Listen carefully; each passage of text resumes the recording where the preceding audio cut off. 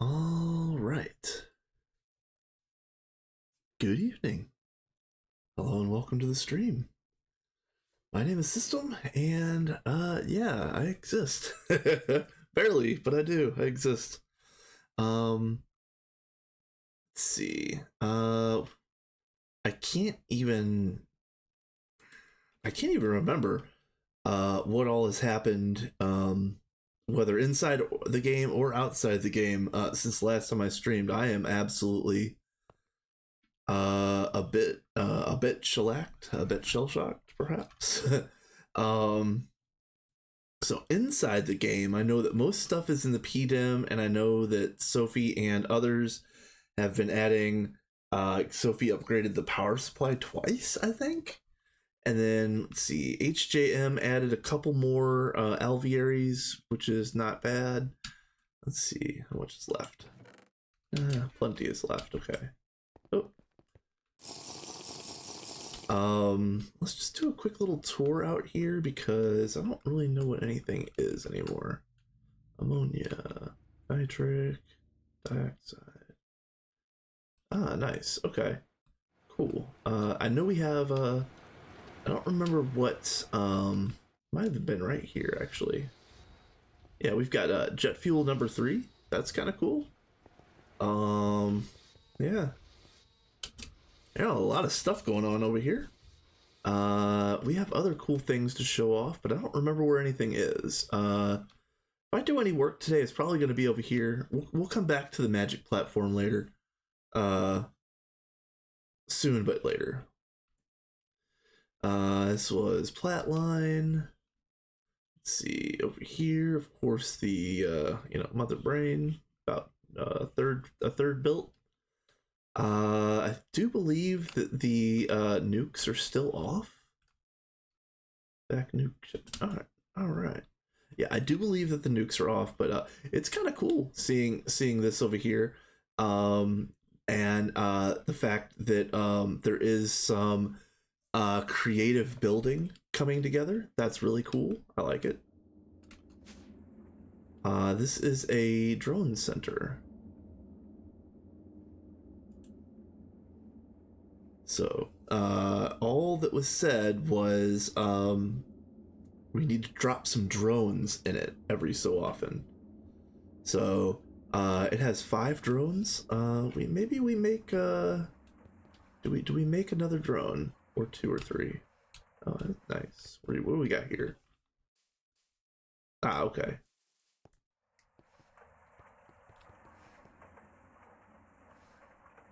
Nitrobenzene. All right. This is what is this a yacht? Yeah, okay. Very cool, very cool. I like it. I like it. So the reason why having the thing that I just showed off over here, the reason why this is so cool is for anybody that doesn't know what this is a drone center. It it it fixes multi-blocks, and it's kind of like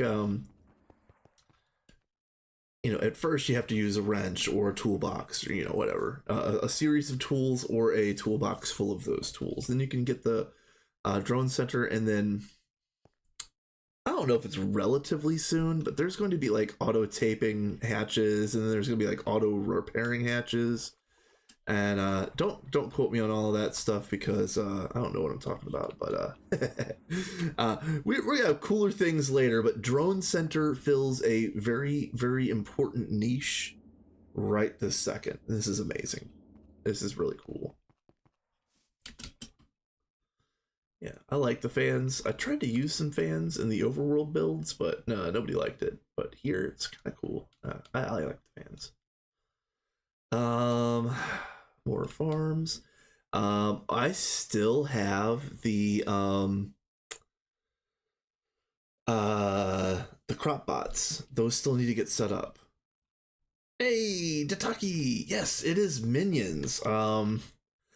My brain is mush right now, so forgive me, but I'll do a little bit of a tour. We're gonna probably do some bees today, but I might work a little bit on magic. Platline, of course. Somebody, and I'm saying somebody very lightly because I'm gonna guess that it was almost surely this was Sophie.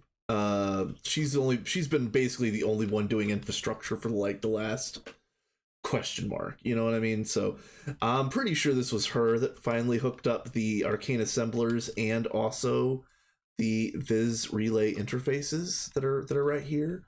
I do have a comment about those, but it doesn't really matter. If the rest of it isn't like actively hooked up, it doesn't really matter. So all of these are configured and ready to go, and I also already made, okay, so you see, oh, actually I made way too many. That's right, I need to put some of these away. This is what we've got right now. So I've got Essentia import buses for every single one of these, and they're already as you can see, they're already set to what they're supposed to make. And all we need to do is put these import buses on. But here's the problem. And again, the crux of the problem is that my brain is mush, and I'm not very good at this stuff to begin with. So with the bee make magic goop. Yes, exactly. These are magic bees, quite literally. So what I need to do is let's just show this. Let's go to the real home. Welcome to the overworld, where somebody has ripped out almost literally everything. Again, most likely Sophie, because she's the only one working. We need to make this. Okay. Yeah, sticky cards bad, and okay, so the reason why sticky cards are bad in the instance that they were used is because we've got some other kind of system that automatically filters out and isolates excess fluids in the system. I think the excess fluids are set into a different setup so that people can make like filtered drives for them. Don't quote me on this, but I think that's what the reason is. But yeah, the sticky cards are gumming up the works, apparently.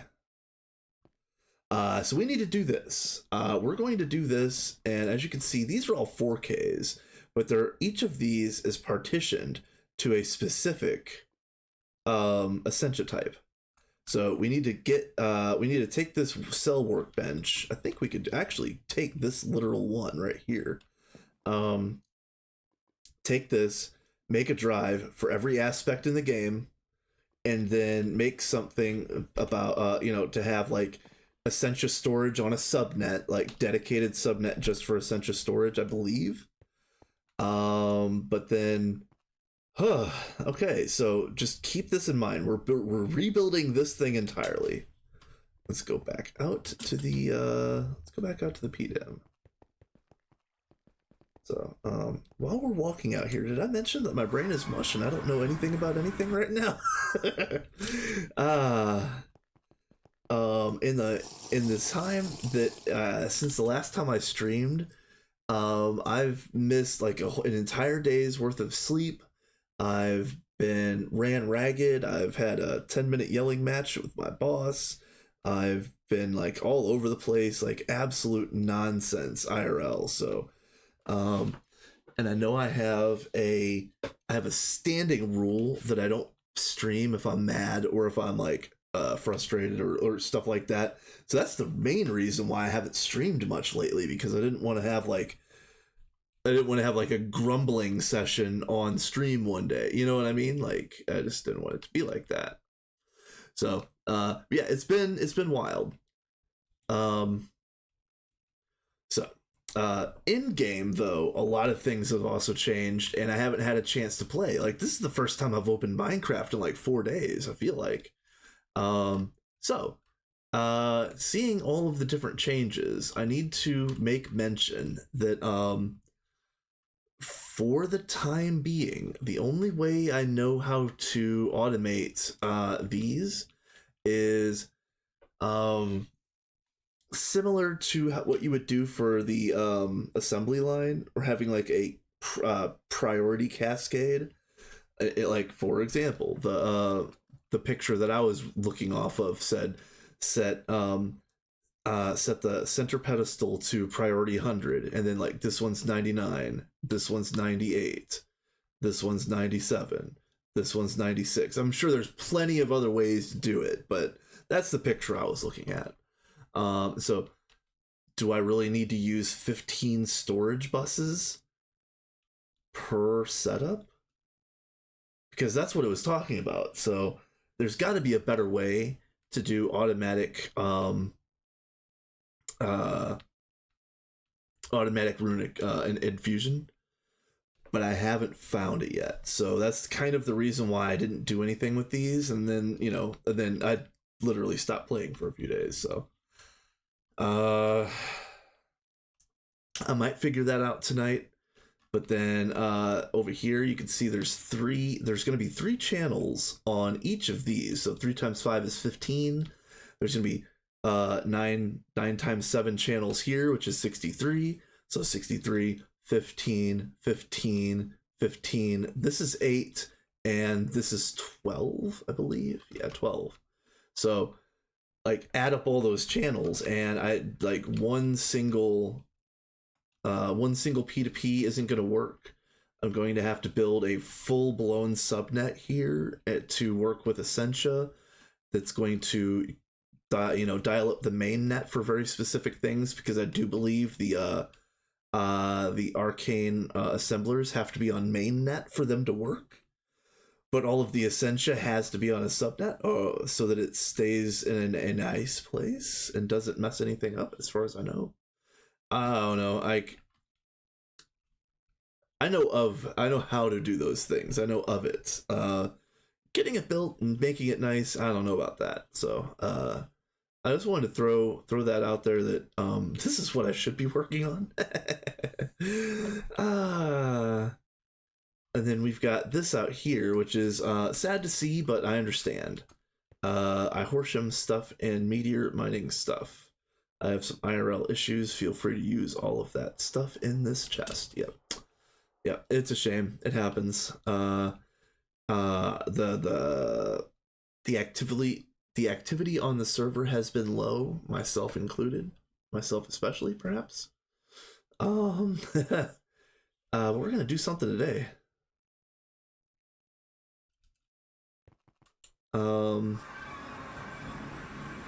So yeah, Horsham is dealing with some things, and then there's other people that are dealing with things right now, and then what are you? Okay.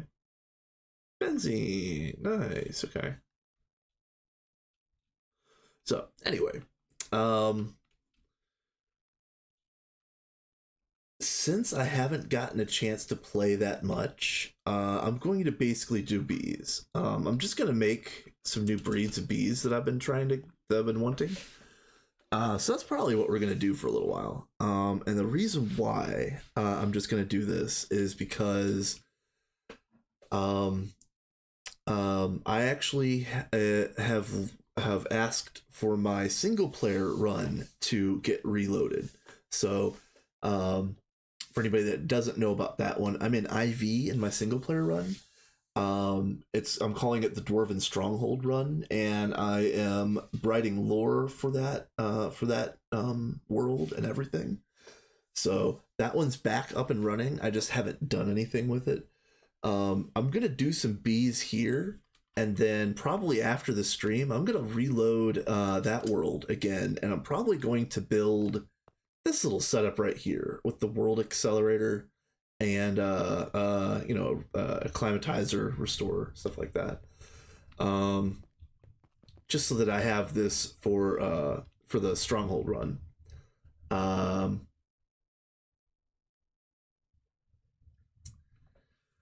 Over there, I am an IV technically, but I've been doing a whole lot of stuff manually. Like, oh, hello. I gotta clean this out apparently. Yeah, I've basically, in my single player run, I've gotten about as far as you can possibly get without having a majority of your processes automated. I'm sure you could go further by like force and sheer like stupidity or force of will or whatever you want to call it, but realistically speaking, I've made it about as far as I can in the game uh without like passivizing or without like directly connecting everything to apply to logistics or something like that. Yeah, go grab a drink real quick.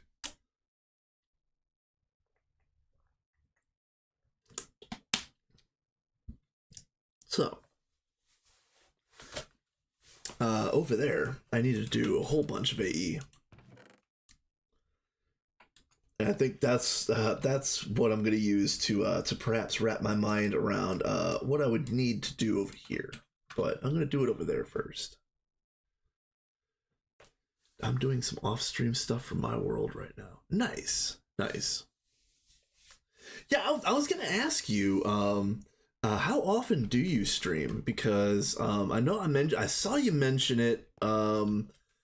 It was in some other stream that I just happened to click into one day, and I saw that you had mentioned that you did stream. So I was just wondering. I'm just curious. Just boring resource collecting and rebuilding my BBF. Just a tiny itty bitty little creeper problem. Was he one of the of the watery variety? Was he a little bit of like a glug glug drowny type? Oh yeah, those are crappy too. Once or twice a week, depending on energy and internet. Okay, cool. Oh, you know what? Again, I've been through so much, first world problems, but I've been through so much in the last week or so that I totally forgot to mention that I got a new cable modem from my ISP, and so far, like, it's been pretty nice. Of course, the auto install did not work, and I had to call the hotline at like 2 a.m. Maybe like 1:30, but whatever. But yeah, brand new cable modem, so my bit rate feels very, very stable, even though it's still not as good as I want it to be. It is very, very stable feeling. So hopefully, how should I say this? I used to see a whole lot of like screen tearing and a whole lot of artifacting on my stream, especially if I was moving fast or moving around from place to place a lot. And what I'm hoping is that is a lot less now. That remains to be seen, but here's to hoping. So we can get rid of you. I do believe that I can. I think I can program in the industrial apiaries now. So I want to. Let's see. Yeah, I wanted to stream 2 weekends, and I was getting it ping-ponging between 5,000 and 300 bits per second, which was very bad. Yeah, I understand that, the ping-ponging. Everything was stable last weekend, though, so who knows? That's good. Well, I'm glad that you had a stable weekend. I feel like, and I've put my connection through the ringer the last few days, trying to like massively upload and download at the same time, and just like really trying to like stress test to see if everything is copacetic and working as intended. And yeah, I really haven't had any major hiccups. But with the rest of my IRL situation, I still wasn't able to stream that much. So yeah, I love that. I love that word where like copacetic, where like everything kind of feels like on the nice side of adequate. It's everything is working together and it's as good as it needs to be. Yeah, it's copacetic. Yep. At least that's my feel of the definition of it. So let's see. What else is good? I mean, one thing is that remains apparent is we're gonna need we're gonna need a we're gonna need a new Ihorsham, at least until his IRL stuff sorts itself out, because um we're gonna need a more robust meteor setup, and I know Sophie was trying to learn that. She had summoned a couple meteors just for like the platinum metallic powder orders and stuff like that. Let's see. Let's see. But yeah, if Ihorsham is taking a break and the server pop is relatively low right now, and I've already been helping with magic and bees, I think maybe what I could do as well is shift over and maybe like get my blood magic stuff together.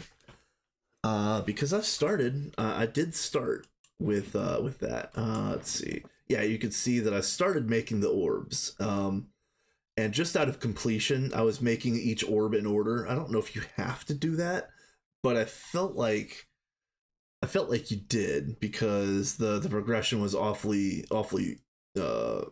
difficult if you didn't make each orb in order. So what is this one? Yes, we can do this now. Okay. Another thing that I've got is this bad boy. And I made this probably about a week and a half ago at this point. The Icorium adorned Icor woven silverwood scepter. With my 2 normal augmentations on it. Pretty nice. So, yes, we're gonna do bees. But yeah, I'm gonna call an audible, and we'll get some more blood magic going, because my mind is already mush, and I know as soon as I start doing bees, it's gonna get extra mushy. So let's do something else for a moment. All right, as far as I know, this one oh, it does have, okay, interesting.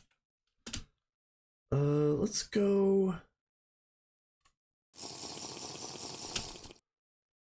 over here. I want to make sure. All right, so first of all, these 4 are working, but I think this is the one. Yeah, this is the one that has the good stuff in it. Okay. All right, so then use. Okay, here we go. All right. Use. All right. Use. Yeah. Now I put it in the altar. Okay.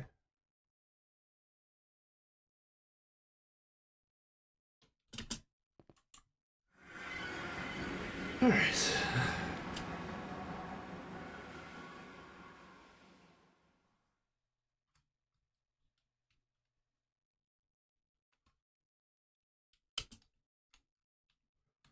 All right.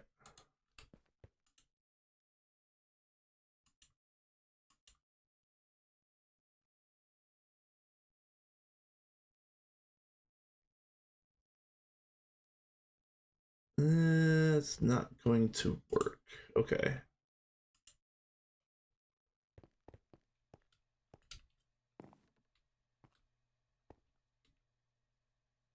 Will it work here? It will work here. Okay.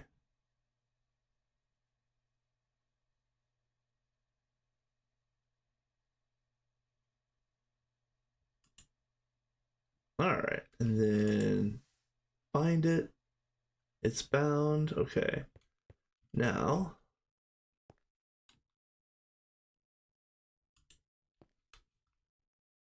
Sophie's. Yeah, you know what? We're just gonna leave that in there. What do you look like? That's empty as well. Okay. So hold on a second. What is? Okay, and that's not running. All right, how do I get? Here we go.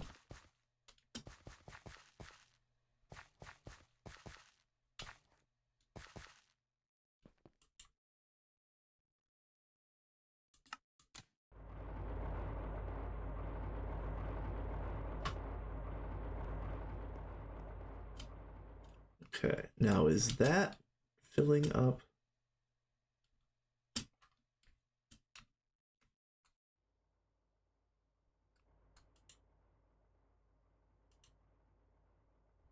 No. Hmm.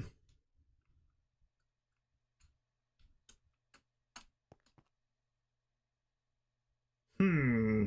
All right.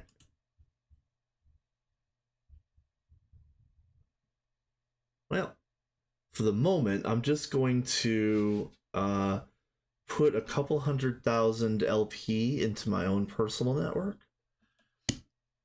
because I just want to make sure that I've got enough.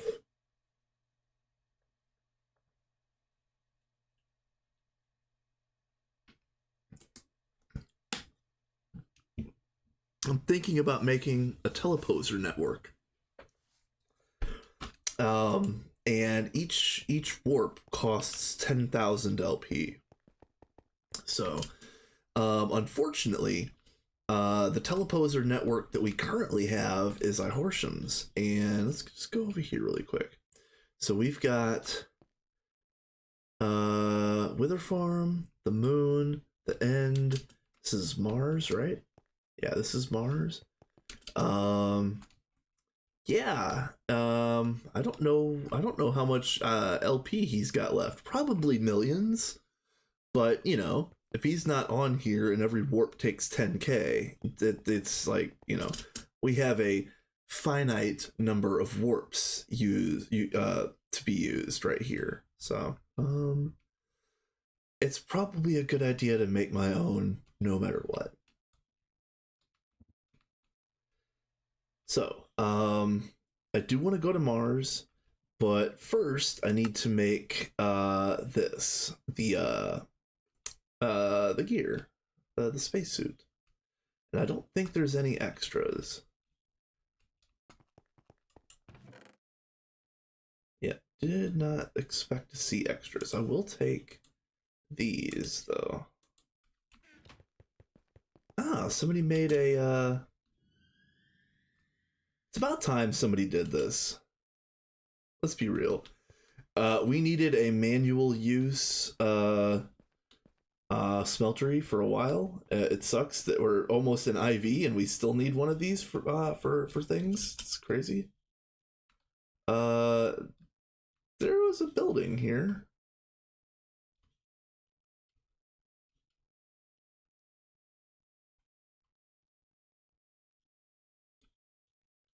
Um, there was a building here. I kind of liked that building. The hell is it?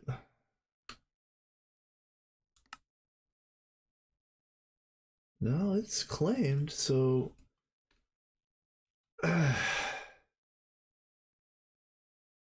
what the hell, man?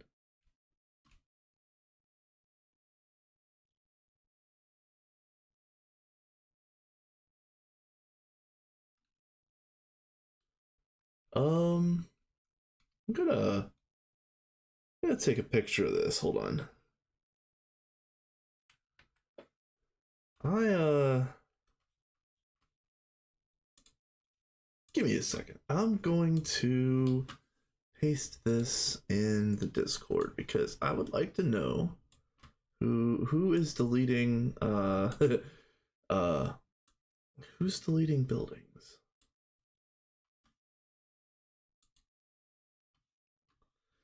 Let's see. Save as.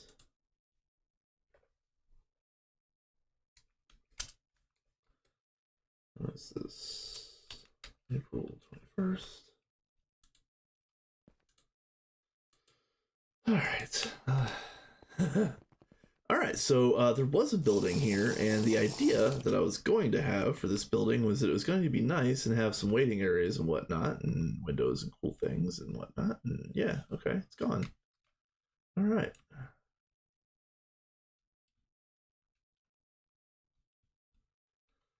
Um, what else is gone?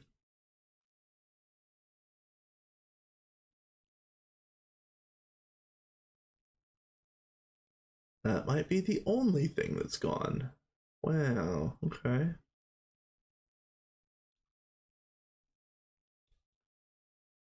Hmm. Yeah, I don't know how long ago that even happened. Like, I don't know if that's something that I've even noticed up until just recently. But,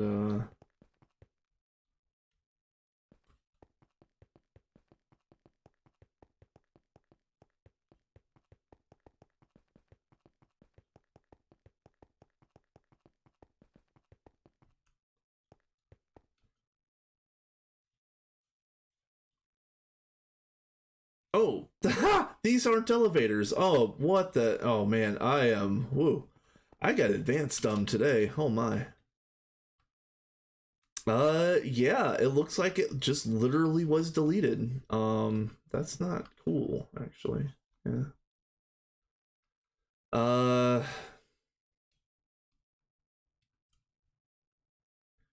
it's just weird. That's the only thing that's missing out of all of the like the garbage that we've got. Of all the garbage that we have in the overworld, the only thing that got taken down was my favorite build. Hmm. I don't know.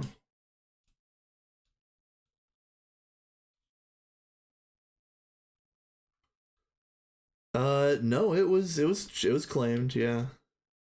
I mean, I'm assuming that the whole thing got rolled back, but as far as I know, it was here before, or it was here, still here after the last time we had to roll back, and it's been claimed this whole time, to my knowledge, at least. There is an ad that's gonna start here just real soon, so um, I'll tell you what. I'm going to I am gonna get up and stretch really quick. I would encourage everybody else to do that as well. Um, Let me put up an overlay really quick. Yeah, here we go. So go stretch. BRB in a couple minutes.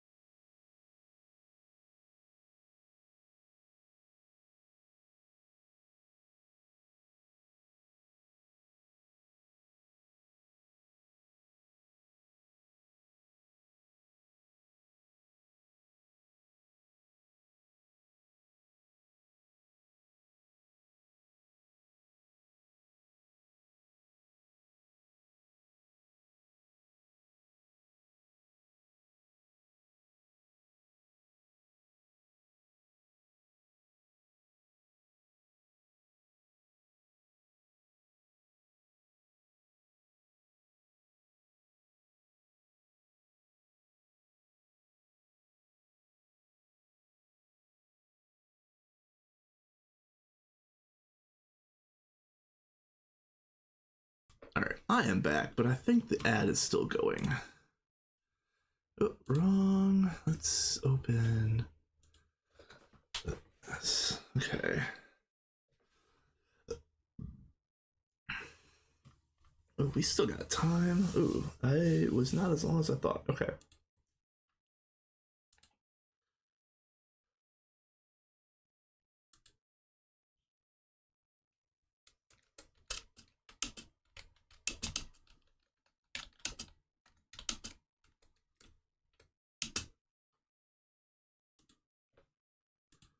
Let's see.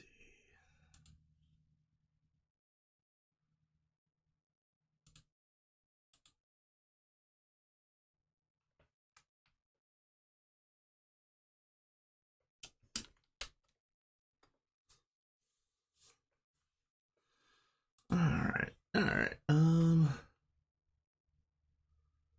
Tell you what, the ad is still going. I'm gonna take off this overlay though. Where are you? So if I don't take it off now, I'm gonna forget. So, got the master. Let's what's the next blood orb? Master Archmage, yeah. This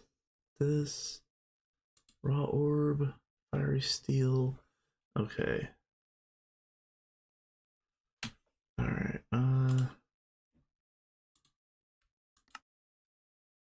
Okay. What are we missing? Rhodium plated palladium screws, fiery steel plates.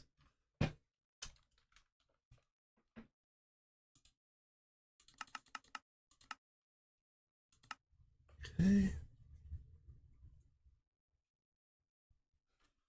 Okay. And let's see.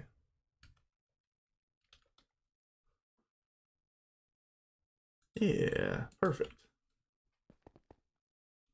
All right. Welcome back, everybody. Let me make sure that I'm unmuted. Yes, yes. All right. And everything is good. Cool. All right. So, we're doing all right. I am going to make. I'm going to make one of these orbs, but it looks like I have to go all the way out to. Looks like I have to go all the way out to the PDEM just to use a lathe. There's nothing left out here, is there? Yeah, literally nothing in the overworld. That's fun.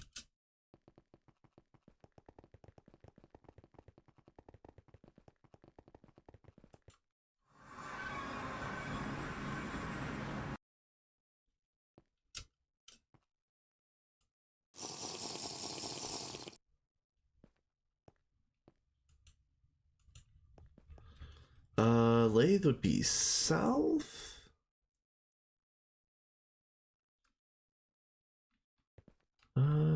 Input.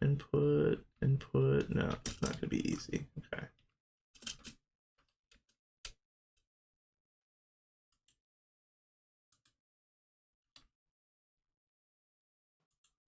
All right.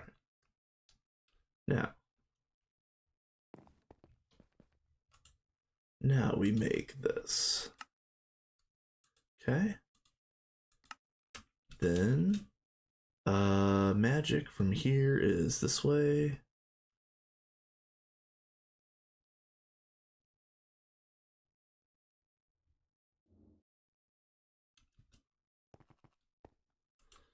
Okay. Hey, value. What's up, my dude? How's it going?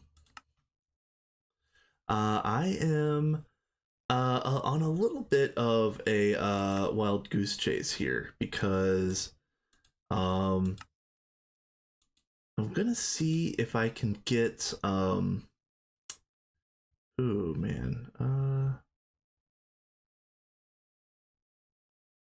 I know we've got some of these cages. I wonder if I wonder how fast I would find it. But yeah, I hope you're doing good, value. I haven't played in a few days, so I'm really just kind of rebooting what we've got going on out here, and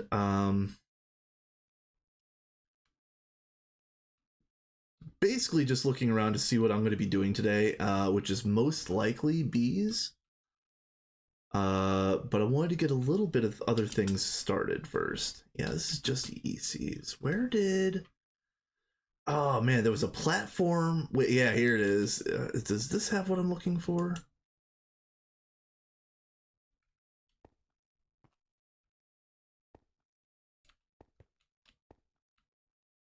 No, it doesn't. Okay.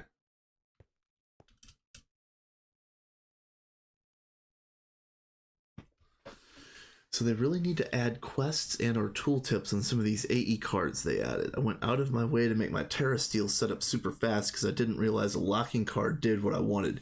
Yeah, like I am really, really looking forward to some of those new cards. Like, and I don't even know like all of the details, but I know that the one of the ones that's coming has like a void excess kind of feature, and I'm really interested in that.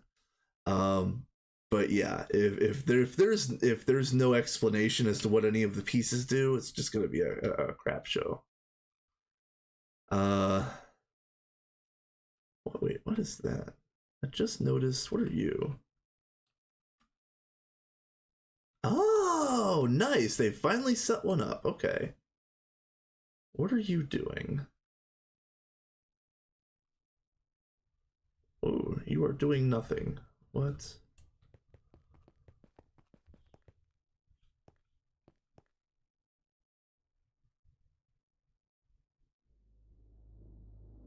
Okay.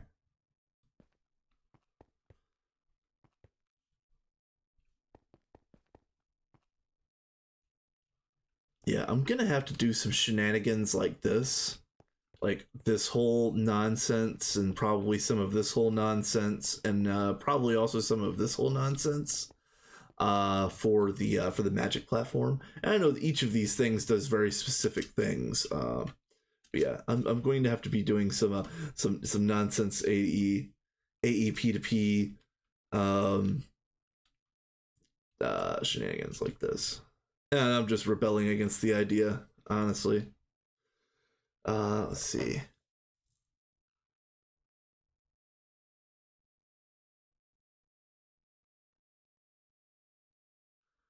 Yeah, because I'm assuming value. You probably had to do something really tricky with like a timer or with like some sort of like detector block or something like that, which would be really annoying. Um, I could see like getting some like all like Steve's factory manager thing all built up and running to like to check for block states and all this other things, and then all of a sudden like somebody says, "Well, why didn't you just use a locking card?" You're like, "Oh." I'm sorry for the struggle, my friend, but yeah, I'm just let me chuckle for half a second before it happens to me. Uh, I just gave it more mana pools until it crafted the Terra Steel faster than Hopper dropped items into the open crate. Fantastic. Value. I'm a fan of the brute force method myself. I'm a fan of the brute force method. If it doesn't work right, it just needs to work faster. Nice. That's awesome.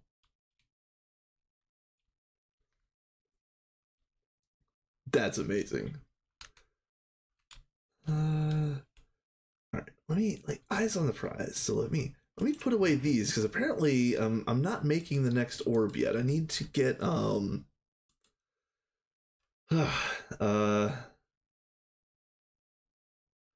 I haven't spawned any of these at all, so I would need to look up the I think it's a ritual that you have to do to get the thing to spawn those. And I just haven't done witchery or blood magic in recently enough to remember what that is. I would need to at least get the second, like the regular ritual diviner, um, and then probably a master ritual stone, and yeah, maybe I should do that type of stuff anyway because I'm gonna need it pretty soon, no matter what. So let's look that up really quick.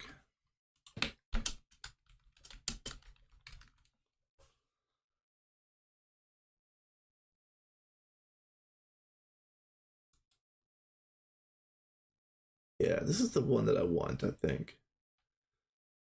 We've hit the we've hit the GOG wall known as Tengum. Yeah, our only option is the meteor. Oof. Yeah. Let me just say that Ihorsham was doing a really good job about getting he was working on, sorry, they. I'm assuming it's a he, but say they. They were working on like a full um meteor eating setup, kind of like Nine's video.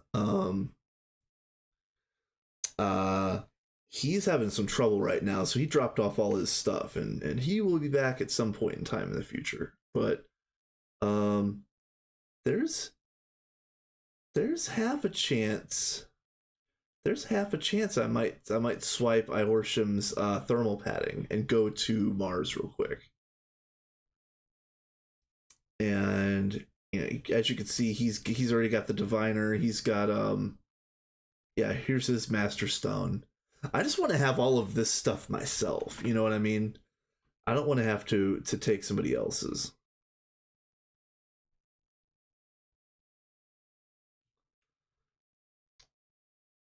Yeah, his own purification talisman. Okay. Oh yeah, Orange built this type of setup over there for you guys. Nice. That's awesome.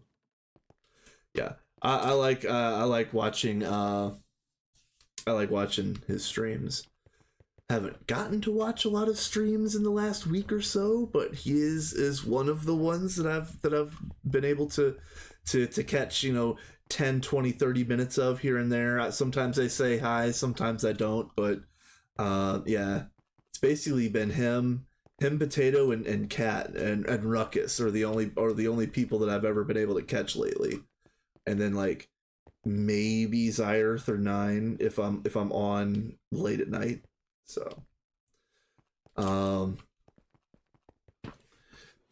right, so let me think about this. Looks like I'm not going to be doing any more blood magic for the immediate term.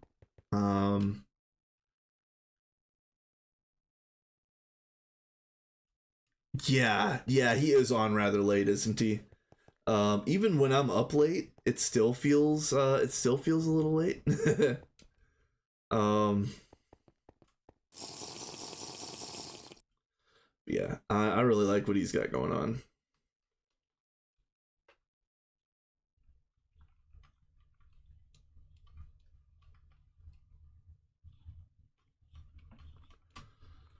I want to see, and again, I'm not knocking either one of these guys because they do cool things, but I would love to see, because I know Adidia had made mention that he was very rusty at early game, and especially like when they were doing the LV only run, he was very very rusty at a lot of like the early game stuff. Think like Steam LV MV type era.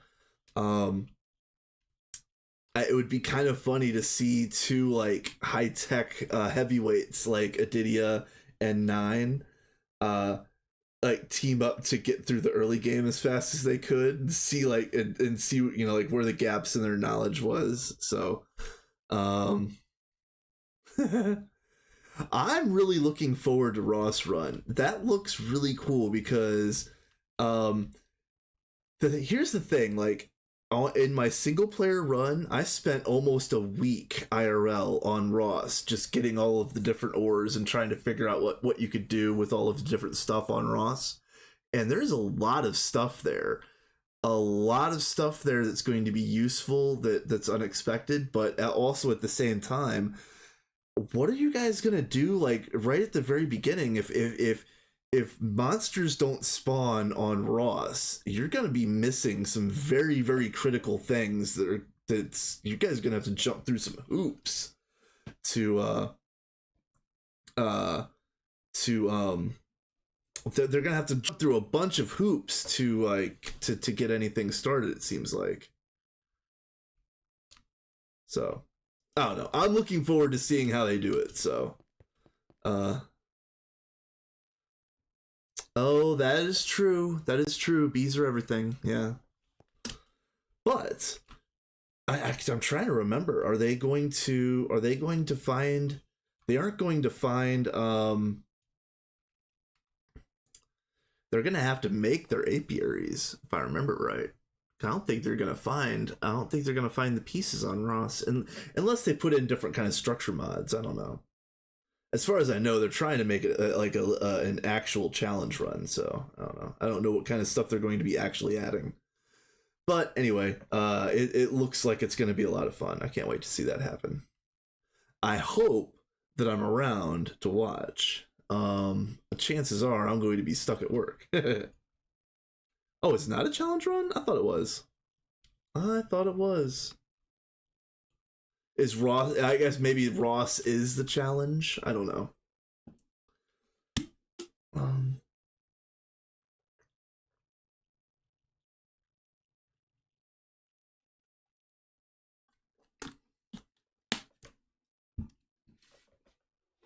that makes sense. It will be cool to see how fast certain things are built because now I'm no speedrunner, but I do want to get back to doing some speed runs. I actually was trying to do Coke percent speed runs here in GTNH, and my personal best is like 16 minutes and change. The world record was 9 minutes and change, just for a comparison. Um, uh, yeah, Minions made a Coke oven in about 20 minutes flat on day one, and I want to see what the Ross Run nerds do with that type of number. I can't wait to see what you guys cook up. Let's see.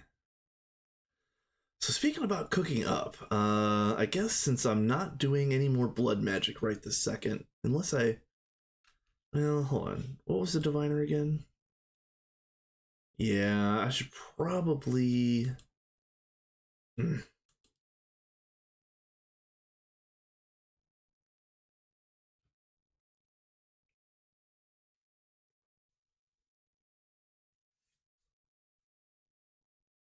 Yeah, that's the cool thing about Ross Run is the free machines. That's really neat. Like, one of the first things you guys are going to have to craft is a wrench, right?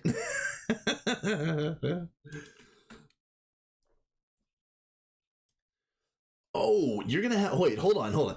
You're gonna have the disassembler, the one that gives you the pieces back if you disassemble the machines, like the circuits and motors and stuff like that. Is that the one that you're getting? Because if so, oh, all right, that's really cool. I can't wait to see that. That's gonna be really amazing. So I will double down. Like the first tool that anybody is gonna make is a freaking wrench. It's gonna be fantastic. Ah man, it's so good.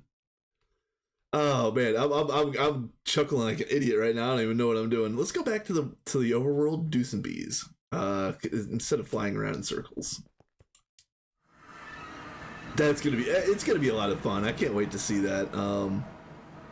There, you know, for what I've heard, I'm a fan of I think literally everybody on that run. So I can't wait to see how it goes and perhaps who streams it fairly regularly. So I think it'll be cool while it's going.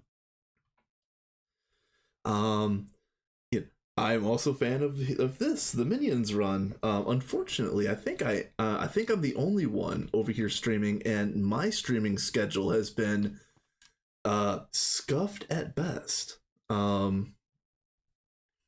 So yeah, I kind of wish I had more time to stream this run because there's a lot of cool things going on over here.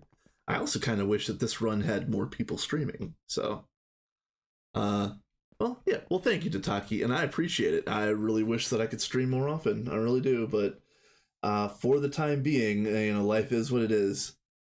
Let's see. We were considering adding loot game and roguelikes to Ross, but the config options didn't work. Ah, man. That's a shame.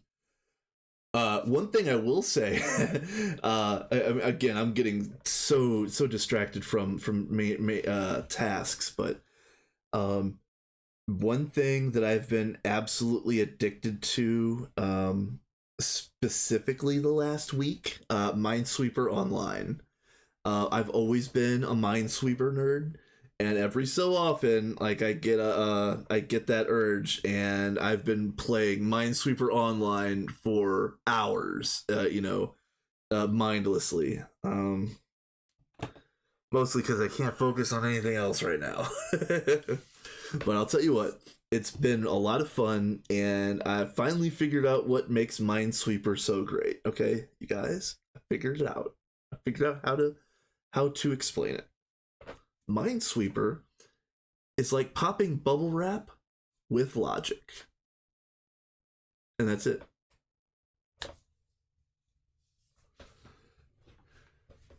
Yeah, the tension of yeah, you don't want to make a mistake, or if you have to make a guess and you get stuck in a 50-50, and you know your loot counts on a correct guess. That's one of them things. um let's get you out of here. Let's see how many are in here. Yeah. All right, so let's put you guys here. And what do we got here? Okay. Yeah, I'm not a world beater by any means at Minesweeper, but I've gotten some decent times thus far, and like I said, I haven't been like charting my scores or anything like that, but yeah, it's been fun. Um uh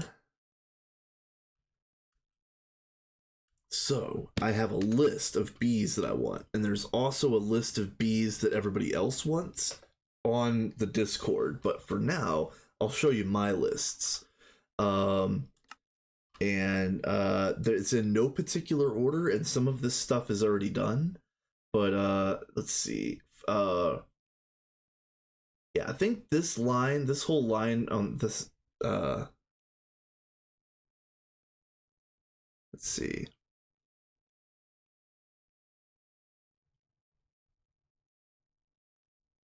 Yeah, exactly. World map. I spent so much time in the distant past, in ages yore, playing uh, Minesweeper, Free Cell, Ski Free, the Space Pinball game, and all of the other little freebie games that came with my Microsoft Windows. I was also a huge fan of stuff like Flash games back in the day, like you think like Armor Games, Congregate, stuff like that. So, um, um, Minesweeper kind of has like a Flash game feel before Flash games were a thing, and now of course Flash games aren't a thing anymore.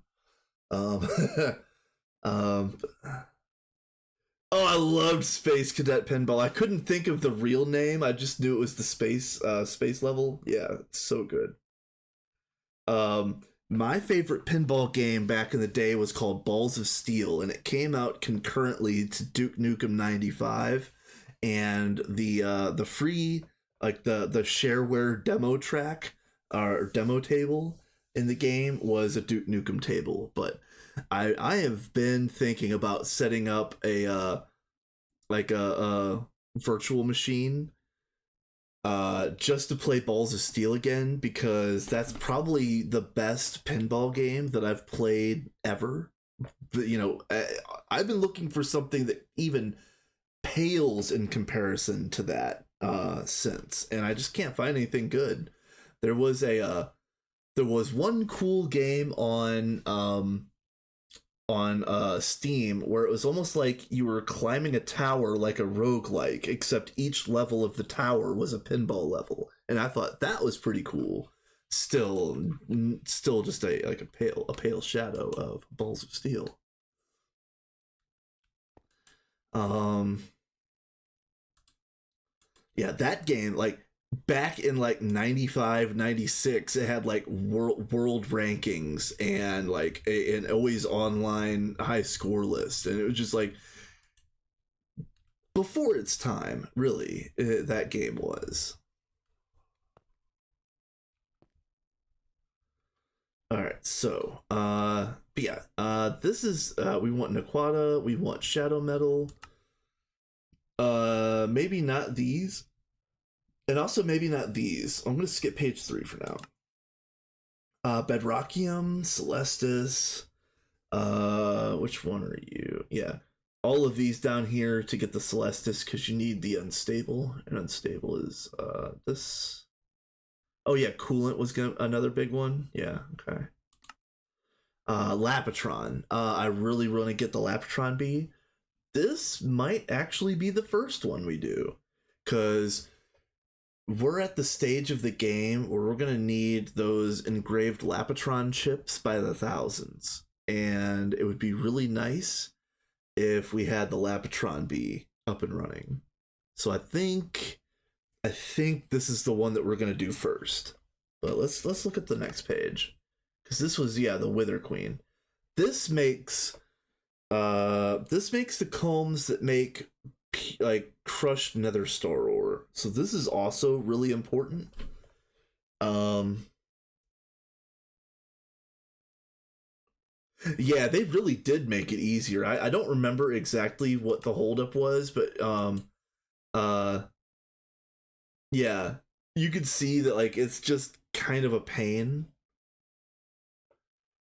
It's a kind of a pain right now. It was even worse before. So yeah. So let's get this going. I'm pretty sure we have lapis. Uh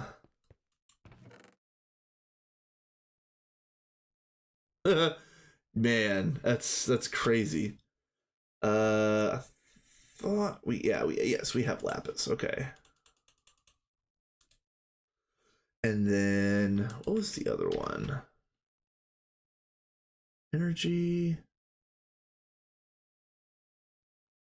Energy is, oh, yeah. We're gonna have to do some nether things, apparently. Furious. Yeah, occurs within a nether biome. Fiendish and embittered. Okay. I don't know if we have either one of these. I think we do, but I don't know. Fiendish.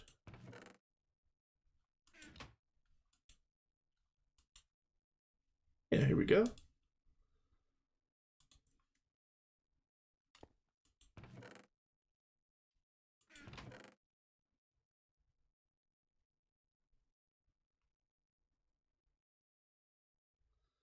And the other one was embittered.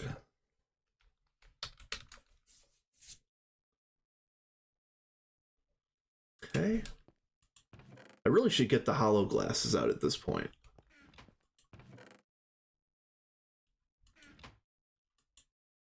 Yeah, here we go. All right. Fiendish and embittered. So, hmm. I did see that there was a new genetics guide. Somebody was talking about that in one of the chats that I was lurking in sometime this week. Question mark, question mark. Um, let's see. Fiendish and embittered. Let's try this.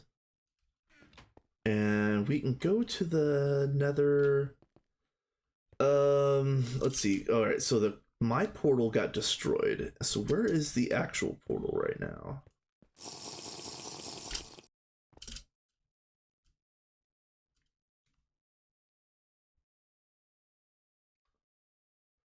Where is the actual portal? I thought it was out here in the water. Am I tripping?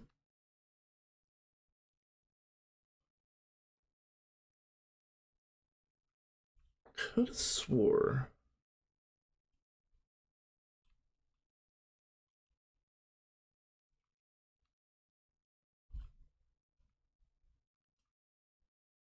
Hmm. Yeah, I really do remember the nether portal being like right out here somewhere, and I'm assuming that it's gone because it wasn't chunk loaded. Well, let's just do a quick lap, make sure I'm not missing anything. Another thing that's probably gone, especially, I mean, if we had to roll a rollback, I'm assuming that another thing is gone is uh man. Yeah, how does this look? Oh, this is still open. Okay. Yeah, this is the portal that I used to check out some things. Oh, why did I do that? Ugh. All right, let me.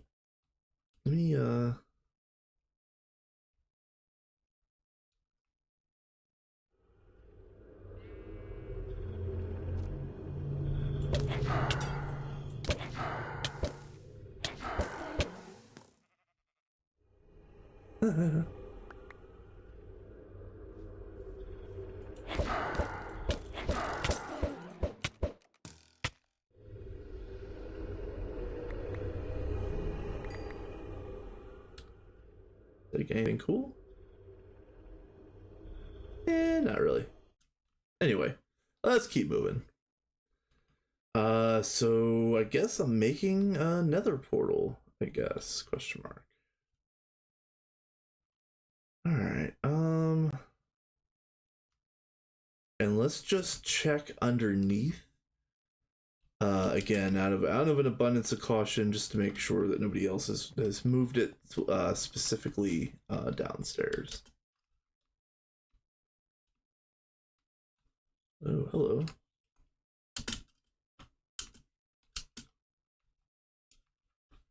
All right, the back rooms, Minions edition. All right. Oh yeah. Speaking of,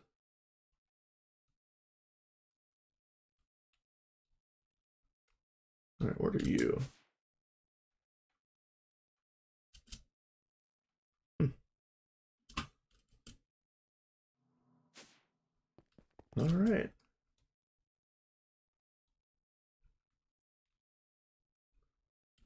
Oh, what is this? Ah, caught. Caught red-handed. Look at these guys. Look at these guys and their lazy world edits. You can't even fill in a little lake. What is up?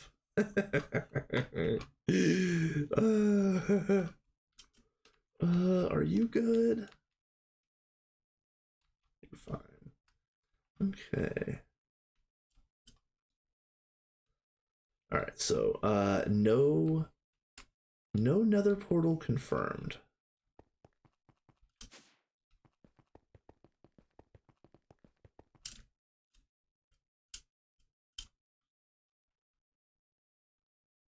Let's see.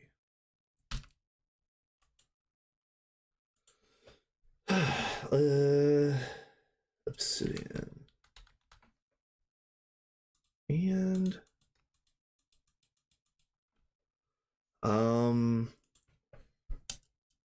flint and steel.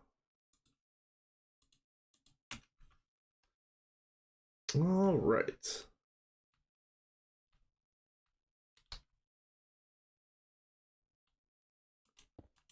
And since it can be any size, we're gonna make a cool one.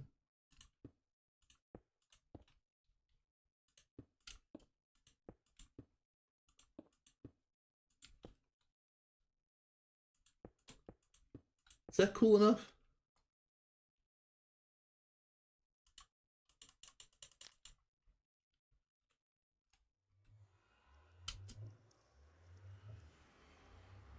So now let's see where we end up at.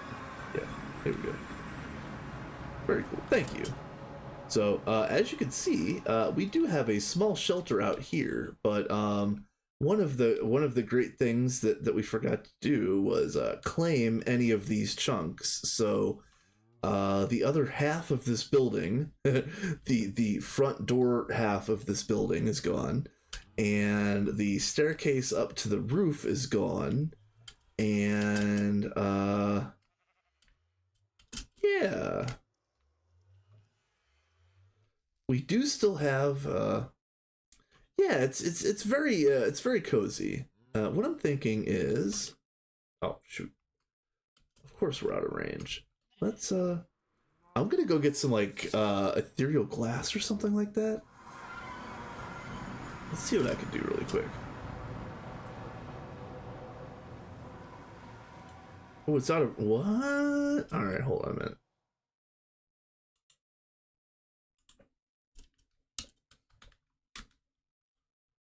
Ethereal glass. All right, let's get you. And then, what other? What's the regular glass?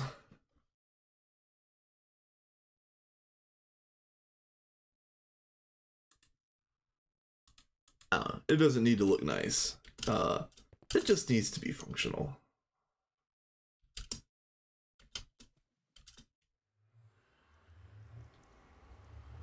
All right. Oh.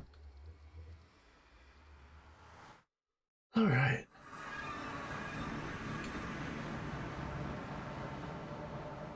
So let's think about this.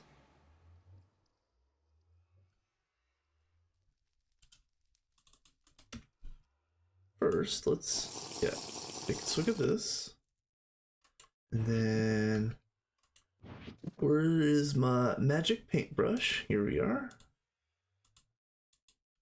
The paintbrush of infinite textures. Yes, yes. Wow, and wow. Wrong button. Okay, so it's good enough. And then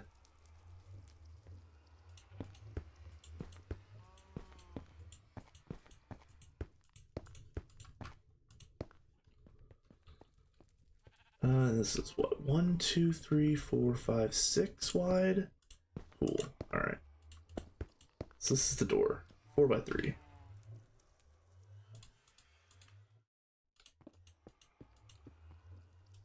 All right, come on. All right, stand still.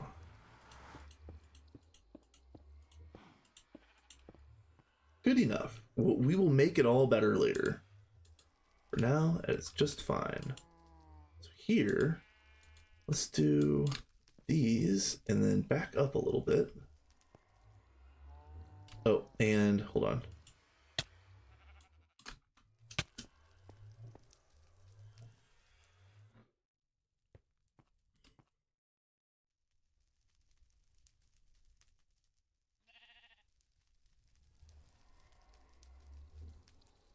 All right, anytime now. Any moment. Yeah, there we go. Ouch.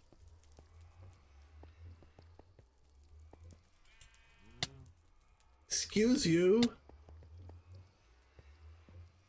This is the longest 27.5 seconds of all time. Oh wait, what? Hold on, what?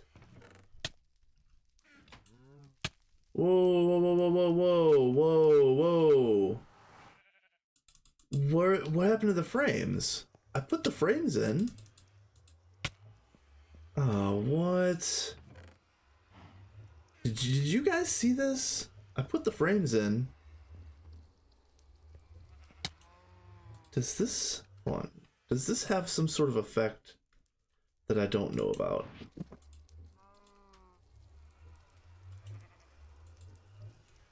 Aggressive, but that doesn't matter. That's just aggressive towards me. Where'd my frickin' frames go?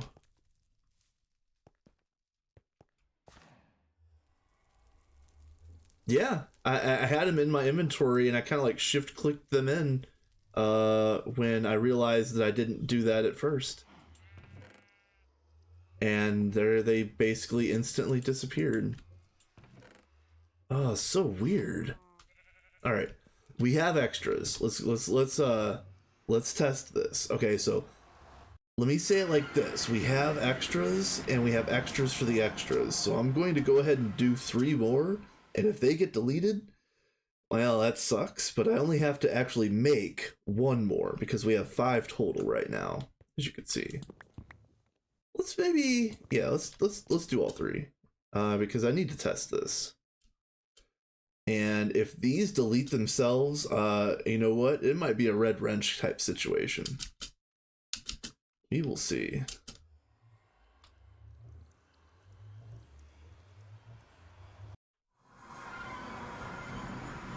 Yeah, why use auto crafting when you have a red wrench? Okay.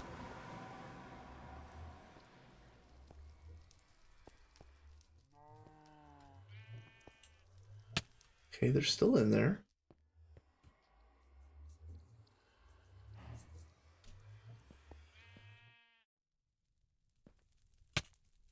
They're gone. Oh, they're gone. You see this? What the hell? That can't be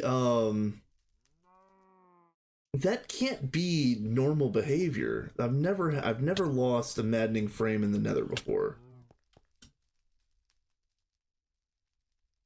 That is very strange. All right.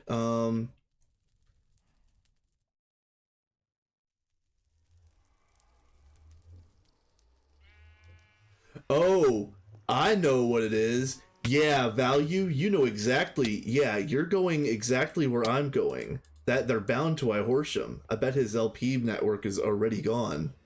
Oh, you're right. Oh, you're right. Shoot. In that case, I will have to um yeah, Horsham is already out. So that sucks because another thing that means is these teleposers aren't going to work. And I was going to use this one to go to Mars, and that takes 10k LP. If I remember correctly, each maddening frame takes 1k LP per cycle, so it'd be 3k for the 3. So if he doesn't even have 3k in his, then then I definitely can't use the teleposers.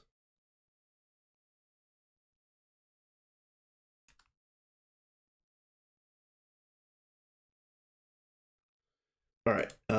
In that case, hold on a minute. We can do this a different way. Hold on. Let's see. This is Horsham's. Okay. All right. This is gonna be really scuffed. I'm just gonna put his in here for the moment.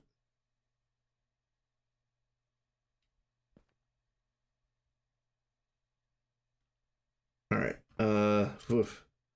Yeah, bad way to learn about Horsham's network being empty. It sucks. Can I make a maddening frame right this second? Yeah, actually, probably I could.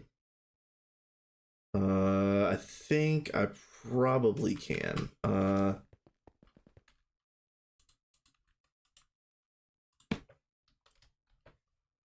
There's 2 blood frames in here already. That's fine. Everything else is good. All right. So I need to do just this one. Yeah. Okay.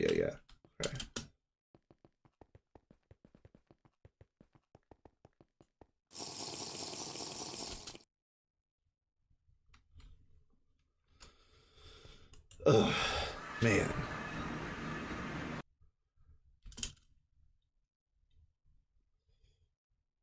That is kind of funny because I did not expect him to run out of LP. I literally thought they had millions in their LP network still. So that is quite a shame. Let's make some extras.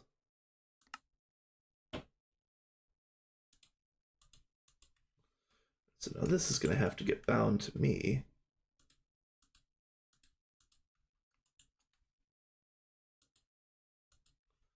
Okay. Put you away. Ugh.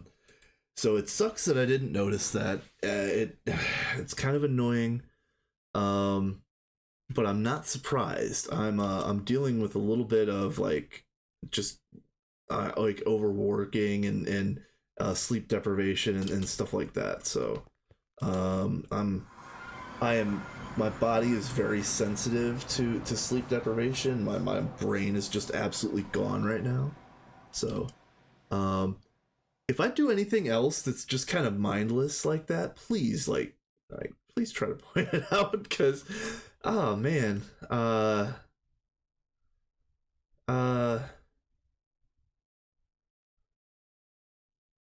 man, you know what? I need to go to the nether. What am I doing over here? I knew I was doing something wrong. Let's go over here.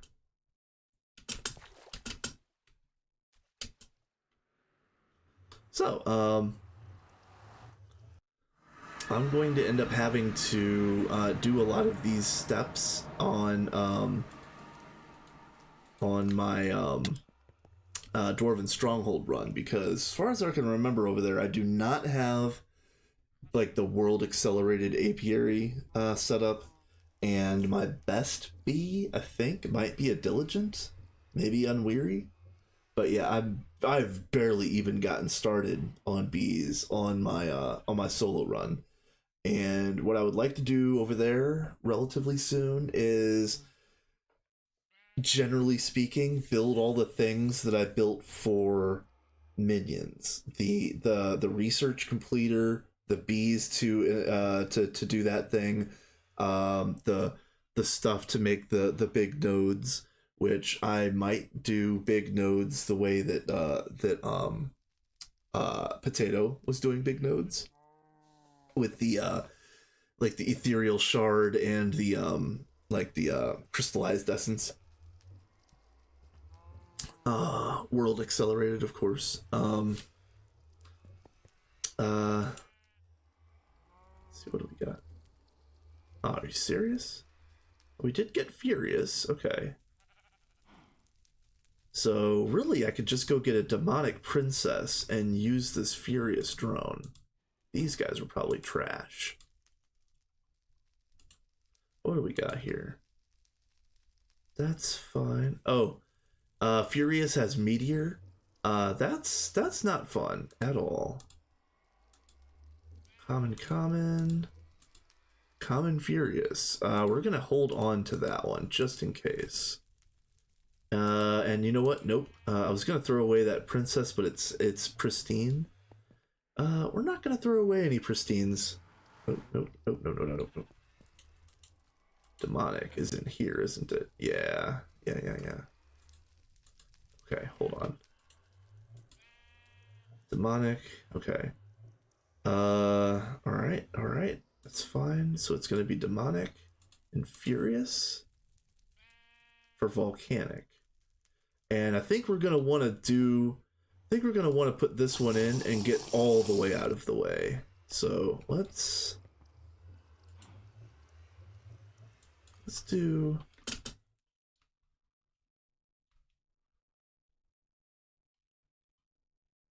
while we're out here, why don't we,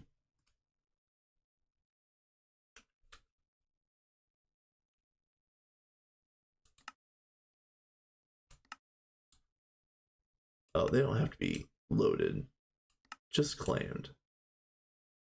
Come on, there we go. All right. All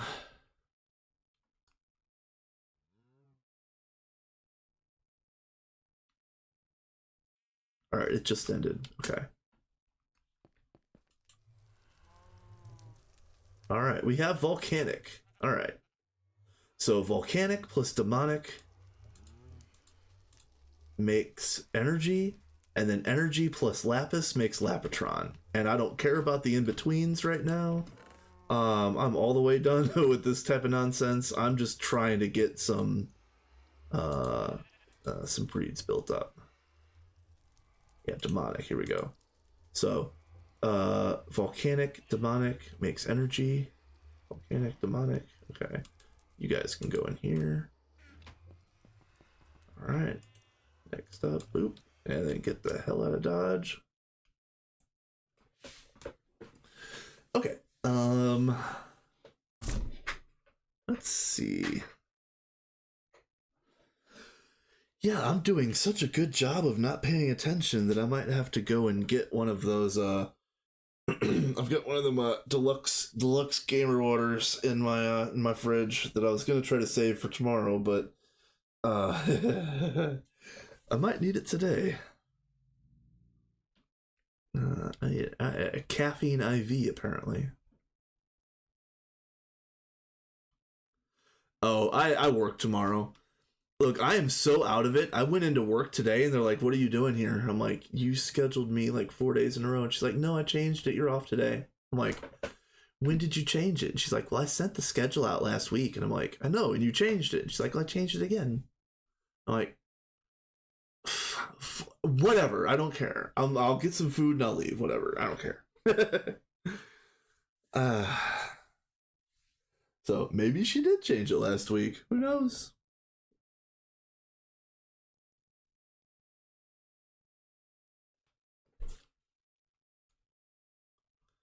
All right. Now, volcanic. Okay. Oh. Oh, dang. You know what? Oh, I didn't even pay attention. Okay. All right. Um,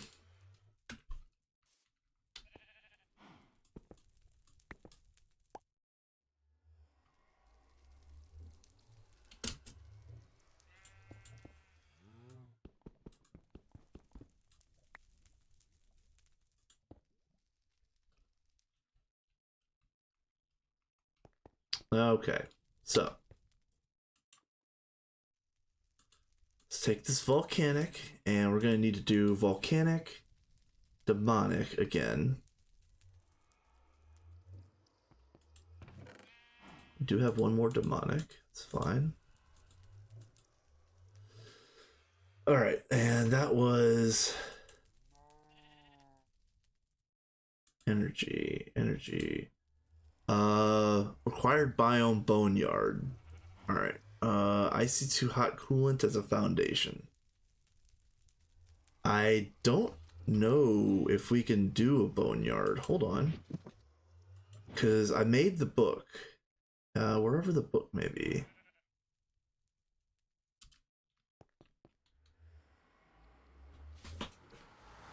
So I made the big biomes book, the one that has like the 300 pages or whatever. But if I remember correctly, it only has overworld biomes. So I think we're gonna have to find a boneyard. Yeah, Book of Biomes extended. Yeah, this is mine. Um, yeah, there is no.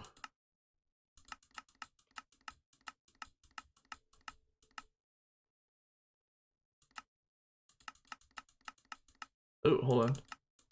Boneyard. Okay. All right, we're gonna do boneyard. That's fine. So I need a paper.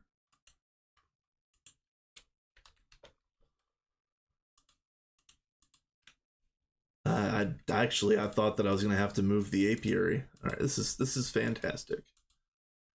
Biome. Now, let's get over here and get all the things. Because again, I Horsham set this up pretty easily. This is how you make a biome of shifting seasons, or the potion of shifting seasons, or whatever it's called. It's a mandrake, another wort, a tear of the goddess, a diamond vapor, an actual diamond, and then you put in the glowstone and the blaze rod to extend the area, and then you put in the biome paper, then the gunpowder to make it a splash, and then you scoop it up with the glass bottle. Believe it or not, that mandrake is not necessary. Interesting. Is there a reason why it says that it is in the book? Is it just kind of is it just kind of like an error in the quest book, or has it been changed since the quest was written? Because I'm gonna go ahead and try it without. Let's have some fun, you guys. This is did he confirmed it live? Okay, well we're gonna have some fun.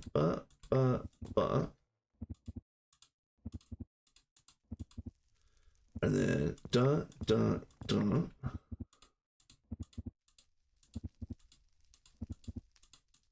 Oh, I can hear the demon hearts. Okay, that's what that is. And then paper. gunpowder, and then glass bottle. Okay. And where are you?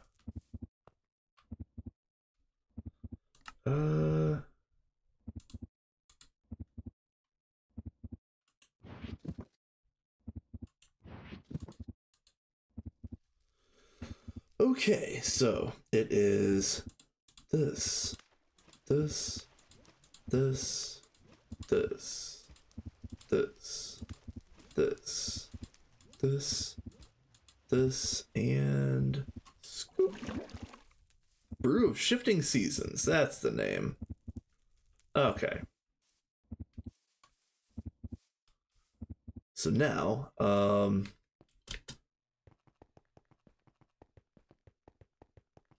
you know what?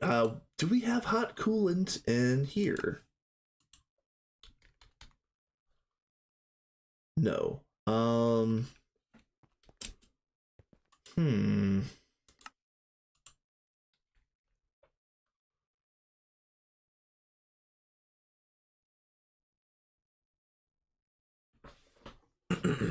Well, I could make some hot coolant.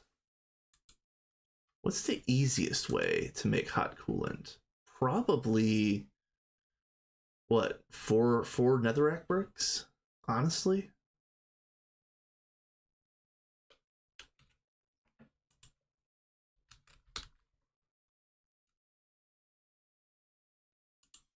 Is it dust?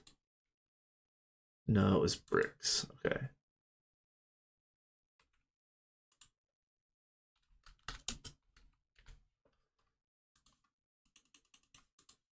All right.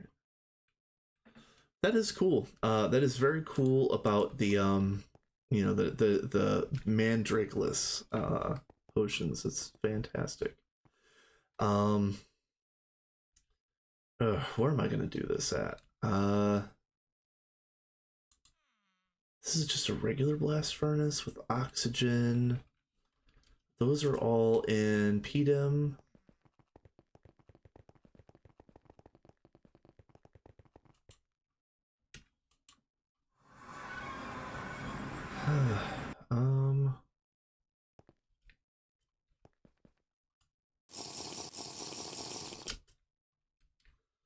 Yeah, my whole problem is that we've got everything set to be like automatically.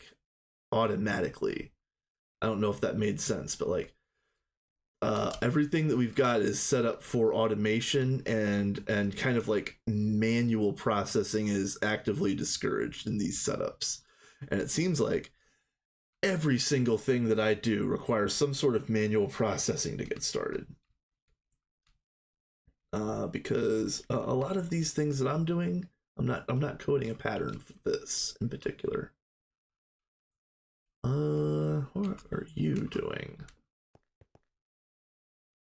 Only use if default fluids conflict in... Oh, Mega EBF. Let's try that first, actually. Where are you? Yeah, here we go. Hatch.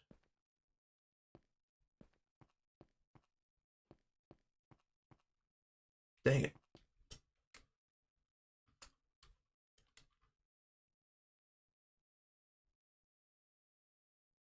Oh, yeah, let's see. What circuit are you?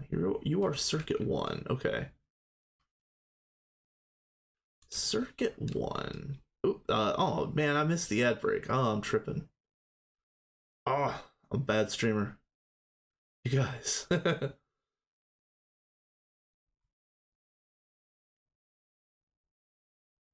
Maybe C1. Okay. All right.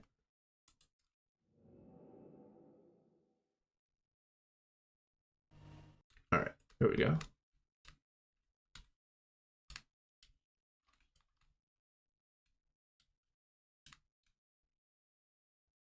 Now.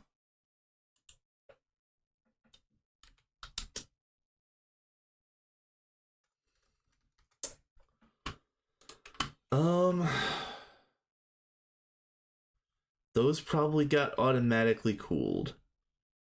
Let's be real. I bet you they were like automatically pushed. Output bus. Yeah. Um.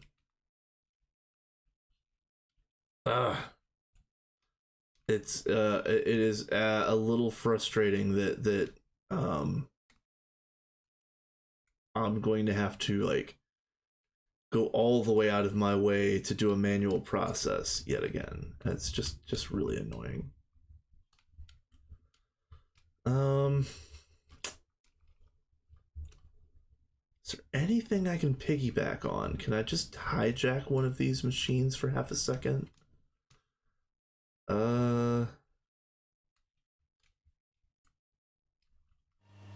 What do you guys do? Passive stainless, passive steel. What do you, let's see. Passive tungsten steel. Ah, okay, nice. A worthy endeavor. Output. Input hatch. What do you got? Oxygen? Yeah, let's go.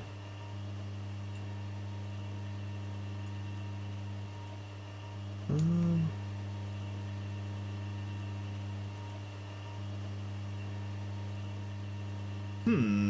Let's try this.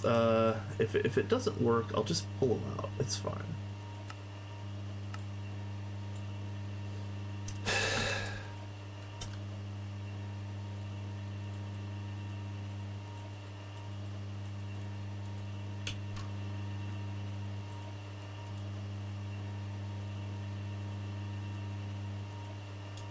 Does it do? Oh no, that's output. What am I doing?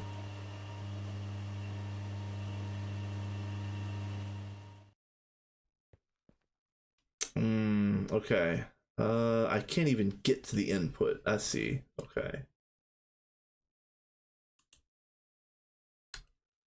All right. I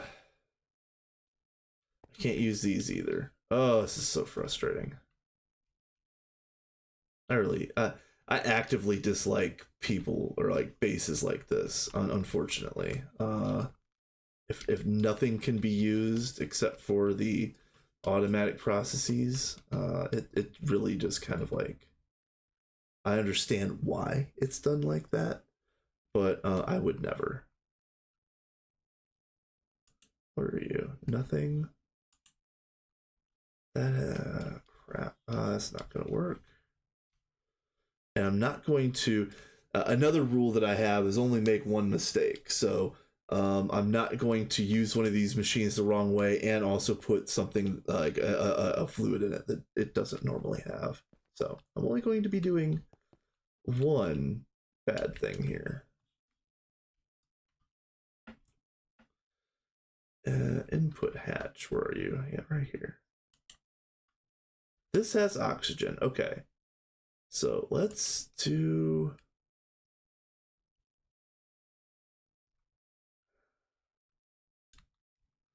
I don't want it to stock. Ah, this is frustrating. Um.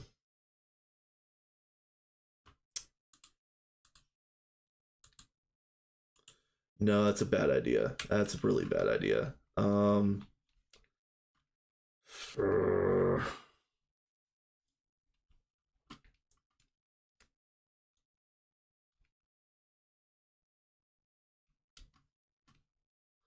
All right, ladies and gentlemen, here today on the Minions server, I'm going to make my own EBF to cook 4 useless bricks to get 1 bucket of hot coolant because we are so efficient that it ends up going all the way around, all the way back around to being inefficient. And it frustrates me to no end.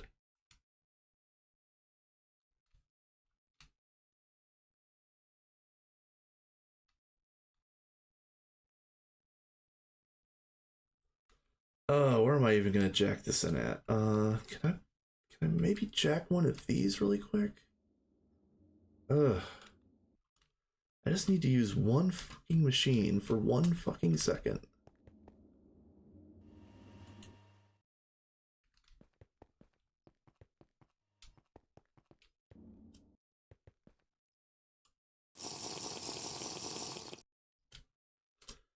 Because everything is specifically designed And I'm not going to break something that I don't know how to fix.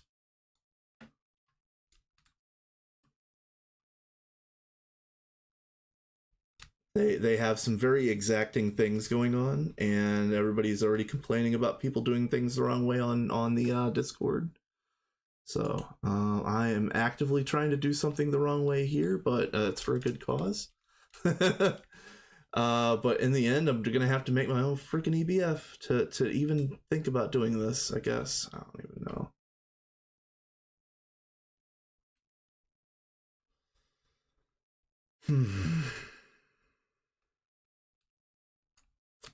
Now, the question is where. I think I'm honestly just gonna use this.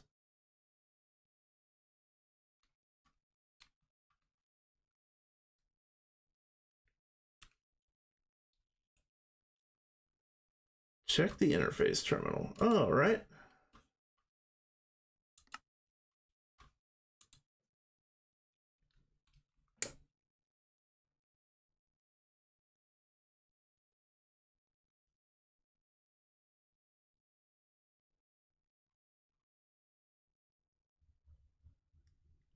Hey, Pacifist. What buses? Yeah, I already tried the Mega EBF. I already did. I actually already tried. The buses that you can and cannot share, because here's the deal. This is automatically configured to send out to the Megavac. This isn't going to work. I need something that is specifically going to spit out a hot ingot that I can pick up in my hand so that I can take those hot ingots and physically put them in a chemical bath, because that's the only way I'm going to be able to get hot coolant right now. And it's going to be just shut the freezer off.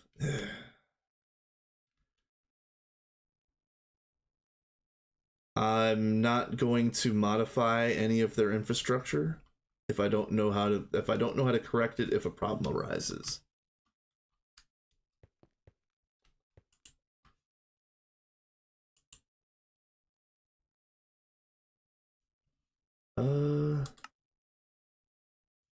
Where am I going? Right here, crafting terminal. Things are already difficult. So I know how to play this game, but I am not an expert. The farthest that I've ever made it, ever, is IV. And I have not used many of these machines, and I have not used many of the buses and hatches that they're using. So I don't have the firsthand knowledge to be able to fix something if I modify it and it breaks. And if I cannot fix it with firsthand knowledge, I'm not going to modify it in the first place. And yeah, folks can be very touchy. There is a whole like just for like stocking or sticky cards, sticky AE cards, there's been like 10 pings about that in the past month. I just, again, I if I don't know specifically how to make it right, I'm just going to use my scuffed setup, even if it takes longer, because slow is fast. I'm not going to break something that I don't know how to fix, and me doing it the slow way is actually going to be faster.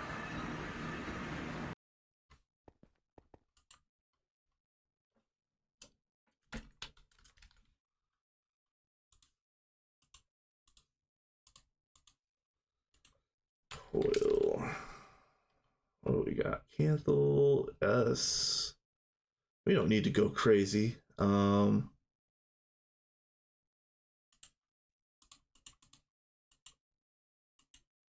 Wait, yeah, 16. That's fine. That's perfect. Hatch.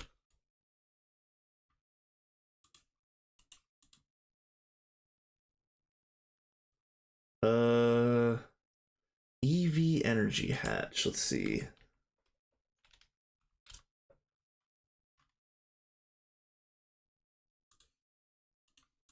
One of them.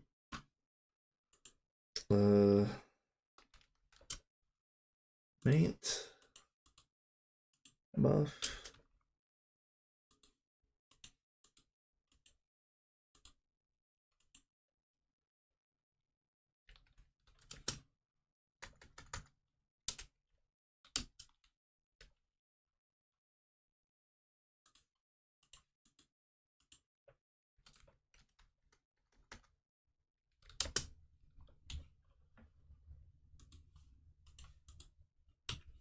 Alright.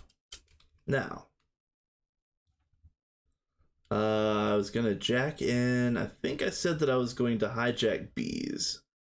Just for a moment. Bees is this way.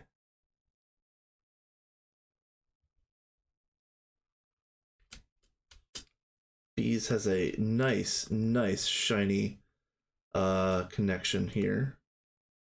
Yeah, amperage 8. Yeah, we're fine. This is more than enough. Let's see. Energy hatch.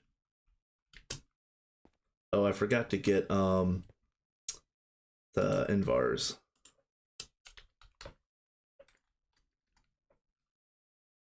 Oh, heat proof. I'm sorry. Heat proof. All right. Let's get my act together. We're gonna put you right here. Yes. Heat.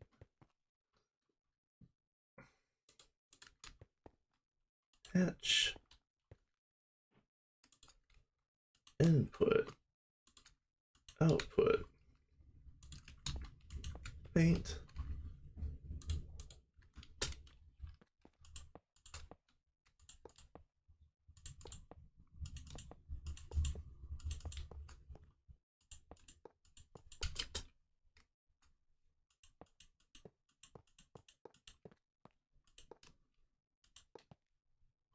Yep. And some of you might laugh at this. Some of you might think that it might perhaps be inefficient, but just you wait until I get back to my solo run. You're gonna watch me do manual processes in like UHV. It's you guys are going to be actively disgusted, and I'm going to do it anyway.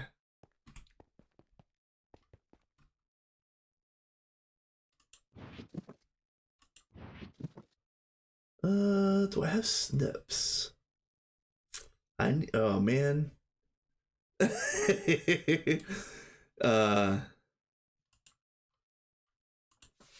Yeah, just wait until I break out. Yeah, the first time I use a level maintainer, I'm gonna have half of the audience just fainting.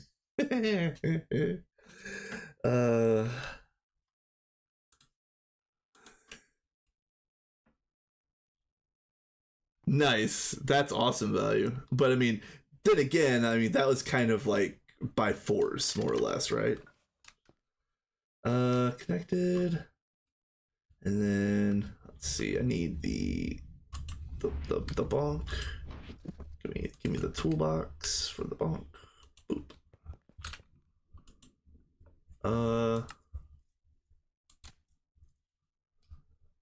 Shut down due to incomplete structure. Wait.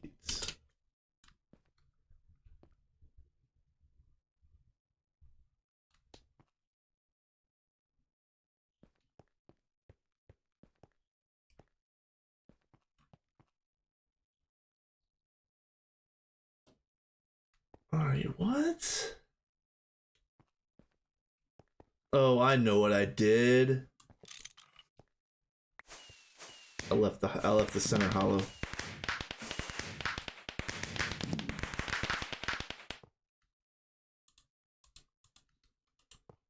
All right. Now, boop. All right. We good? We good? We're good. All right. Fine. We good? We good. All right. Input on 11. Let's get one bucket of oxygen? No, 4 buckets of oxygen. It doesn't matter. I'm just gonna grab a little bit of oxygen and we're gonna tear this thing down in 10 seconds anyway. It doesn't matter. Don't care. Just cook. Cook and then come right back to me, please.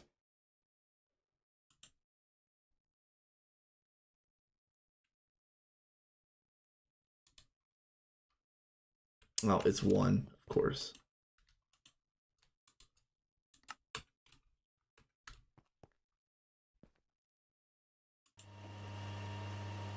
Okay. Uh, and you could do AE just fine at EV. We just felt it was more worth it to push IV for the multis. That's fair. That's entirely fair. There we go. We have 4 hot netherrack bricks, which is going to give us 1,000 millibuckets of hot IC2 coolant. As soon as we most likely have to set up a chemical bath just to use for this specific purpose. So let's tear this down.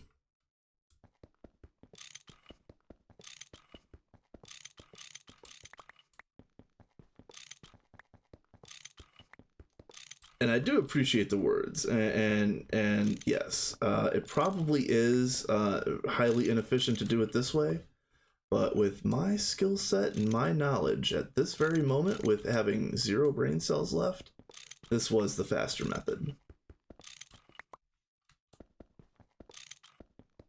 Otherwise, it's going to be Twitch plays minions, and I'm just going to ask you guys how to do everything. And I don't think this is a Twitch plays minion stream. It could very well turn into one though.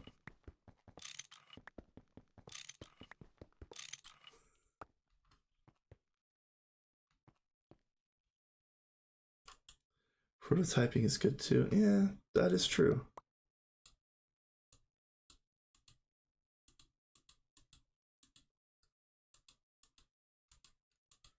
I just at this moment I have no brain.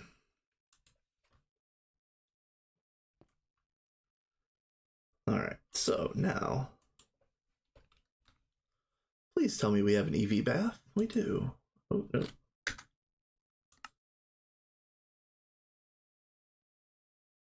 Ah, crap. All right, we'll just make one anyway. It's fine.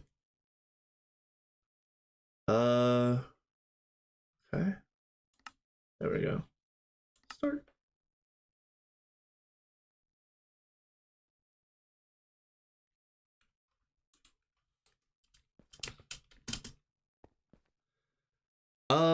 Yes, it does. It absolutely does. But like, let me just put it to you a different way. Like, everything here looks really, really nice, and we're doing our wiring a specific way, and we're doing our platforms in a specific way where there's plenty of room for the power wires to go where they need to go and the AE to go where it needs to go. And there's a very specific way that we're doing all of the applied energistics wiring, hooking it up to the central, to the mother brain and all that other stuff. I'm not good at any of those specific things, even on my good days, and this is like the opposite of a good day. So, with that being said, I'm not being scared off of the run entirely, but I am tired of asking other people to set up basic setups for me. Like I've asked several times to get a basic applied energistics setup out to the magic platform, and now we do, but it's not nearly adequate, and I'm going to have to rebuild the whole thing, and it's just not in my wheelhouse. It's not something that I do, generally speaking. I don't make I don't make nice things and do things in the optimal way. So for me to do any of this stuff, let me give you a different analogy. Okay, I can fix cars. I could absolutely do it. I can look online, I can watch YouTube, I can watch all the tutorial videos and follow them step by step, and every single fix is going to take an entire day to do. Or I could take it to somebody that actually knows what they're doing, and they turn a wrench and get it done in 5 minutes. So that's where I'm at in GTNH. I know how to do all of this stuff, but it takes me all day to do every little thing. Whereas I would rather just let somebody who knows like what they're actually doing get it done quickly. Generally speaking, that requires payment, and I don't have that. So so this is what they've got done for magic right now. So I set up the layout up top, and we are going to get back to that hot coolant here in a second. But this is going to be my example for what I'm talking about. So I set up this up top, and everything on the top of this platform is what I built, and it's set up ready to go, ready for automation. Everything is awesome. I didn't run any of these wires underneath. None of this was me. It's ran well. It's perfect for what it is, but I need to set up a subnet with at least 63 channels to work these Apimancer drainers, so that I can configure all of these different drives to each hold one specific aspect. And I need to have that that essence subnet over here that is by itself on a subnet, but hooked up to the main net, because the main net has to have the all of the crafters. So all of the crafters have to be on blue net, no matter what. And then I want to have this out here because out this way is going to be Botania, Blood Magic, Witchery, and all of that other stuff. That needs a connection as well. So we can't even use up all of the connections here. So do I run 3 more P2Ps? Do I make a subnet and run a bunch of P2Ps off of the subnet? Do I hook these up to main? Do I hook these up to some sort of subnet that feeds into main? Like, every single one of those little sentences is something that I'm going to have to look up. And you would think that those are all elementary things, but I have like -1 brain cells right now, and I have to look literally every single detail of every single thing up right now. I'm gonna go back to the overworld and do bees. And just to breed bees, I'm gonna have to look up what I'm doing. Like, I'm just absolutely lost right now. So,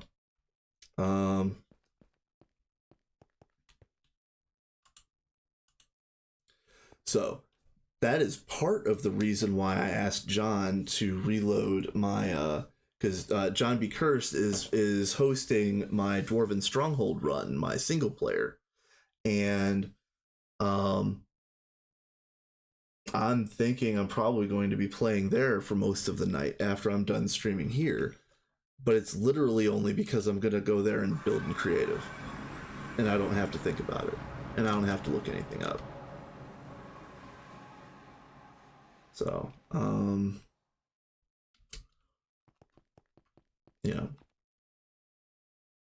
Again, I joke around about it, but if they need things built to spec, and wires have to be this height and this needs to be this height, and we're gonna do these things this way and this thing that way, I'm gonna let the experts handle that, and I'm going to be the guy that hires the mechanic. It is what it is.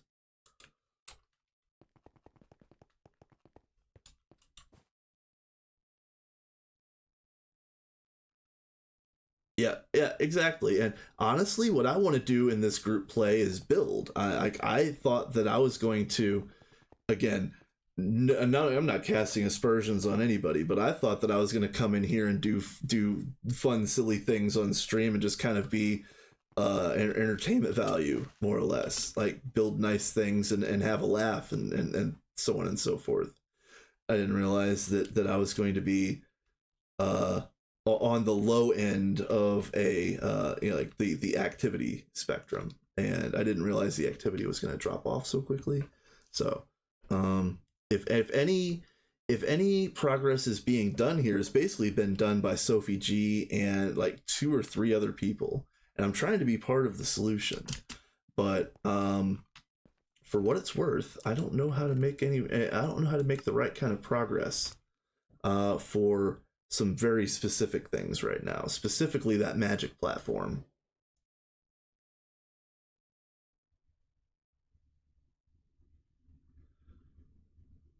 Yep. Yeah. Yeah. Yeah, and I kind of wish, and again, this is Potatoes Jam. I'm not going to knock him or anything like that. I kind of wish that maybe there could be like a second round of recruitment or something like that to get a couple more active people. And you know what? Value, I really wanted to join that Hive public run, which was up for what, like 3 weeks. It looked really fun. That was right when I had first started my Dwarven Stronghold run, and I just at the moment I didn't want to do two major worlds, especially when it was two major worlds on the same seed, because believe it or not, my Dwarven Stronghold run is on the same seed as the Hive run. So that could have been fun in its own way. Yeah, you need active people with knowledge, yes. And I have knowledge, but I know just enough to be dangerous, but I also know I know just enough to not break things if I don't know how to fix them. um so let's go back out to the B platform, because I think by now that chemical bath should be done.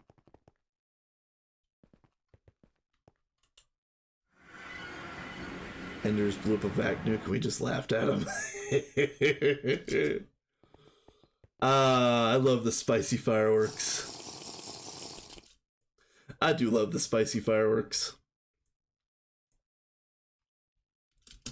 Yeah, yeah. You know, and again, I'm not trying to cast aspersions, because I am enjoying playing here, but I thought at this stage of the run, I thought literally at this stage of the Minions run, I would be in my own personal dimension building P to PvP games and like nice buildings and creative. That's what I thought that I was going to be doing.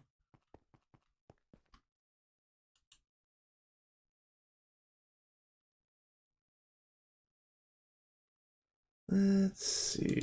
There we go. What did I come over here to do? Oh yeah. Let me get that chemical bath.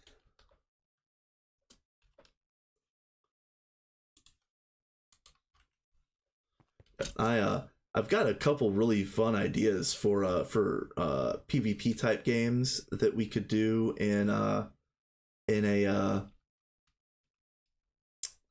group kind of setting here. I'm still sad that run died because of the stupid Gaia bug. You know, I don't remember what that was. Like, you know, if you feel like extrapolating, because I don't remember what it's like the specific thing that killed the run. And I'd be interested to hear that story, because I was really, again, I wasn't playing there, but I loved the idea of it, and I was kind of invested in you guys, because um, let me say this as nicely as I possibly can, because I don't want to cast aspersions. Um, but it was a little bit funny watching Adidia get frustrated at you guys like flying right past the private hive progress. Again, I'm not trying to like, you know, laugh at anybody's bad times, but it was a little funny. Like, what the hell are they going so fast for? And me over here giggling like a troll or giggling like an idiot. You know what I mean? Um, uh, yeah, Diddy is a good dude. Um, let's see.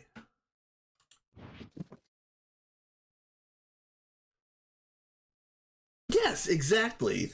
Like he should have understood that he had a bunch of no life nerds on there. That things were going to happen. Things were going to get built very quickly. Um,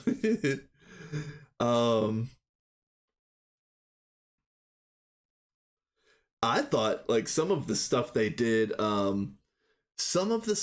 were doing on the like early in the Hive run was fantastic. I loved the idea of having a uh the security cam was so much fun. I mean, are you kidding? That was hilarious. I was cracking up so much, like watching the security feed and like watching like people run through each of the little areas and whatnot. It was so much fun. It really was. I was trying to get let's see. I was trying to get Exy or somebody to put some of these up on the wall, to look like to look like security cameras. Not these, but oh, what was it? Not those. It was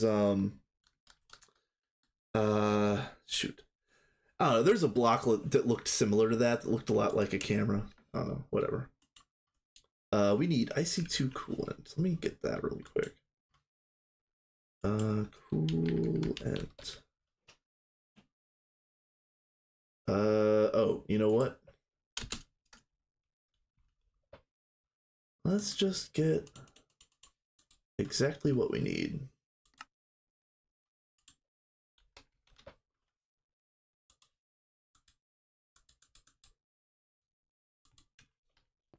All right. Oh, duh. I only needed one. Duh. All right, now you get to go away.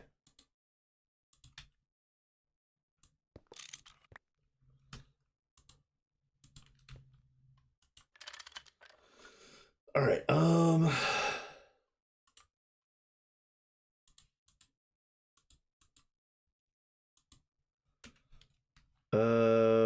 I guess now we're going back out to the Nether.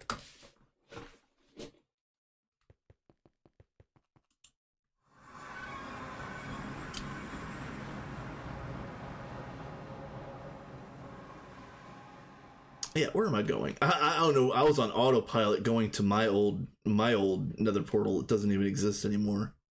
Let's go to the one I built today.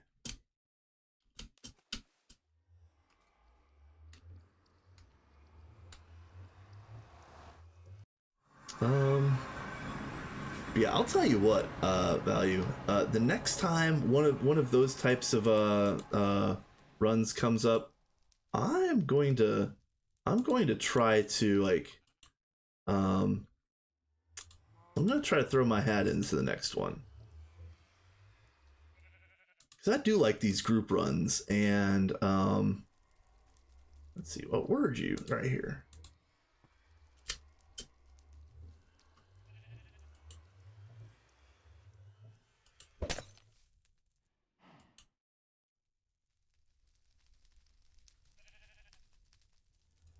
Boneyard, okay. So this should be ready. Volcanic, demonic, boneyard. It's got the maddening frames. It's got the hot coolant. I think everything is a go. Let's get out of here. And drink a drink.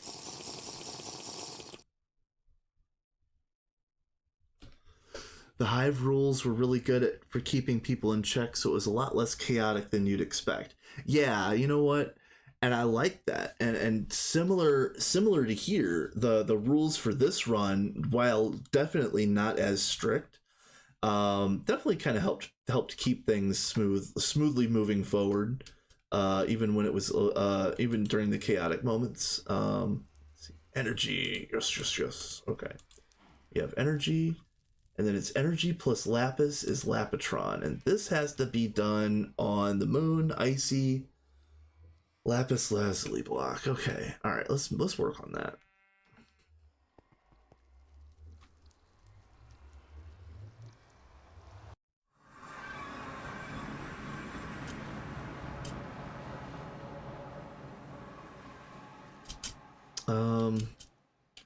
I guess oh, you know what? I have been charging up Ihorshem's uh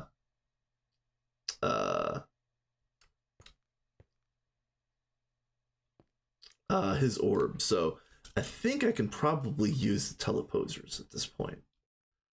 But let's make sure that I've got everything I need, because it's going to be energy and lapis on the moon with lapis lazuli, icy temperature. Okay. Um, I correct me if I'm wrong, but I think the moon is already icy temperature, but we might just go there for half a second to double check that.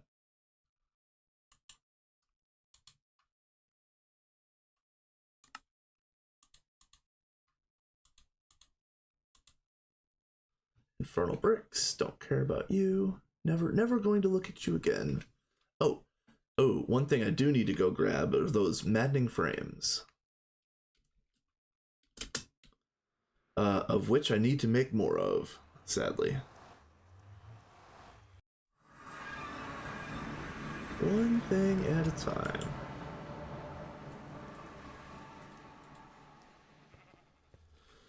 Alright,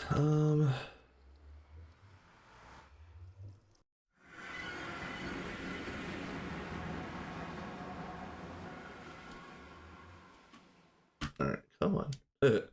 Color World, you could do it. I'm not gonna chirp the world for not loading. This is the first time I've played in like 4 days, I think.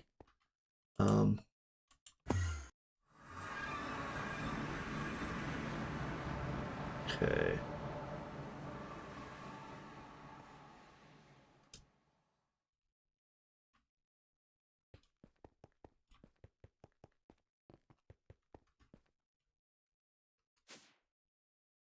Ah, nice. Okay.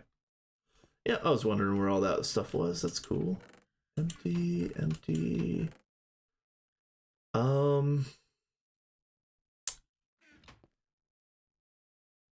You know what? I forgot an apiary, didn't I? Uh,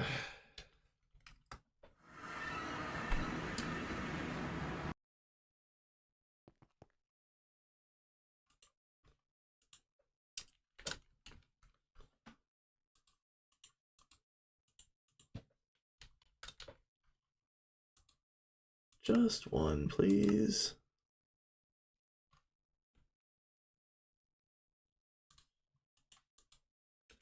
Alright, so now. Yeah, funnily enough. Hey, John, what's up, my dude? Yep, funnily enough, I have not used a rocket on this run. Not that I'm playing Minions rocketless by any means, but everybody that's went to do something on some other dimension, that's all gotten done while I was at work. So I've not had to use a rocket to go anywhere.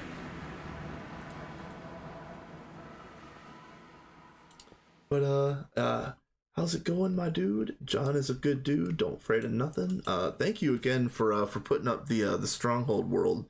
I'm gonna actually jump over there after I'm done here for the day. And this is normal, really.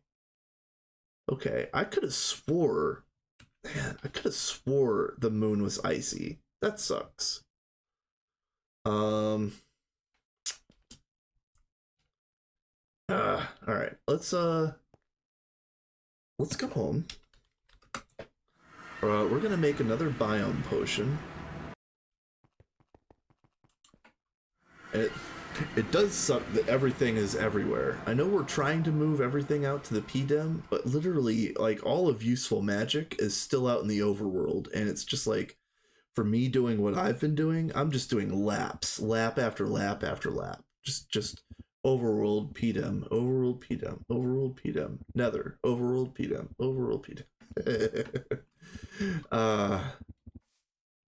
As I on the Discord, I was like, please do not tear down any of magic until we have the entire setup moved over to the PDEM and tested, verified, working, and then nobody's moved anything. So yeah, myself included. I have not been around enough to move anything. Okay, so oh, biome page first. Let's do that.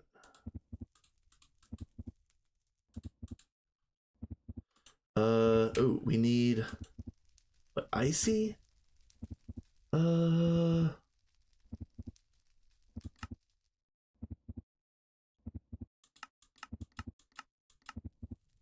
Yeah, cold taiga.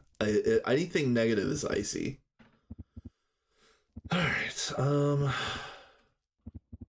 And then I need a paper.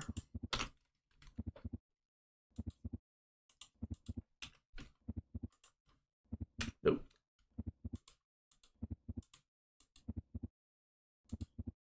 Yeah, you ain't lying. All right. Done. And see, and again, let me just reiterate what I was saying earlier. I'm not useless, far from, but man, I'll tell you what. Having this set up just the way it is very noob friendly, especially for a noob like me who just wants to run through and just grab all the things. And then so it's this, then the page, yes, and then this. Okay, we're good.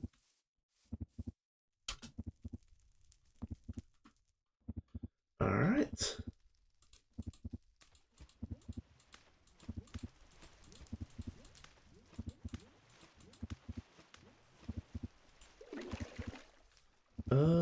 Cold Taiga. All right, let's go back out to the moon.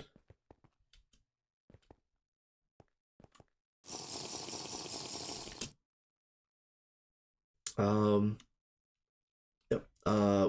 Probably the next my next stream after today is probably going to be in the Dwarven Stronghold run, but I really want to get over there and make sure that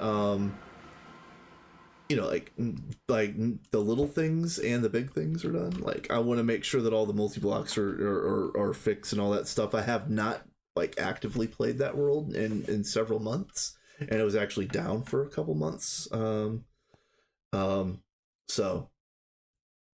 gonna have to go out there and refresh my memory. And the first joke that I have the first joke that I have for the Dwarven Stronghold run is R.I.P. my miners, because there's no way I'm going to remember what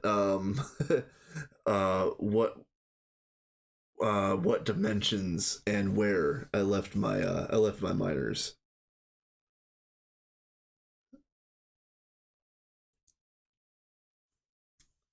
Oh, yeah, you know what? I need to make those vestments. I really, really do.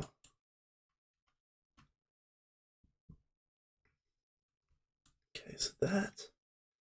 And then it's energy drone, lapis princess. Let me make sure that I've got everything else done. Dimension moon, icy temperature, lapis block as a foundation. Yeah. So this should be 100%. So energy, lapis.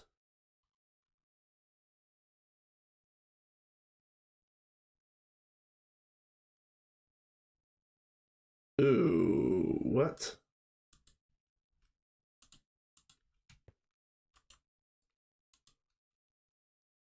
Oh, all right. Flower type nether, and I guess we're gonna have to do some acclimatization. Gross. All right.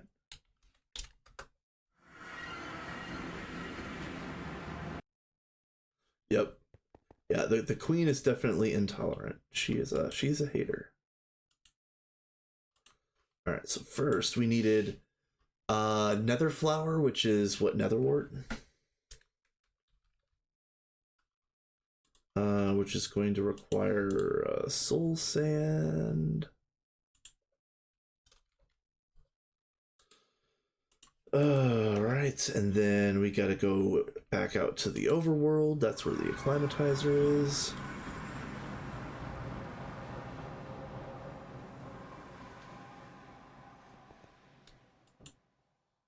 And yeah, we need, yeah, snowballs. That's the right one.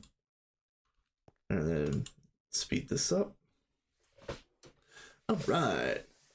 Yeah, John, I think you missed it when I mentioned earlier that I didn't expect for the active pop on minions to drop so precipitously so quickly, and I thought that at this stage of my participation in this playthrough, I would be building silly PvP games out in my own PDIM, and like just building nice structures and generally being a jester, the minions court jester that would stream on occasion.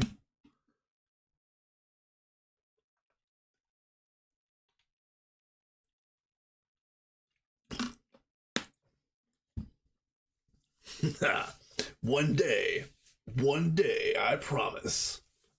One day I will join a run where I do literally no work, and all I do is entertain. uh,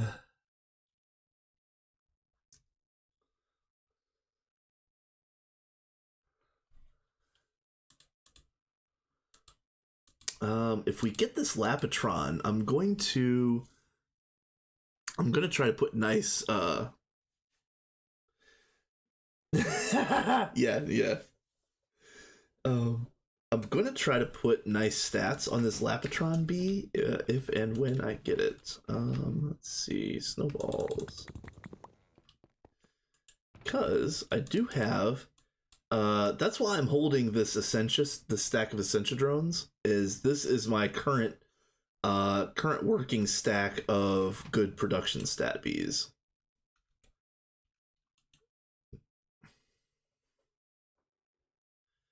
Let's see. I'm definitely going to have to figure out what I'm doing for the applied energistics subnet for the magic. I'm just absolutely lost at what I need to do over there. Because again, some of that stuff it has to be um, seen by mainnet for auto crafting to work. As far as I've been told. Um, so I'm going to have to do a fair bit of research.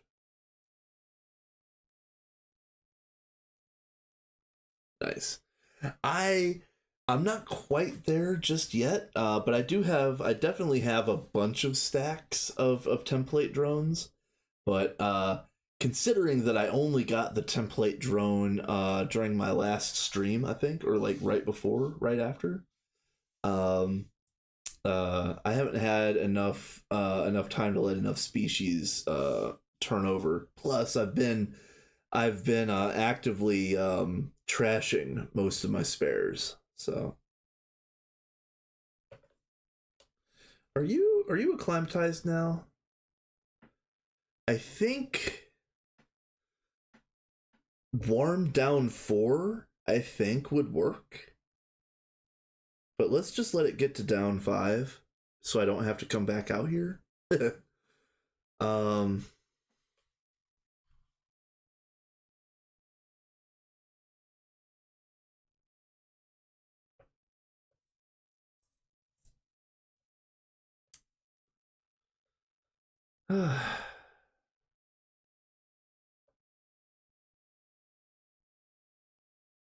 warm, yeah, that's what I thought. Warm, normal, cold, icy. Yeah, so let's go ahead and pull this and see if we can get this going. So apparently the down 5 is down 3 is enough. Ooh, would 3 be enough? I thought 4 was enough, but either way, I think we're good. The moon.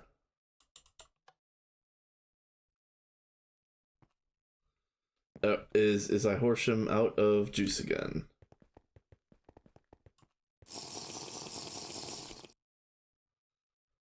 Uh,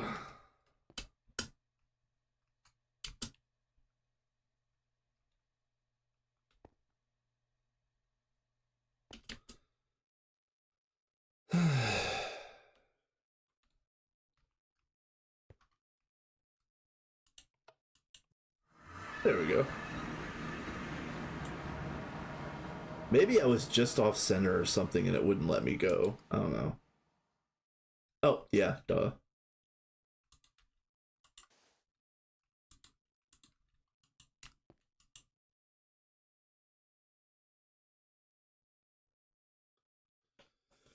I see the MV area hasn't fully been decommissioned yet. Nope. Um, yeah, let's just stay a little bit of ways away from this. Um, yeah, Sophie went through and tore out basically everything in the overworld that wasn't absolutely required. Um, yeah, I don't know why he's using levers. To be fair, But yeah, I do agree that a button would be easier.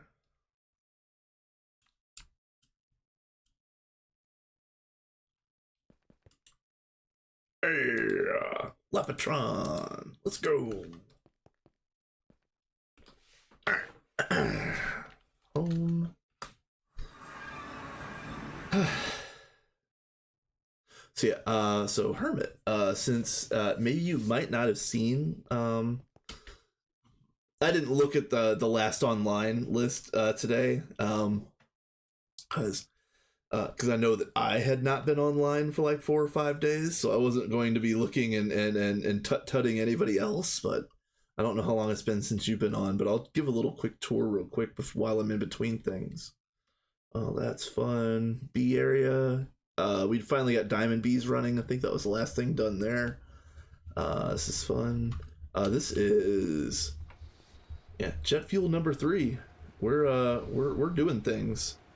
It's been a few weeks since I've been on. Yeah, there's been a lot of people that have kind of like dwindled in their participation. In fact, like this is Horsham's stuff. You can see. Yeah, so Horsham will be back when they're back. Really, I think the main players in the last few weeks have been Sophie, HJM, and Nuke, and like maybe like one other person. Noms, yeah, Noms. Um, so yeah.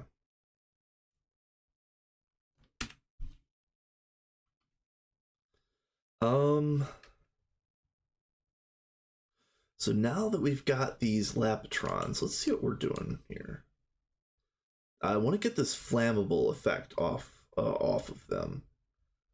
Flower type snow is really annoying. So we're gonna try to, let's see. We're going to. Oh, what am I missing? Oh, you know what? I know what I'm missing. Oh, you guys.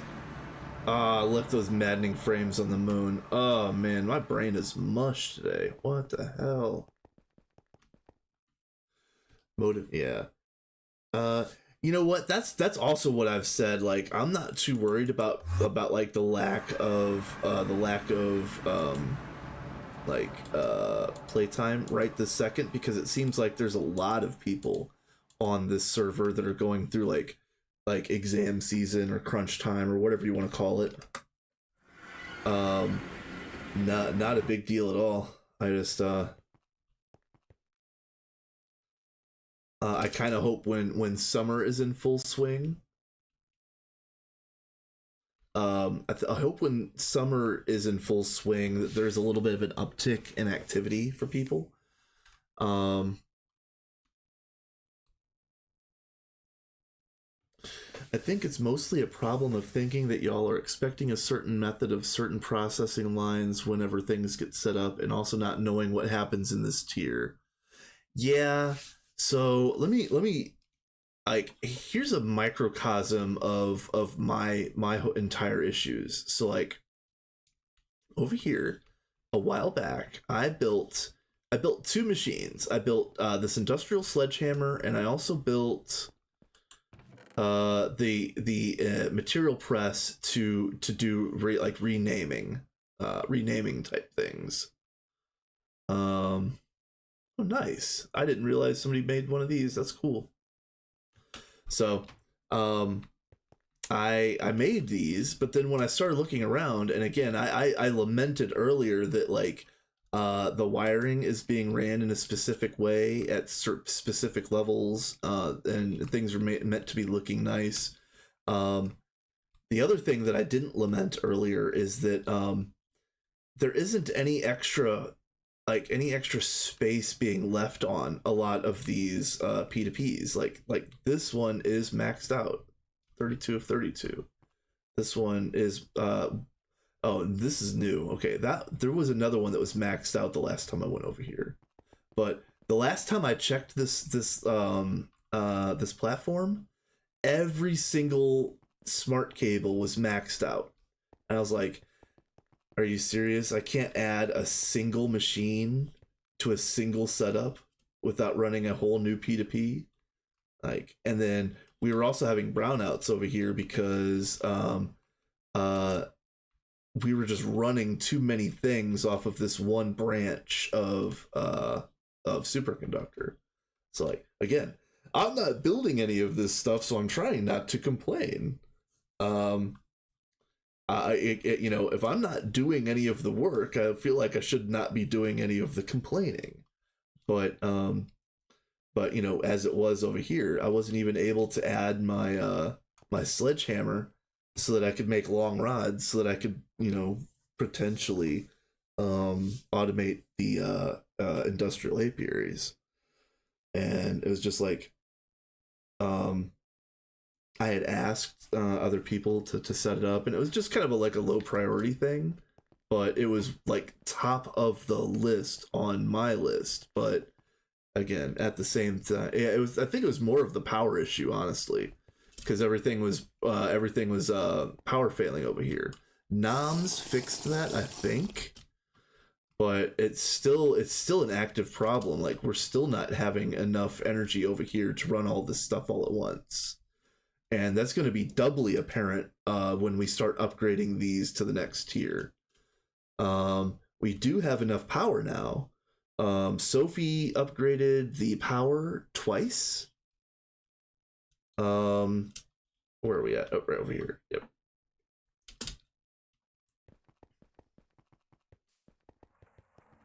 Yeah.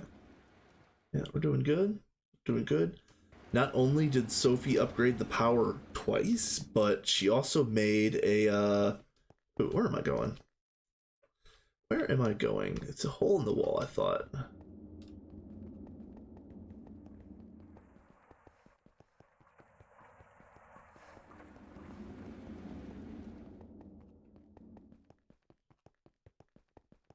I thought wrong. Okay.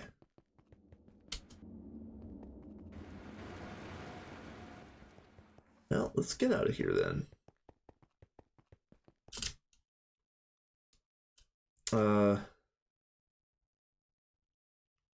Yeah, here we go.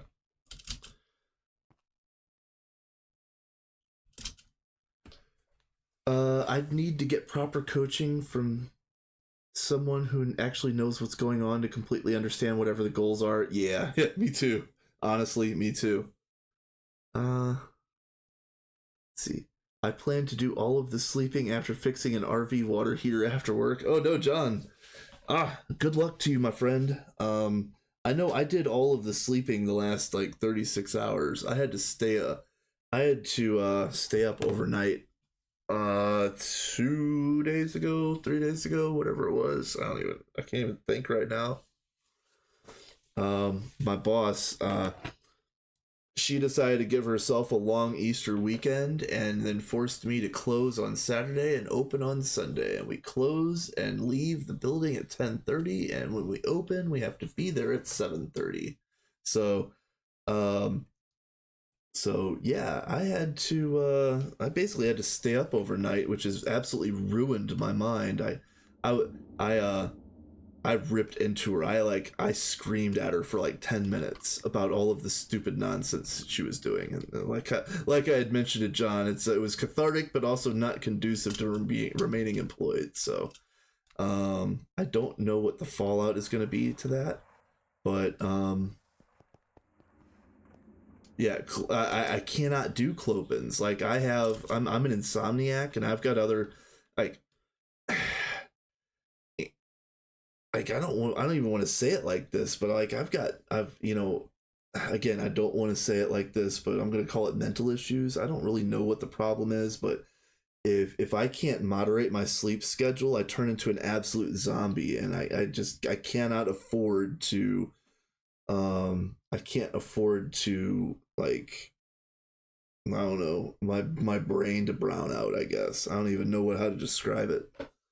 Um And so with that in mind, I told her that the only thing that I cannot do is close or open after a close. And the reason why I quit the last time was because the previous boss would schedule me to close on Saturday, the last day of the schedule, and then open on Sunday, the first week of the schedule. And it didn't look like there was a clope in there, but it was a clope in every week. Back then, I had somebody that would take every one of those shifts off my hands. Now, the store is barely holding on by a thread, and I am not going to. I'm not the one. I cannot do it. I physically cannot. And then she's like, "Well, I gave you the day off afterwards," and I'm like, "That doesn't matter. That's adding insult to the injury, giving me the day off after." So yeah, that's kind of where I'm at right now. I can't even think today. My brain is so messed up. And so not only did she do that to me, but I lost all of my holiday time with my family this year. So the next time that we have an argument, it's going to be, if you don't care about my family, I don't care about yours. So, welcome back, everybody, from the ads. Yeah, yeah. So yeah, I am very mad about that situation, in regards to the boss. But yeah, anyways, drone bay. The drone bay is fantastic. I don't know. Do we rename this drone bay as in like BAE? This is fantastic. All we need to do is throw drones in every so often, and let me come over here really quick. Yeah, there's 5 drones in here right now, and I think that's really all it needs. But I was gonna make a couple more if just to get used to it. And as soon as I said that I was going to do that, I thought about it. I just, like, my brain blanked and I started working on something else.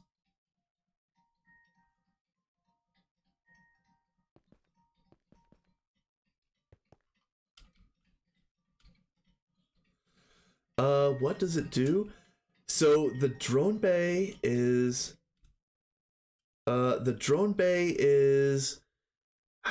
do I say this?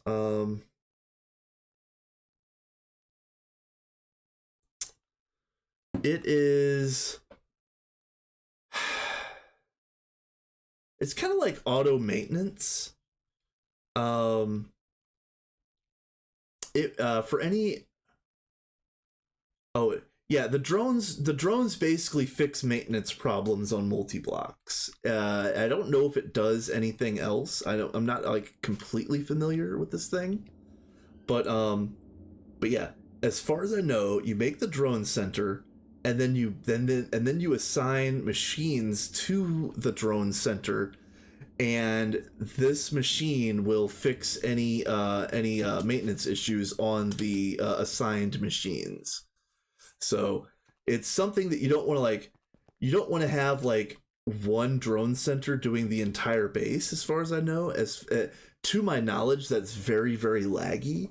But what I haven't been able to ask, like the giga nerds and the people that actually know what they're doing, like would having a drone center per platform be a good idea? Like, for example,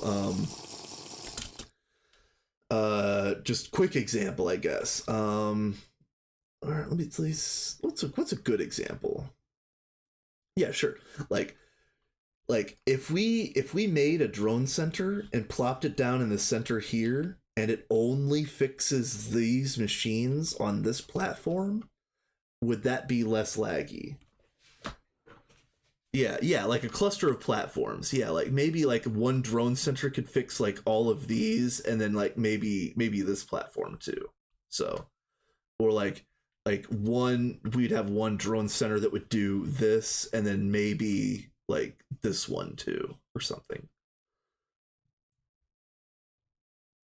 So I don't. Yeah, I well, it can handle as much as you give it, but to my knowledge, it can handle as much as you give it. But if you make it have too far of a reach or assign too many machines to a drone network, it tends to get a little laggy.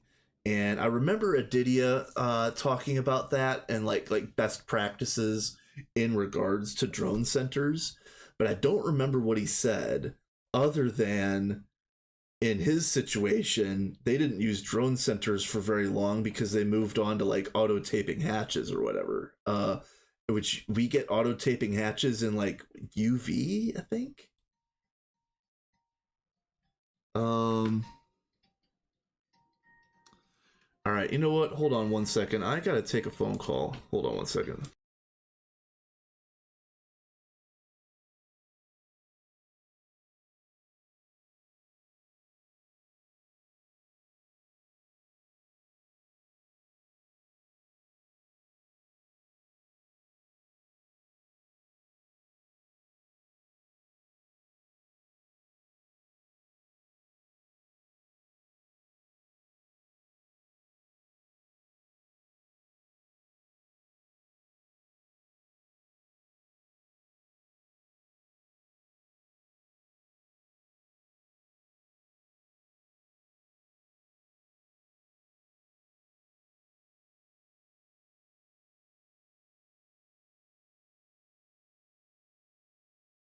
All right, sorry about that. I didn't recognize my new ringtone. My phone has been ringing this whole time, and I didn't realize it. So whatever. Um, ooh, I just noticed that these are spicy. Oh, spicy clouds. Okay.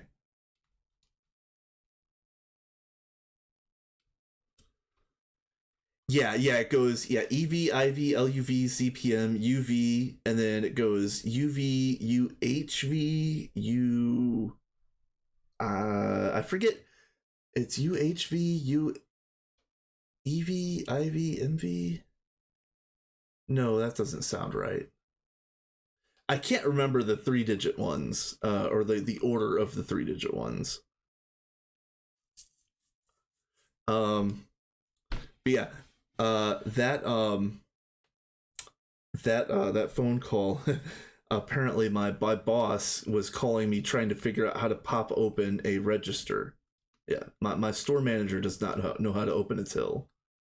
That's what I'm dealing with, you guys. That's the frustration I've got at the job place. Oh,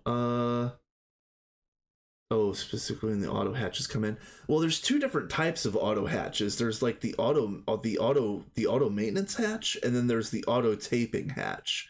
And I think the auto maintenance hatch is really late, like UIV.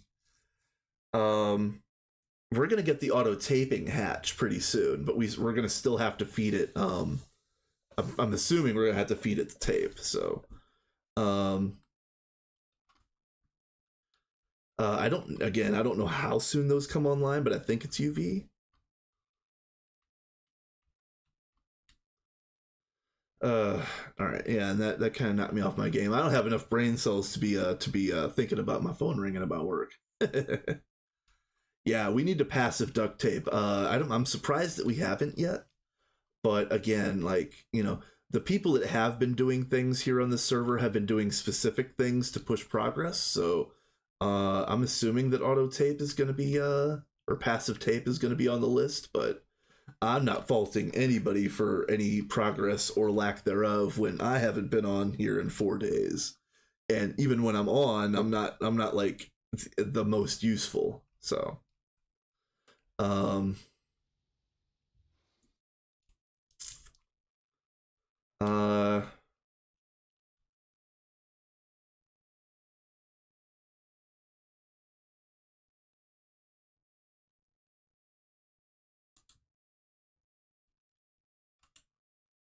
let's get you. Okay. Well, I'll tell you what. Once again, I want to get back to that nuke building, but building in this pack is really tedious. You know what? I will agree with you, and for the most part, I love building in this pack. not only do I love building in this pack, but we're gonna have so many more cool things to use when 2.8 comes out. Like I'm giddy with the types of things that we're gonna be able to do. But but like I can't dedicate myself to just doing building. If I also need to think about doing bees and some of magic and some of applied energistics and some of machinery and I really do. I really thought that I was going to be mostly like a court jester slash builder um for this server. And that just didn't work out.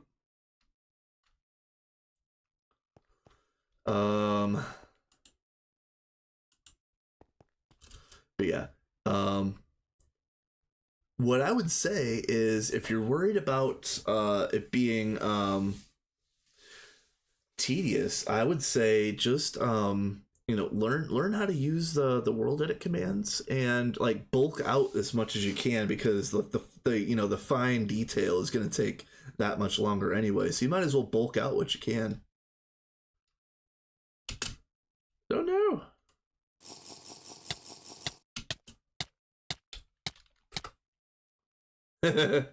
Yes.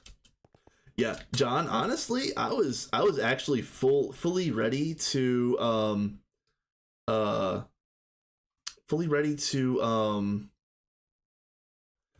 yeah, I don't know when the instant home changed, but it saved my life a few times falling into the void. Um but yeah, I was not going to ask John to reload the Dwarven Stronghold run world until 2.8 went live, because I was planning on he did make me op. Maybe that's a thing. I don't remember when he made me op or what, but he said, just in case there was any kind of problems and I needed to like nudge the server or something like that. Ooh, nice. Got another one. Very cool.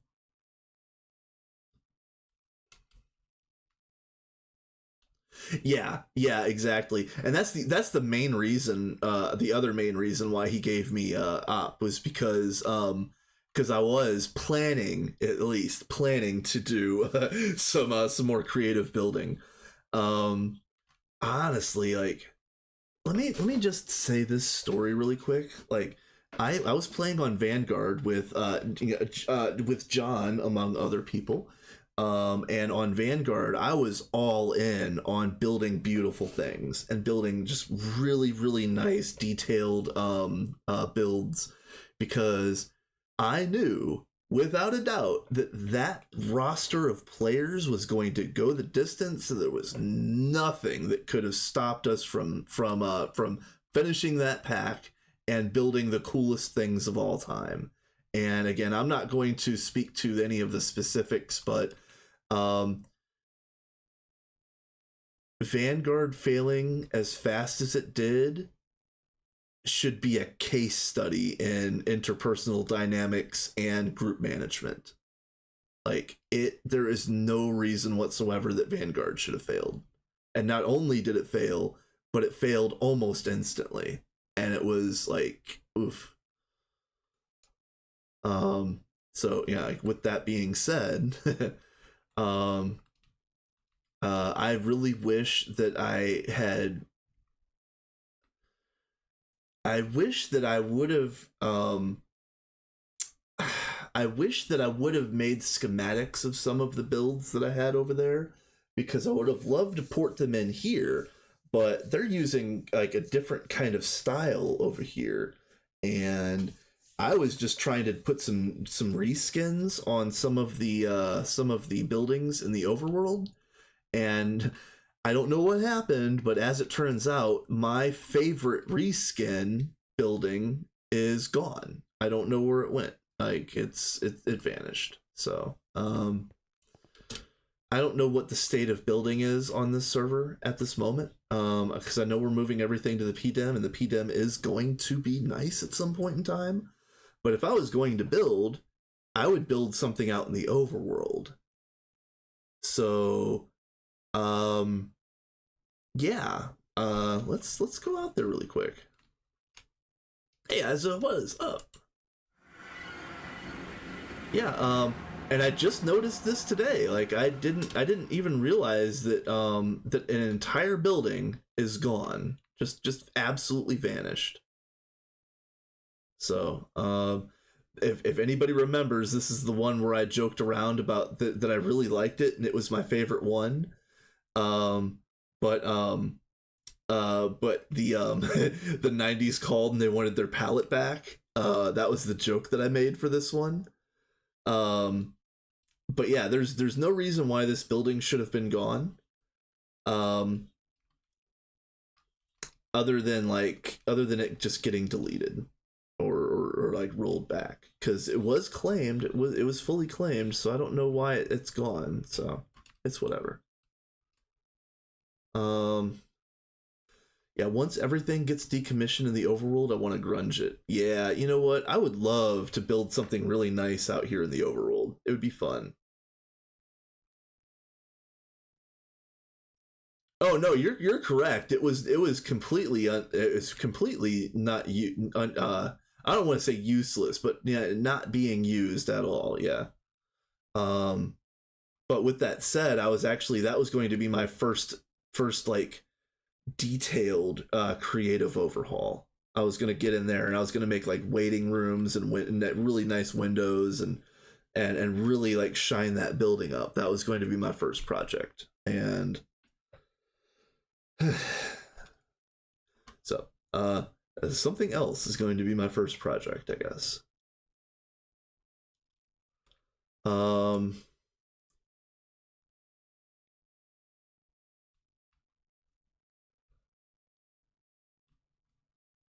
oh yeah, yeah, yeah, yeah. If anybody doesn't know, and I know Hermit has mentioned it a couple times, but this dude went through and made all of the foods. Anybody that plays this server can go through all of these foods and get all of the hearts. And I'm pretty sure that I've eaten everything.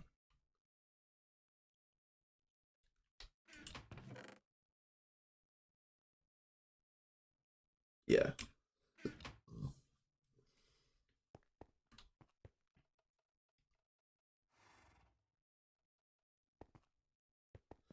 Yep. Let's see. Actually, let me see if have I eaten? No. Uh, let's check these. No. Yes. No. No. Okay. So we can put this back.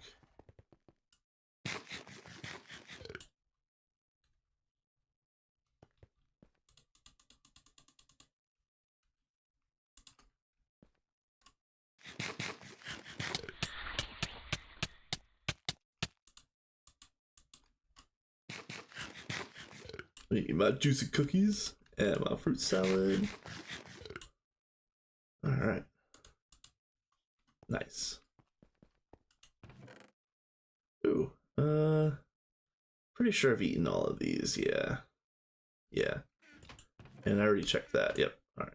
There you go. Yeah, they don't stack. Yeah. Those unstackable things are just a real pain in the ass. It really is. All right. So,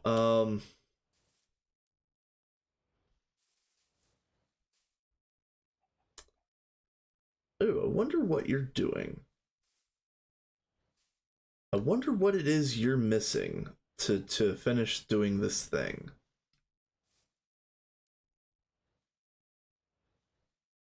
Hmm. I don't know enough about Botania to be able to diagnose that. Um,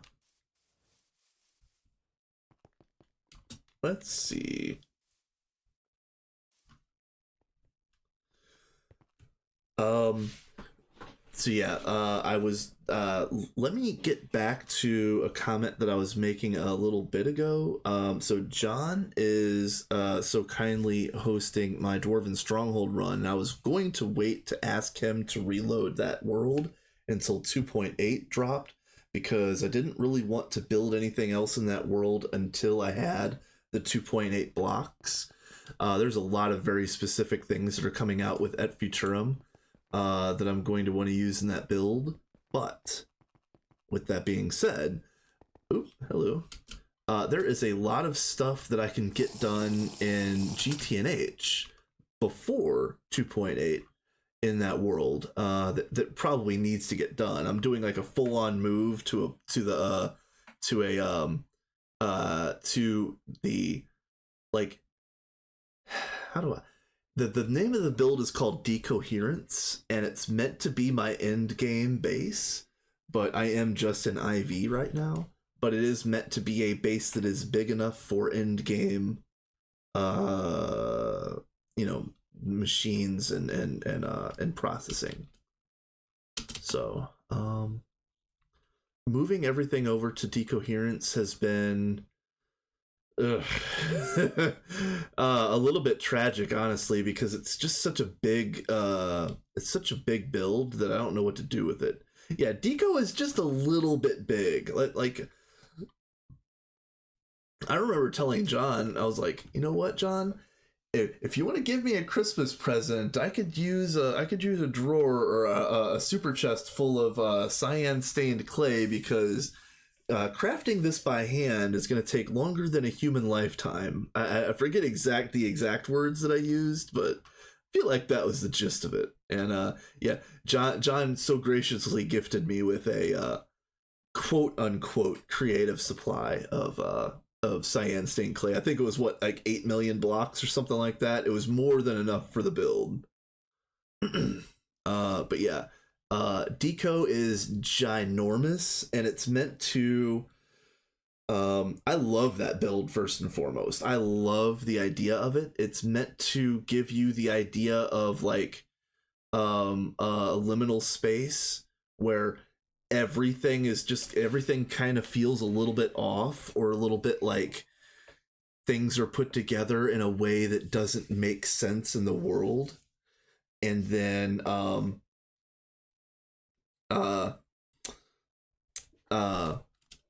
I also want it to be a little bit like malicious, like think like hostile architecture, or just the building itself makes you feel unwelcome in a certain kind of visceral way.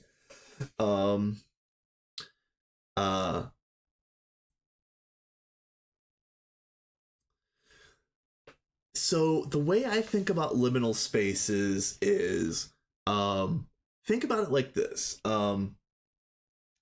A liminal space is a connective area where it feels like you're moving from one place to another, but there's no beginning, there's no destination. You're just moving through connected spaces that feel like they're connected just because, or in a way that doesn't seem, that seems like it's off. Oh, they never unnerve me. Okay. Maybe it's maybe if they don't unnerve you, maybe you would be the kind of person that would be like naturally inclined to like what do they call it, like urban archaeology, where they go into like old subway tunnels or like old buildings and stuff like that, because a lot of old architecture can give you the feeling of a liminal space.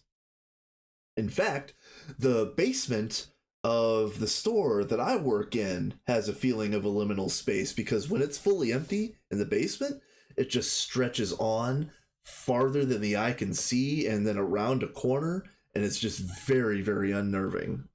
Maybe one day I'm actually going to take a picture of the liminal space in my backyard, because I feel like it is one.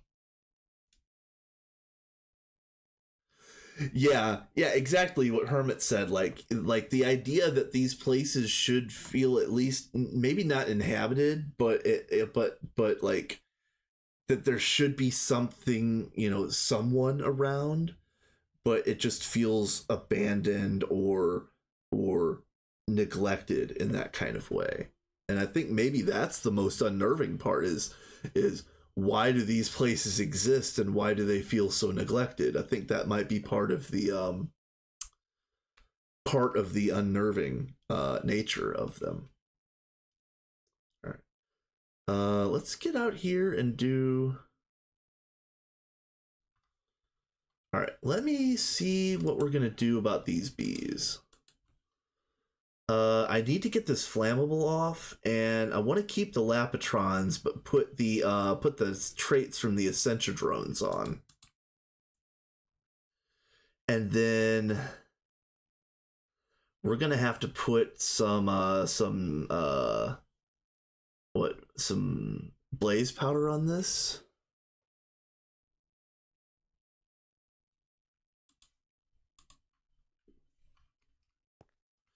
GTNH Modern is a lot of fun. I've played a fair bit of that. I've played Nami and Mani Factory, and then I've also played, because I know those are two different versions of Modern. And then there's also oh shit, what is it called? Star Technology, I think it is. That one's also pretty fun. And there's Oh, I thought you were talking about like GTNH Modern. Okay, yeah, okay. My brain is mushy. Sorry about that.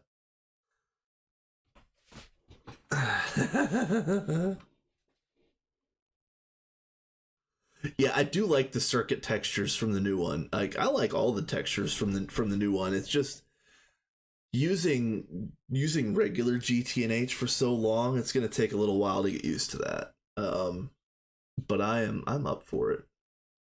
Okay, so let's see. Put you in and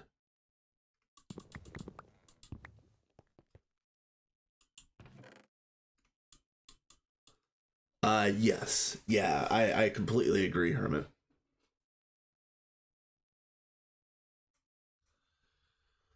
Um yeah, kind of ISO. I usually go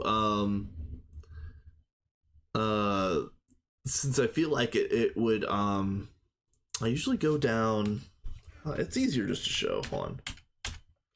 So hit F9 3 times to expose the chunk boundaries. You already know all about that. But usually when I'm using the ore finder one, I'll go down the long side of this, kind of like in between the ore chunks, because when you're standing here in the corner of 4 ore chunks, it will detect all 4. So I usually just go down one of these edges like this.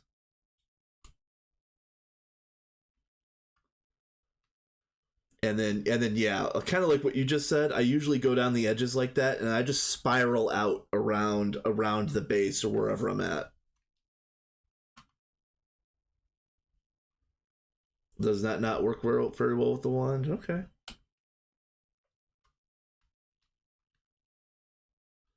Let's see.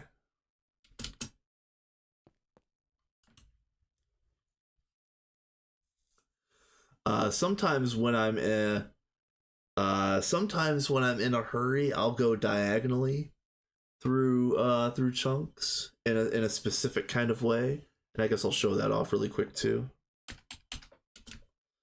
So again, this is only when I'm in a hurry. So I kind of go off center. So if you can imagine, an ore chunk is 3 chunks wide. So imagine doing a diagonal through centers, but then like offset yourself by about a chunk, and then just do this diagonal. And this is what I do when I'm in a hurry.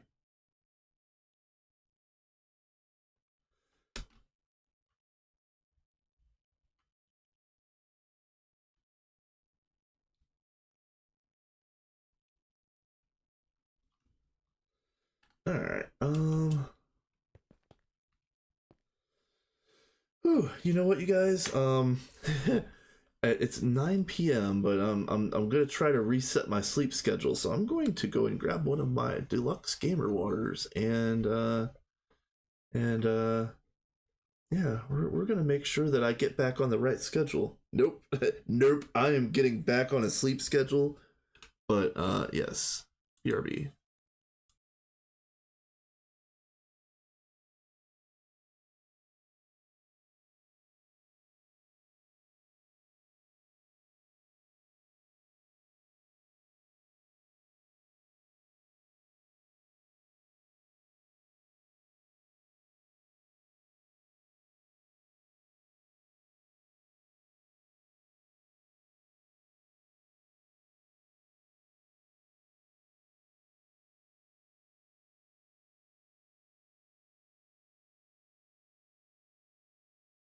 All right, I'm back.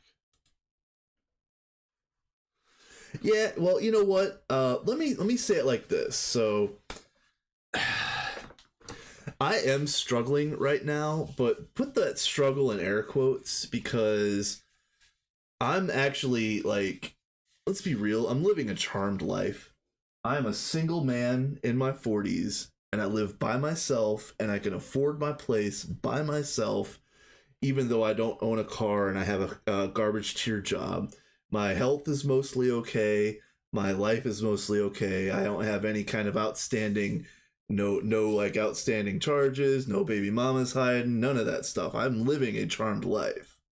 With that being said, I've written a lot of songs that I want to get made. I want to write a bunch of novels, and I want to do a bunch of creative things that is absolutely getting drummed out of me right now with the absolute nonsense that I'm dealing with at the job, among other things. Um, so yeah, don't feel too bad for me. But let me tell you, if I had the resources, I would be cranking out, creative properties, mostly for free. Like I'm not a big capitalist. Yeah, nonsense strikes again. That's for sure. Like my store manager is an emotional vampire. I even said this to her the other day that like she's drowning so hard that she's just like clutching for anybody that'll give her a little bit of relief, and she's dragging people down with her, and that she needs to step up herself and do these things herself, you know. And I will continue to help as much as I can, but I was at that point I was literally yelling at her that like she cannot continue to keep doing this to people, not just me. It was not nice. It could have definitely been handled better. I'm surprised I'm still employed. um but she has been nothing but nice to me since. So maybe I did something.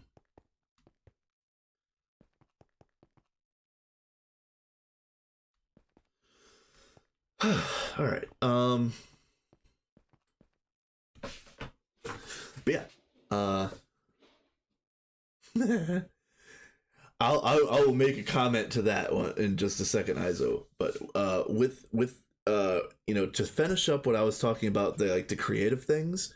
One thing that I have been doing lately is I am recording a poor man's audiobook version of one of my stories. It's called Albert Huberdinkle. I've only got Act One written, but it's going to be like a villain's story, where like everybody's kind of morally gray, or has some sort of villainous intent. And my boy Albert might be one of the best, like one of the better people in this story, but he's still like my version of Rick Sanchez. If for anybody that needs like a reference, or um a this guy feels like this, or this story has this type of feel to it. um so yeah, yeah, steam like call him steampunk Rick Sanchez, and that's close enough to get the idea. Let's be real, Herman, I don't read. I want to call myself an amateur author, and I don't read nearly enough. for me to say that I'm even close to um for wanting to write, I need to read probably like two magnitudes more than I do.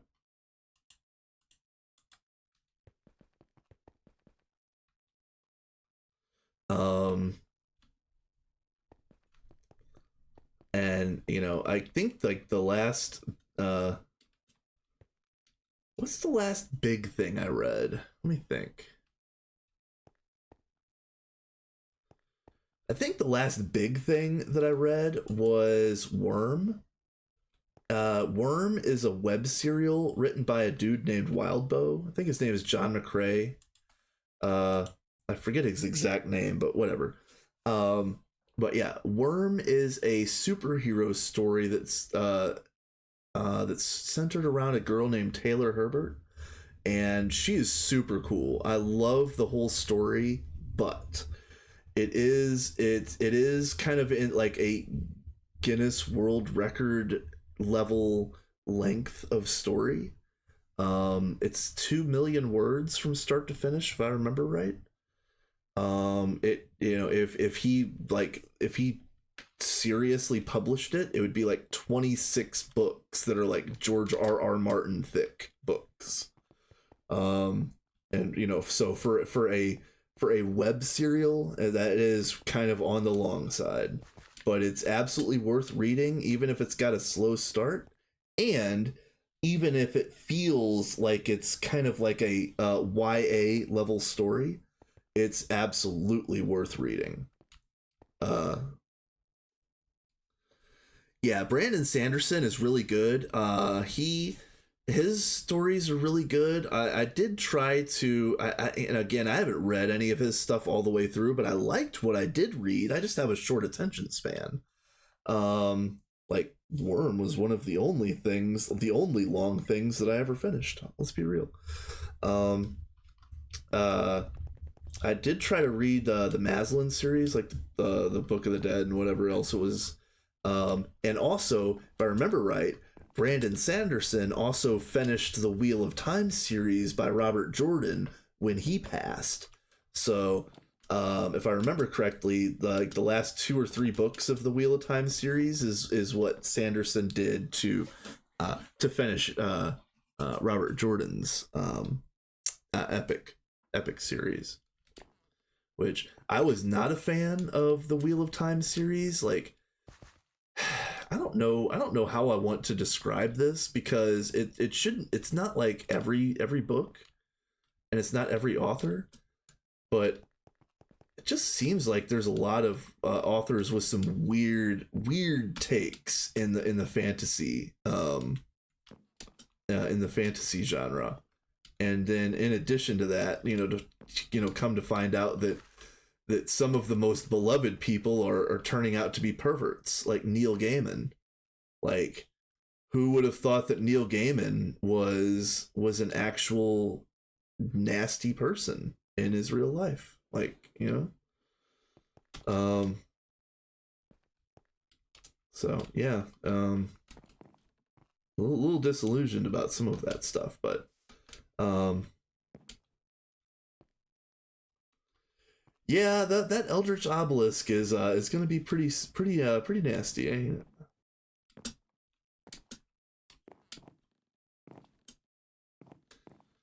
Let's see. Let's see what we got. Ooh, let's stow some of these extras. Where? Yeah, right here is fine. This, and these. The Orefinder wand does have a range. It's like two chunks horizontally, and it's like 32 or 48 blocks vertically.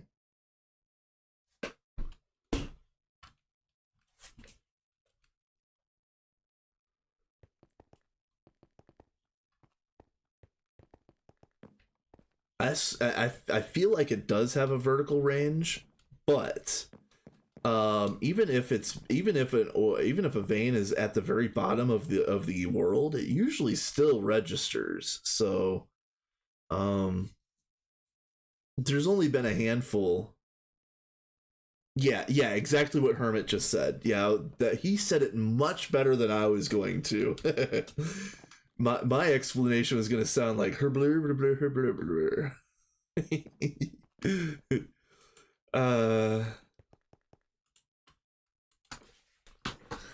Okay, so this is actually a really good drone. It's got everything I want for the drone, except for it still has the flammable effect. So that inactive is pretty good. And this inactive is pretty good. So what does this one look like? That also looks like the same. What? All right, we're gonna do these two, and hope for a good cross.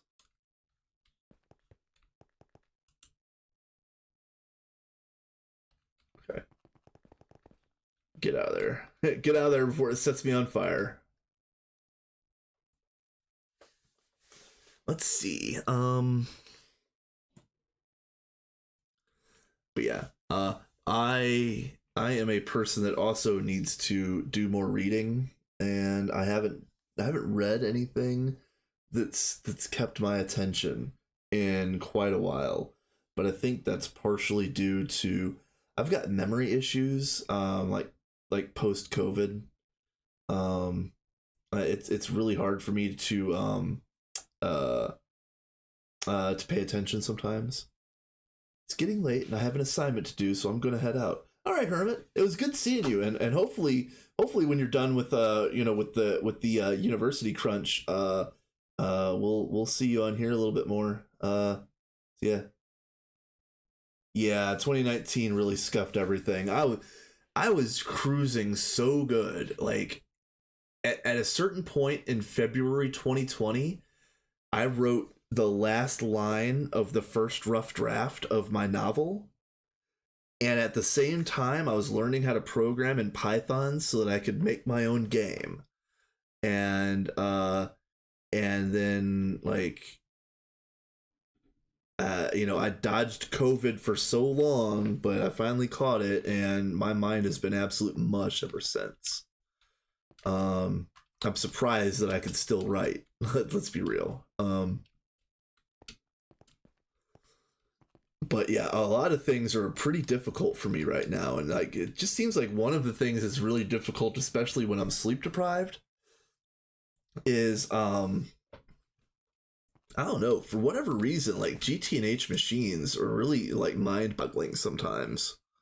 Um, but it's not for any particular reason. It's just maybe it's just like the short attention span thing, or like not being able to focus on things. I don't know what my hang up is. And that's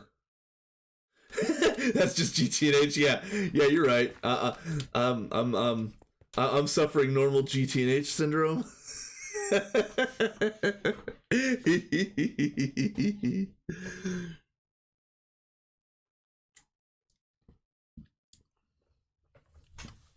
Man, yeah. I know one thing that I've had to do, and I don't usually talk about this, but I've really had to drill into myself, because I try to be like a positive vibe. I try to do like I try to be like positive and keep things lighthearted. But I'll tell you what, since COVID, I've had a very, very like bleakly negative internal monologue, and I'm finally like starting to be able to combat that. But also at the same time, for any of you guys that have anxiety issues or anything of that nature, you know how detrimental a negative or a hostile internal dialogue can be. And I've been working very hard, but I'm yeah, I am just human. Um, so um, uh, with the stress of this week and missing the holiday, with the family and all that other stuff, like I don't know, I felt really bad about it, but all that kind of like that hostile negative energy, I focused it into a freaking laser beam and I hit my boss with it. And she didn't necessarily deserve it, but uh but yeah, uh things are definitely a little bit different at the job right now. Yeah. Honestly, like again, I also don't talk about politics on this channel, but let me just say that the United States had twice as many deaths as we should have because most of those were preventable. And if the president at the time would have simply put his freaking face on a mask and sold it for $100 or whatever he would have sold it for, he would have sold 100 million of them and he would have been an actual billionaire. But he is so bad at business that he didn't want to smudge his rouge on his cheeks, and an extra 500,000 people died that didn't need to. So that's probably the end of my comment on that, because if I go any further, I'm going to start ranting, and this isn't the place.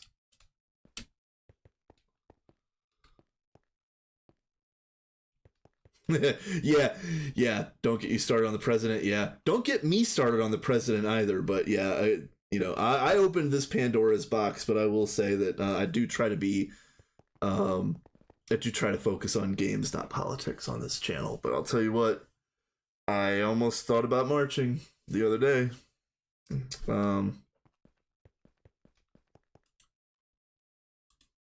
I might be one of those people out there one day.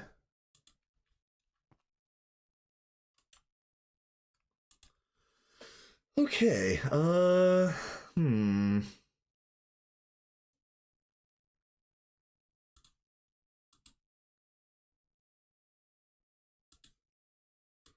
Okay, so that one's decent. This is too Essentia. I really wish this one. Yeah, here we go.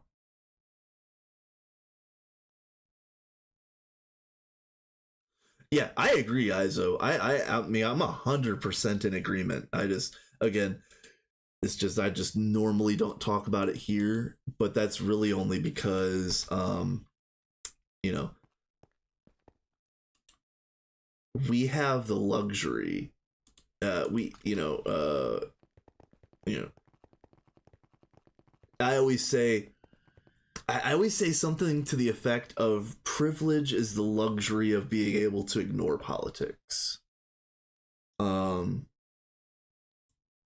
because it always seems like we've got regular people, quote unquote, and then political people, quote unquote. And regular, quote unquote, people get to ignore politics or say that it doesn't matter, or what are they so mad about, or blah, blah, blah, blah, blah. And then anybody that speaks up is a political person, which is kind of an ignorant way of putting it, because we were founded on the idea of dissent and self determination and that type of thing. We were also, there was a lot of other and negative connotations in our founding, but the positives are there, and I think we should use our voice more often. I know you know disregard the fact that I'm streaming right now, but I generally don't like public speaking, and I generally don't like getting up in front of crowds. But even then, I've been thinking that perhaps it is time to stop being silent in that kind of way.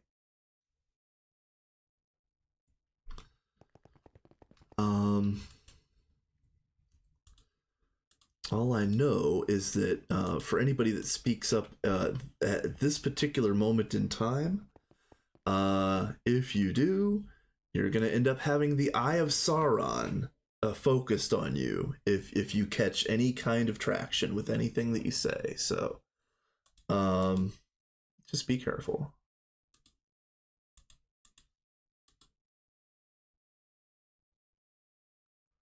That's okay. Okay, so let's do this one. Well, hold on. Yeah, let's do this one and see if I can get a lucky bounce.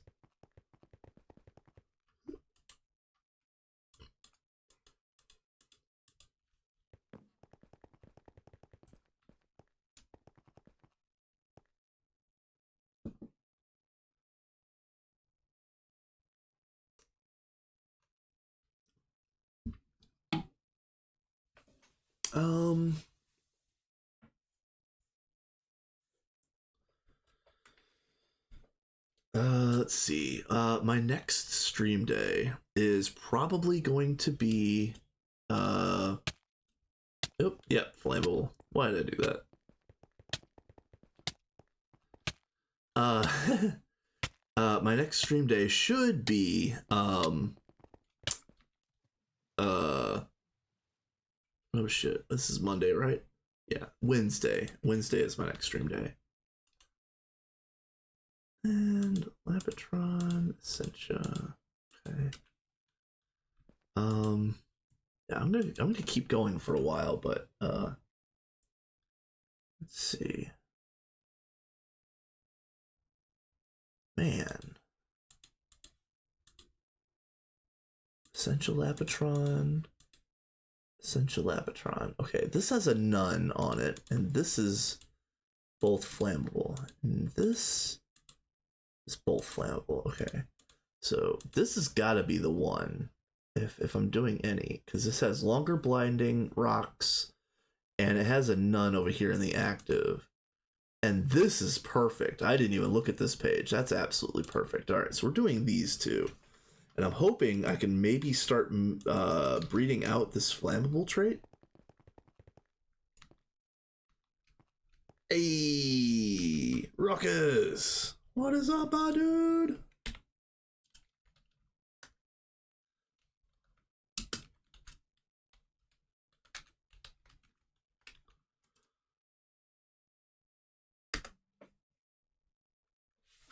Oh, what's up, you guys? What's up, Asuna, Sean, Nine? What's up, you guys? Ruckus, my favorite GTNH streamer that plays heavy music at times. I appreciate you. You might be the only one, but I appreciate you. What is up? Hello, Kashi. Yep, I've actually been thinking about requesting one from you one day when I'm lurking in your stream because I don't listen to a whole lot of metal anymore, but I am an absolute mega fan of Neobliviscaris, and I would I would like their new disc is fantastic. Like I love Grawl, I love Exum, Equus, Misericord. It's absolutely fantastic work from those guys. So I might have to nudge you one day when I'm lurking in your stream.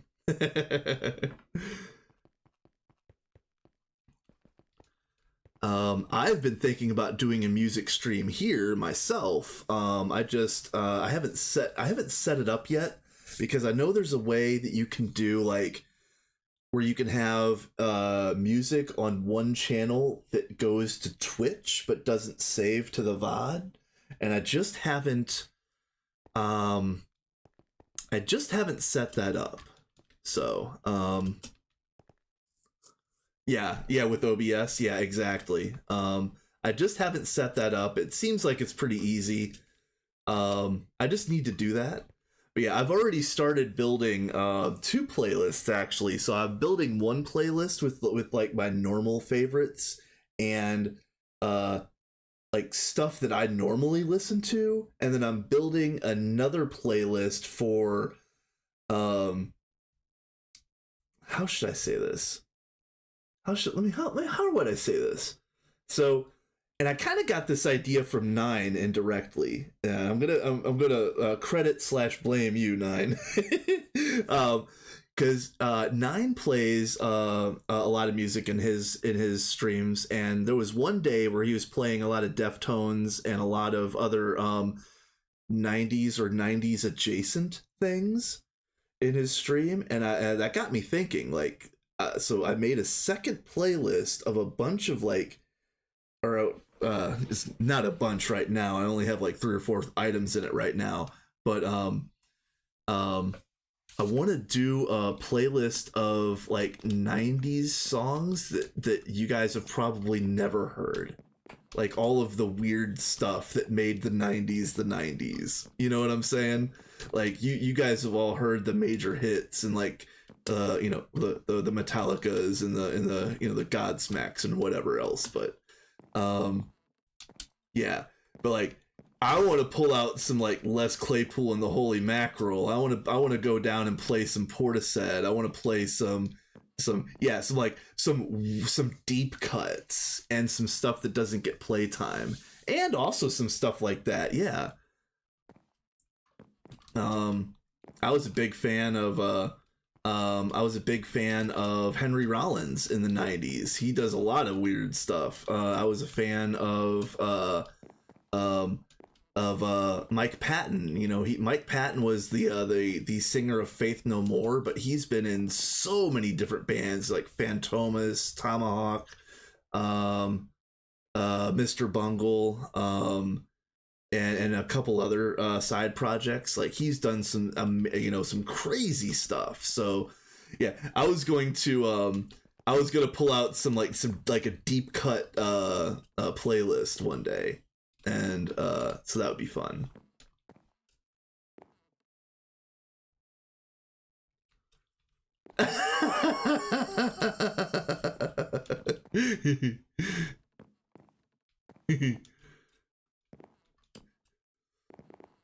What's cool about Mike Patton, and again, this might be for Nine more than anybody else. He's got the largest vocal range of any recorded rock musician. His range is almost as high as Mariah Carey, believe it or not, and then he's as low as a normal male singer.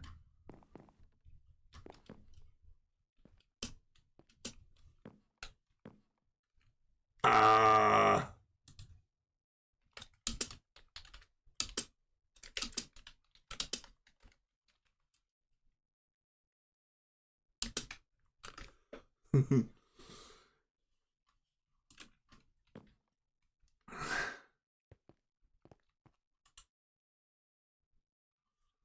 Yeah, it was good seeing you, Nine.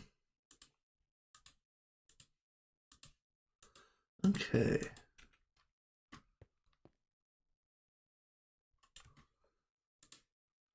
Let's see. This is still okay, except for the flammable. I can't get that off yet. Okay. This is still fine. And then that's double flammable. Okay. Okay, I can work with this one. So here's the idea. I want to try to get some of these active traits here to merge with the inactive traits on the princess. And I think that's going to give me the drone that I want for the next step of the process. So we're going to do these.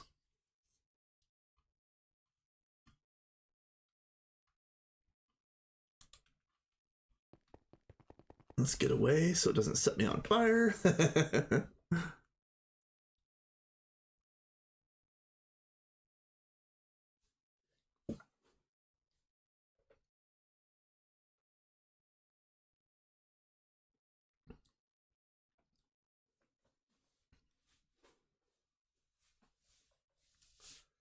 All right. Okay.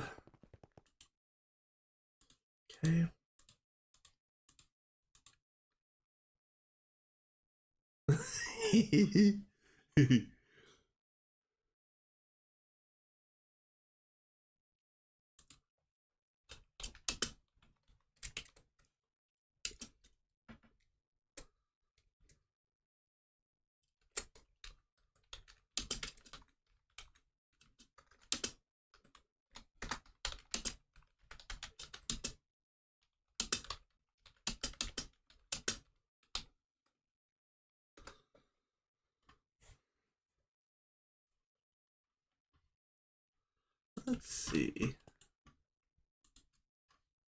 Oh, yes. Yeah, the effect is gone.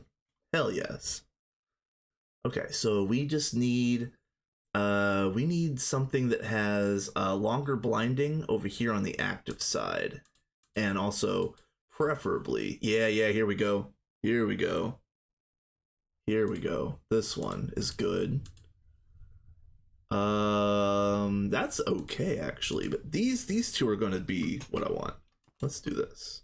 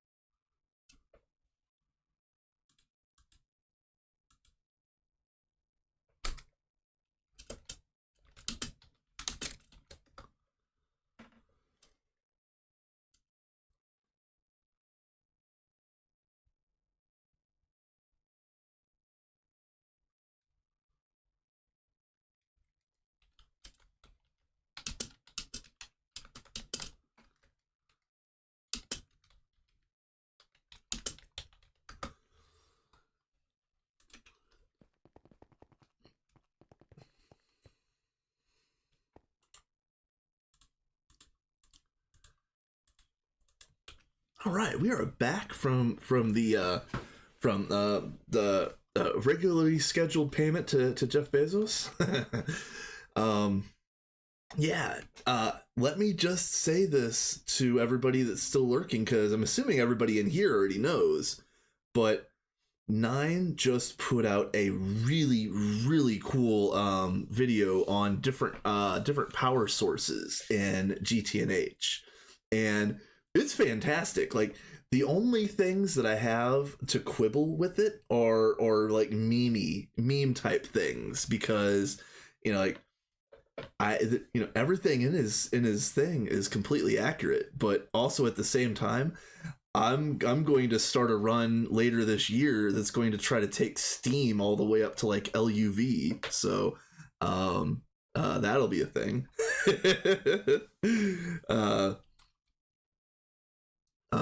For anybody that hasn't heard that idea, I'm going to whenever Minions is finished or like slows down to the point where like nobody needs to log on anymore, I'm going to start something that's going to be a run that that is going to be like semi-open. I'm gonna like try to let anybody that wants to play to join. I don't know how that's gonna work yet. Don't quote me on this, but that's the idea, or at least the ideal that I'm going towards.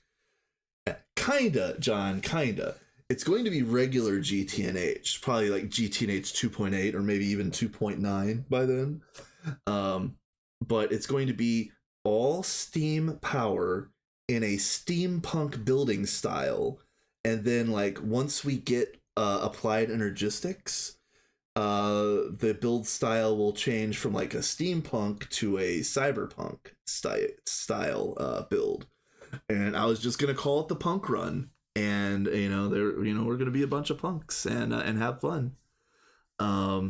Because you can do, of course you do Steam first, at the very beginning, but there's also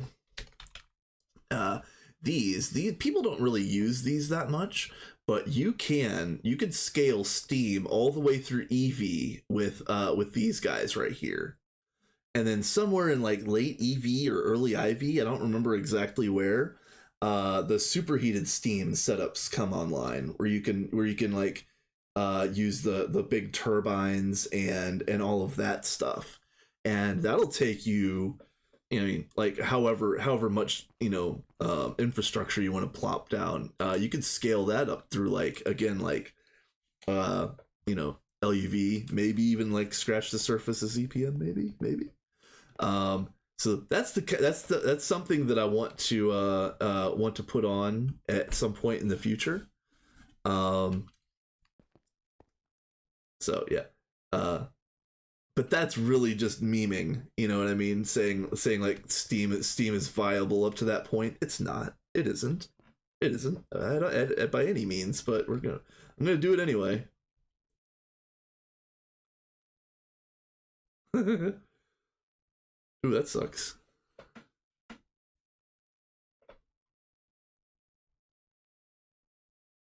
Can you recap the qualms? Oh, yeah, sure, man. I was joking that that the only qualms that I had about the video was that you played it straight. Like it's 100 legit information, or like 100% legit information, whereas like some of the stuff that I'm going to do in the future is mostly just like meme stuff. Um you know, like I was mentioning that punk run where I'm gonna try to run Steam or superheated Steam like all the way up through mid game. Um, yeah, you know, I think that the gist of it was good. I think that if there was any kind of misinformation, quote unquote, that it was mostly just um maybe like you know, not there isn't time to talk about every little thing, like kind of like that naphtha. And there was not just naphtha, but there was another one that people were talking about that you had missed entirely. I forget exactly what that was. um and I know someone else was complaining about like, oh, what, you know, why did you put hog on the same path as CBD and blah blah blah blah blah and whatever. It doesn't even matter. You did a fantastic job. I love that video. It was fantastic. Yeah, maybe. Maybe. I'm trying to remember. Or maybe it was maybe you glossed over some of the rocket fuels or something like that. I don't even know. I don't remember exactly what the complaint was in the comments, but I was looking at it. I'm like, man, are you serious? You're gonna complain about something that trivial on this cool of a video? Are you serious? All right, so Lapatron is over here in the active, but I need to get this blinding over here. So let's see what I got here. Both Lapatron, both blinding. This is perfect. Okay, so this is a good one.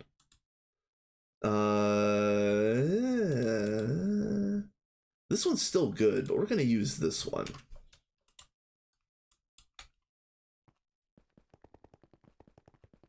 Yeah, 9.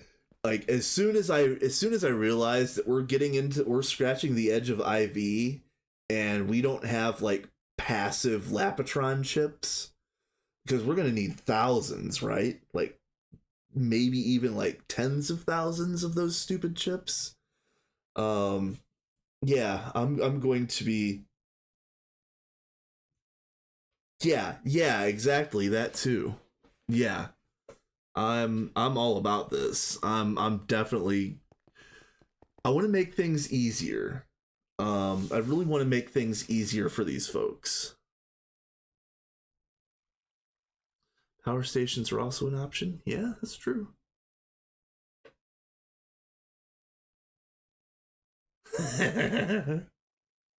What's up, Vin?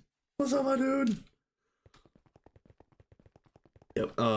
I haven't been able to watch that many streams lately, but one of the streams that I've absolutely tried to catch a few minutes of here and there, even if I'm really super busy, is Cat's Cozy Games, because I really like your guys' run where the double helix run where you guys are doing like the opposites.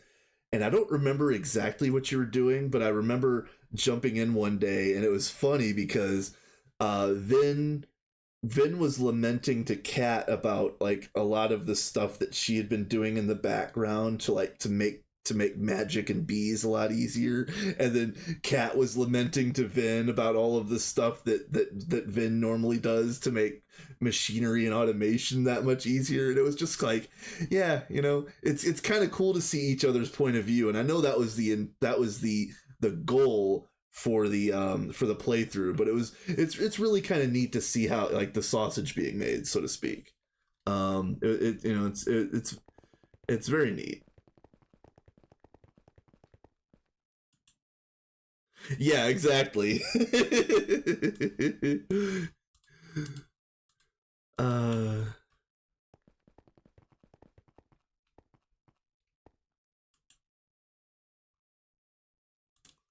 oh, it's a it's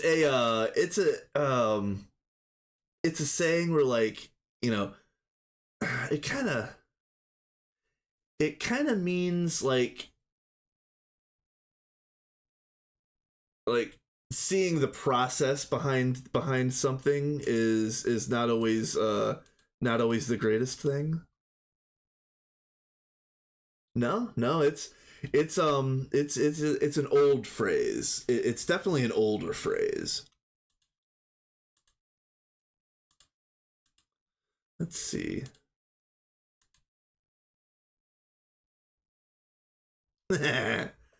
Lies. um but yeah. Hey, don't worry, Ben. I'm shaking my cane at the kids as well. Sorry. I need some honey drops. Let's see. Wait. Hold on. I'm old. I don't need honey drops. I need Bit-O honeys, don't I? uh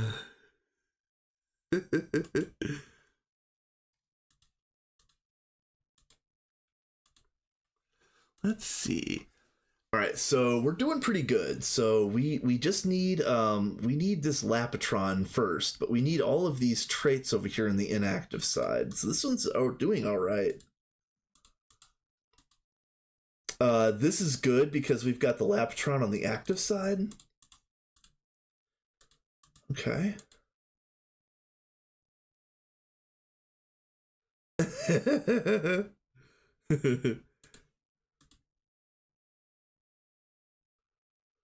uh, okay, hold on a minute. So, uh, that's okay. I think I'm gonna use this one. Yeah, I'm gonna use this one. Okay, so these two. All right, let's go.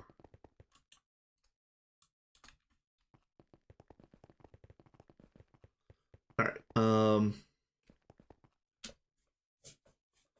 But yeah. I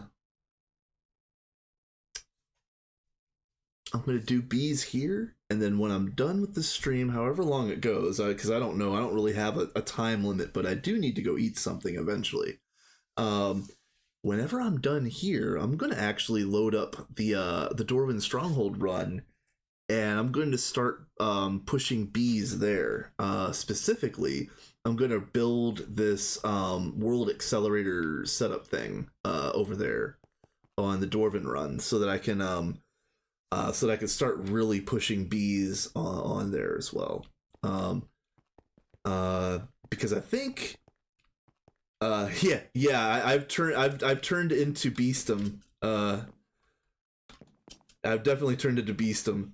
Yes, Vin, the OG run, because I was thinking about doing the 2.8 building series and continuing the lore there, but in the end I was like, you know what, I don't want to make yet another world. I think I'm just going to go ahead and do some sort of second creative build in the Dwarven run eventually. Mr. Beast. That's funny.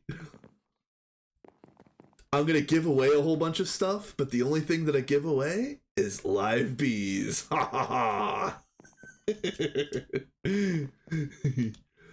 uh yeah, it is crazy to think about. And I can't wait for some of that stuff. And it seems like every time I look at the dailies, it gets better and better. Like they're adding so much. It's so good.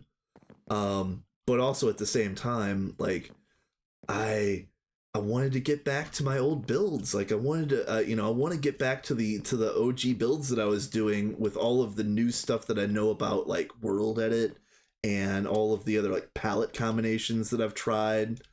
Um, yeah, I wanna really get in there and build some things. Yeah, nine. I am really I am looking forward to hearing some of your music and like in the actual soundtrack. That'd be so cool. Like I'm really happy for you, man. I hope it all works out.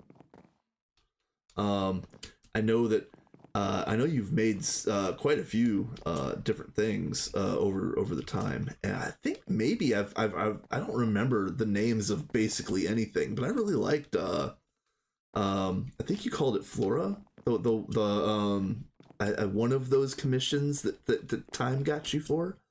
I liked that one. It was really nice.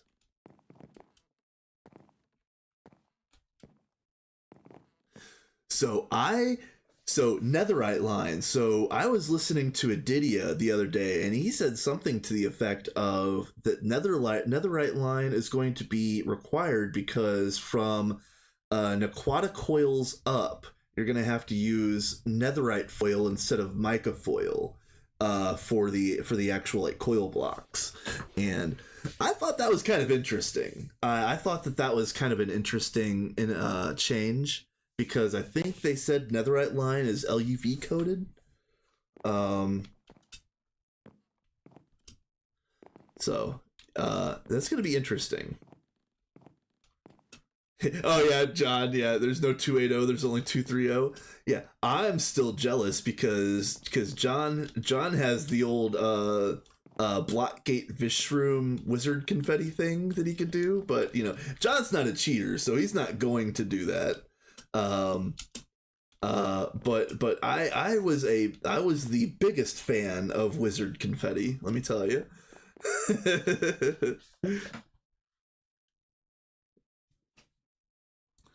I could have done that all day. I could have done the Blackgate glitch like all day, just giggling like an idiot. I swear. Hey, you know what, Vin? I'm with you, my dude. Like, I don't want to like, I don't want to like creative give myself all the way through the game, but like, whew, I don't have enough hours in the day to grind right now. Uh, I actually when I get over to the stronghold run, I'm actually thinking about doing the same thing that you guys did and red wrenching a leperine.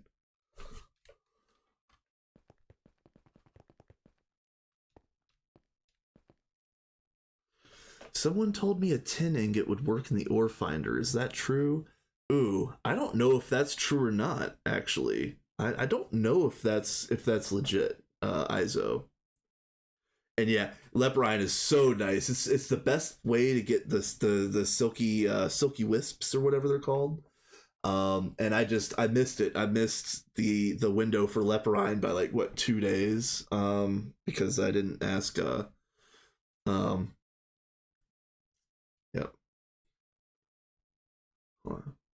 Juan's charged from a node. Yeah, yeah. You're right. You're right. But again, I'm all about the silliness and the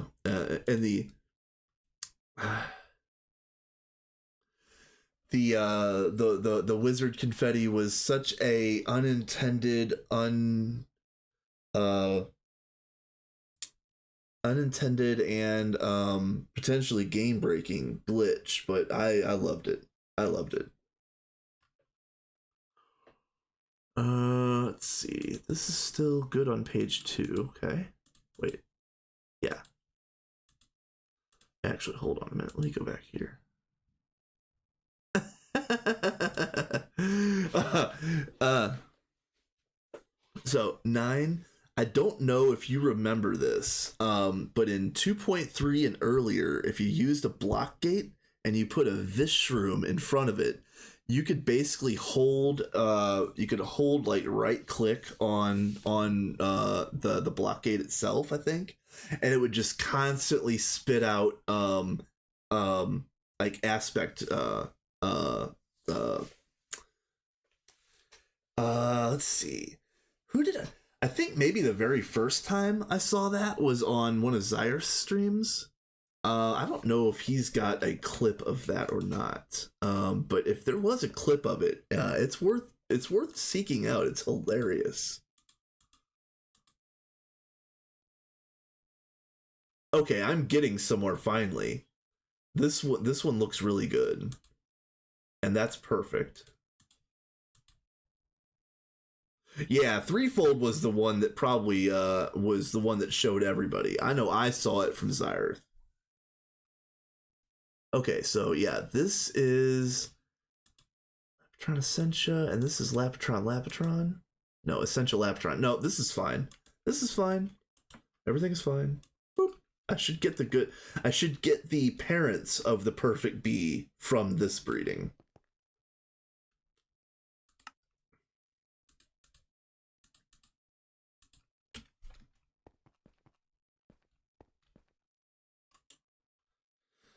All right, so then let's see. Nagastone,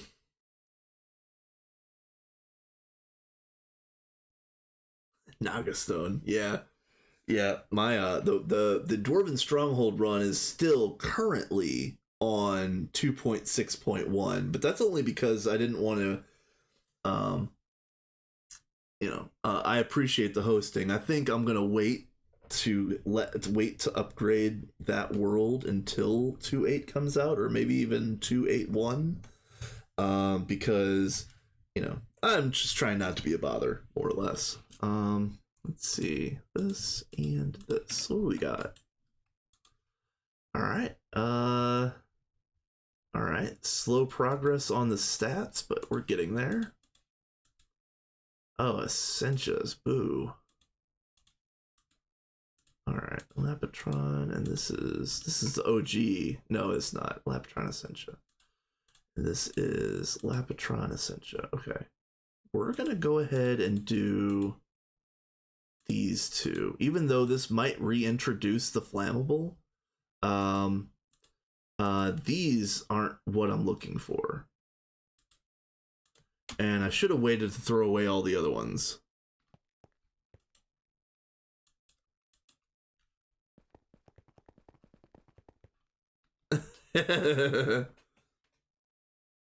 No, there's a bunch of cuddly little spiders in there. Just fun little green spider bros.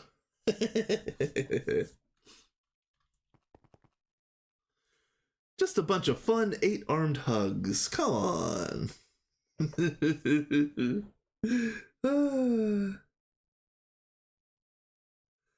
Yes, John, that is accurate. That is correct, sir. It's gonna be for the hanging chains and the soul lanterns, more than anything. I cannot wait.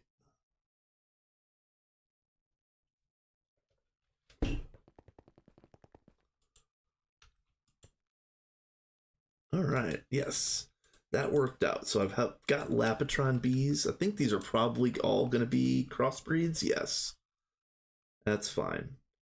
That's adequate. That's not adequate. Okay, so let's pick the best of the best here.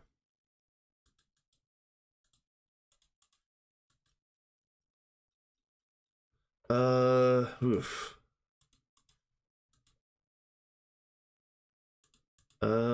Both 5 up 5. Ugh, gross. All right, even grosser. Okay. All right, we're gonna put these in.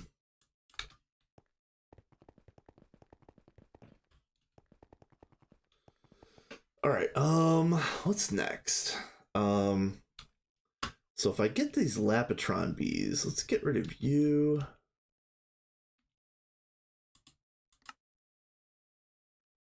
Probably this is next. But I've got a list of other bees that I want to get. Like I want to try to get this line, even though like it's a little too early for an Aquata Queen just yet. But getting these other ones in this line would be ideal, especially like if I can get all the way up to Iridium. because I mean we have a full plat line right now. I could make the iridium block. I could make all the blocks basically except for the end of this line. And this page, oh, I'm skipping this page for now. This page is the other one that I want to work on. We might already have Fluix. I have to double check that. I'm going to make this Coolant Queen. I got a funny feeling the Coolant Queen is going to come in handy eventually. And I want to make this Celestis Queen, basically just to get, free blocks. It's fine. It's whatever. Bedrockium of course, for Bedrockium.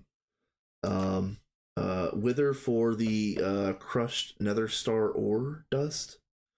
And then there is also a list on the Discord, which I've already done like some of those, and other people have done some of those. Like we already have Argon, Krypton, Diamond. I made Salt Bees, Salt Bays. Let's see.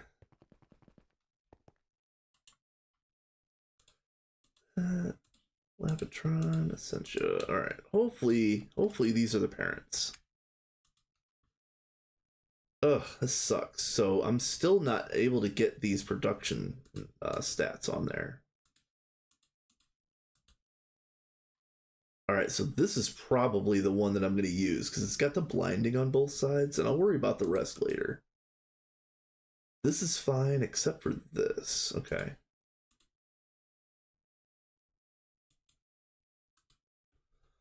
And this is not great. Okay. Let's look at this again. Hey, nice.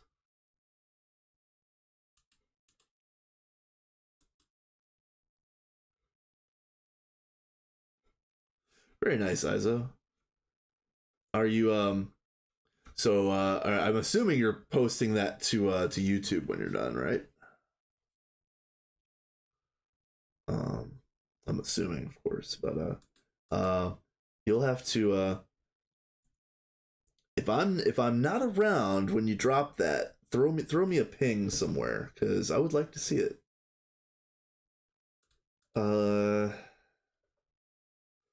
Right now I don't know, my brain is hurting, so I think I'm doing this one and this one. Mostly for blinding, but I really want to get shortest lifespan if I can. And that is over on this one, right? No, it's not. Oh, did I lose shortest? I did. Okay. Maybe I didn't have shortest to begin with. Hold on. Yeah, maybe I didn't have shortest to begin with. Oh well. Whatever. Whatever. Let's put these in.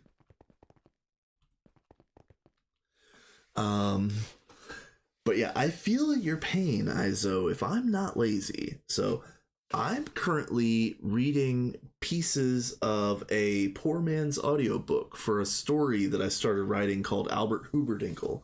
And Act 1 of that story is fully written and it's in 22 pieces. And so I'm trying to record a good copy of each piece, which has been very slow going, but I finally am up to, I think I recorded piece 12 this afternoon. I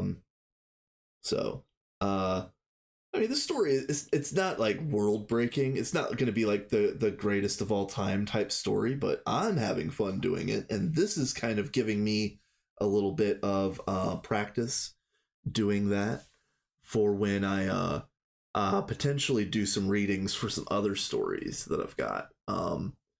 I have a story, a novella basically called Harmon for President, and it's basically my main character's name is John Harmon, and he's an independent congressman from the state of Wisconsin running for the presidency, and due to some fantastic debate performances, he has a chance of sniffing the presidency as an independent. So I'm thinking about doing a reading for that story as well. I don't necessarily want to get on political topics on stream, but if I record that story, I would necessarily have to talk about it. So we'll see. It is very cool, and I think it's I think out of all of the stories that I've written, past and present, um, a Harmon for President is probably up there with one of my most. It's probably my most ambitious story. Even though it's not long. It's only like 100 pages, but it was very ambitious in what I was trying to accomplish.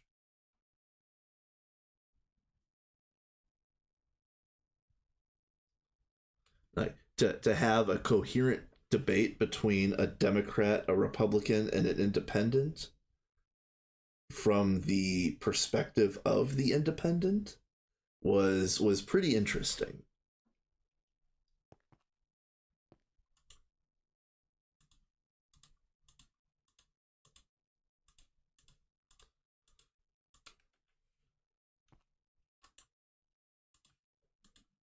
Let's see. Hmm. Wish I could get that blinding on both sides. I would settle. I would probably settle for that at this point. Yeah, like this one's pretty decent. Actually, that's perfect. Okay. That's actually also good. And that's almost perfect. It's just missing the cave dweller. Which, let's be real, I am the only cave dweller here. I'm not going outside. Are you kidding? Ah, but yeah. So I guess getting back to what I was talking about, the audiobooks. The one that I'm currently doing, Albert Huberdinkle, is a villain's story. Like everybody's kind of a shade of gray, and that's kind of a weakness in my toolbox. Is I don't write very good villains. I never have. I don't like writing about bad people. I just don't. But if you can't write a story with people doing bad things, then like there's only so much you can do with people doing good things and just having disagreements. uh, that doesn't make a very interesting story most of the time. So you would want to have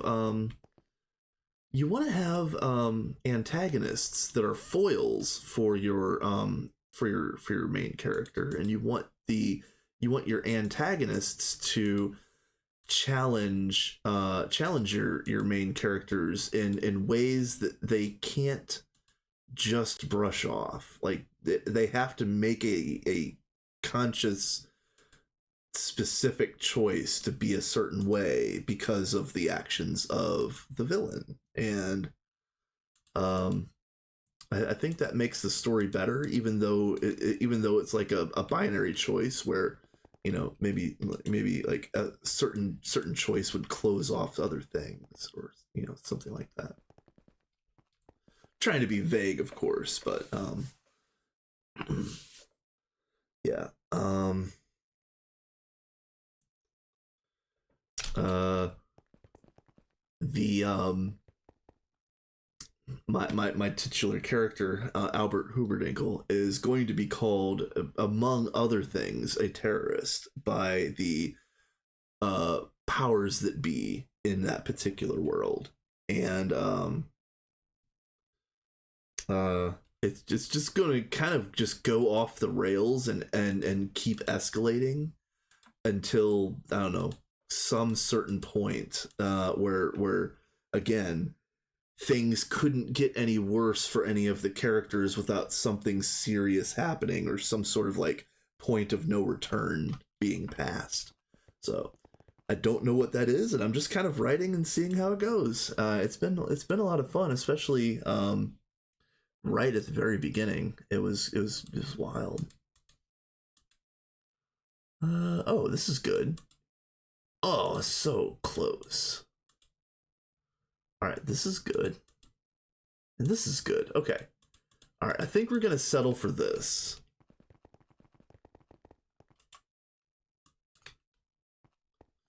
Let's see if I can get this genome to settle down.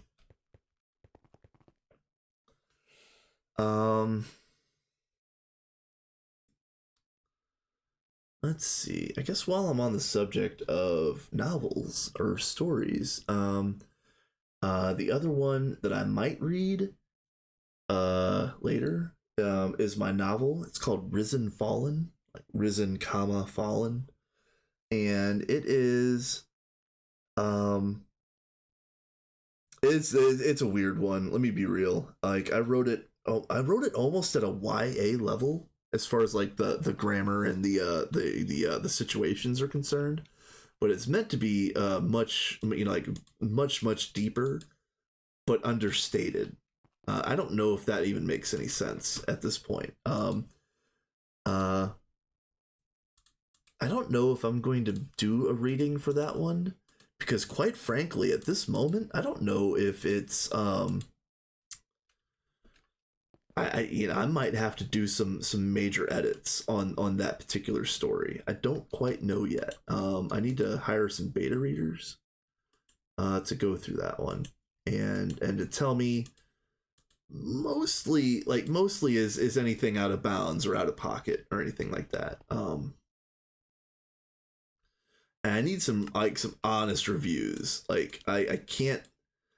I asked a couple people I know IRL to give me their opinion on it, and they were giving me their opinion.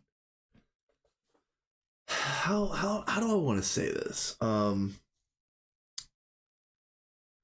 If you're a creative person and you're making things and you're showing people in your life who care about you as a person, they're probably not going to tell you the harsh criticisms of your art. You kind of have to get an outside perspective or somebody that doesn't really have any connection to you as a human being. So with that being said, I got a whole lot of positive praise for the novel, but I don't think anybody read more than a couple chapters of it.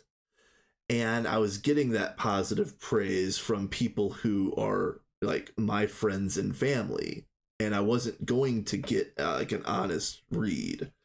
So I'm just gonna have to pack it up and send it to somebody that doesn't know me from Adam and let them rip it to shreds to get an honest answer. Is this novel even worth reading?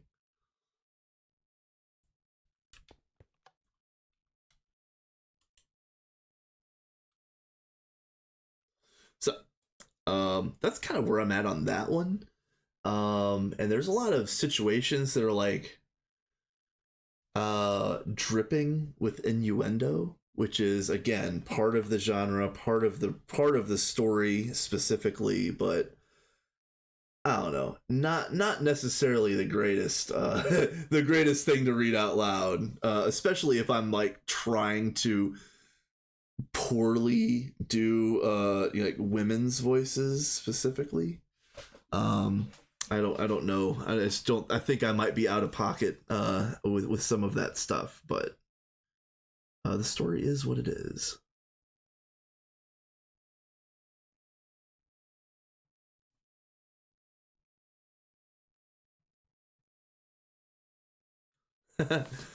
You know, I actually thought about I actually, you know, believe it or not, John, I was actually thinking about asking uh uh Scarlett at one point in time because she seems like she's in the right place, like the kind of like the right demographic or maybe like the right age group, perhaps. That this book would have been written for. Um, uh, but also at the same time, I kind of want to get some the very first read that I have on this novel. I kind of want to get it from somebody that's more or less anonymous to me. So, um, because again, like I don't know if I nailed some of the delicate topics that I kind of glanced off of, and uh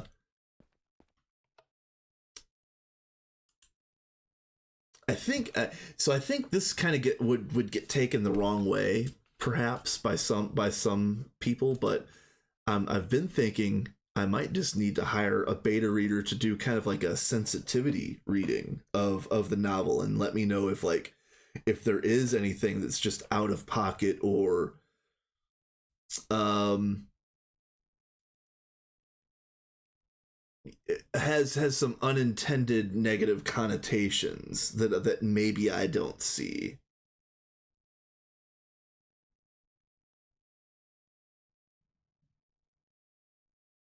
Yeah, yeah, nice. That dude, that's awesome. Yeah, I didn't know you were a TA. That's pretty cool for real. It's not surprising given your disposition, but yeah. Yeah.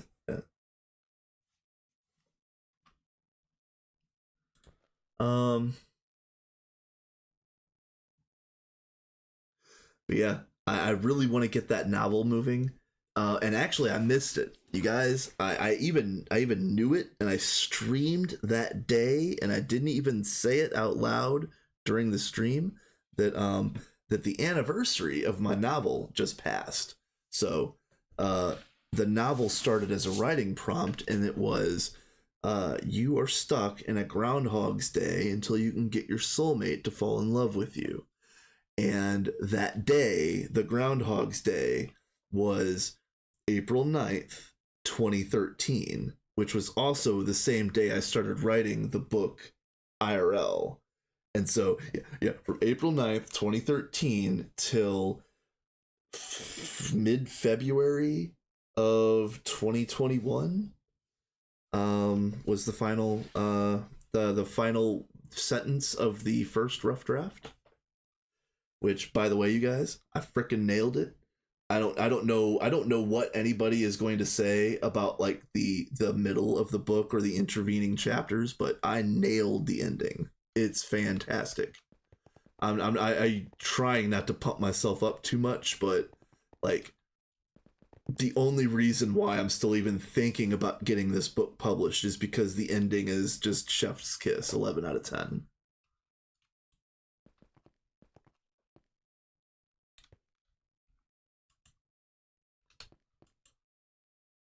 Um,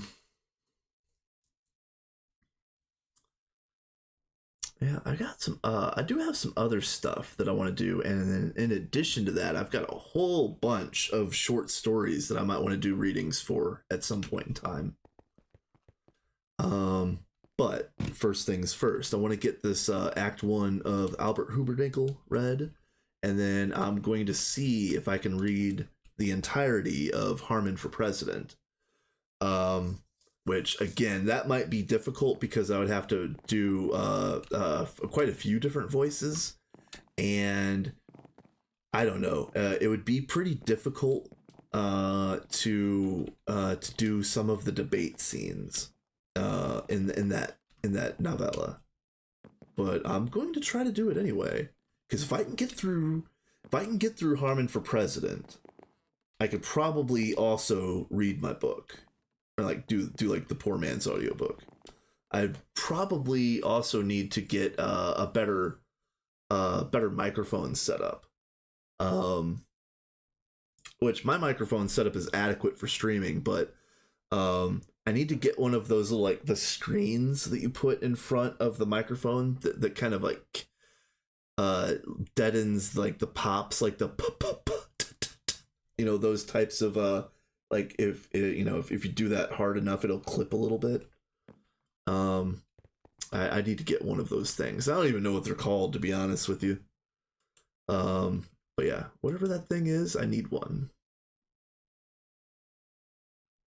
Oh, what'd you say, John? I was taking 400, 500 level courses, and he was like, can you grade these 100, 200 level assignments for me? You can get paid and credit. Ooh. Needless to say, I wasn't in a position to say no to that offer then. Kids are expensive when you're a college student. Yeah, you ain't lying. Pop screen. Yeah, thank you, John. Yeah, I'm gonna get a pop screen. I'm writing that down right now.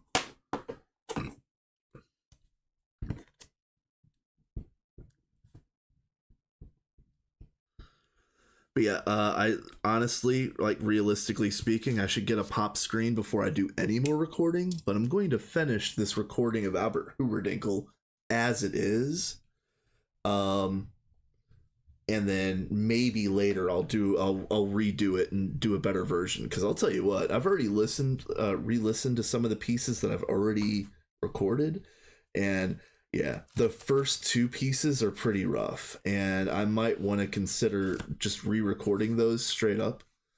If I actually want anybody to listen to my audiobook. We will see.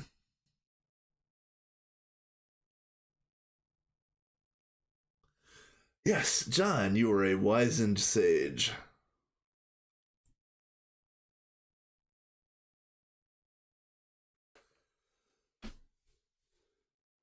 I feel your pain, Izo, because for the longest time I really didn't like my voice either. I feel like my voice is um I again, because I don't know how you don't really know how you sound until you listen to recordings of yourself, and I feel like my voice is rather nasally.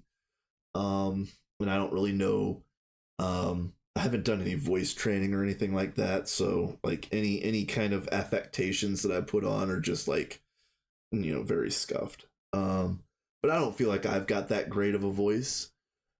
With that being said, it's the only voice that I've got. Yeah, exactly. It's the only voice that I've got, and I have a lot of things that I want to do with it. So I'm just kind of rolling. You roll with what you got. You roll with what you got, and you make it happen. And you don't worry about the details, because, like, if I don't like my voice, perhaps it's not going to help not doing those things. And no matter what, there's always going to be somebody else that's going to not like your stuff for the same reasons. So, might as well do it anyway. Yep. Yep. Forget the haters. Yeah, leave all the haters in the dust, even if one of those haters is yourself. uh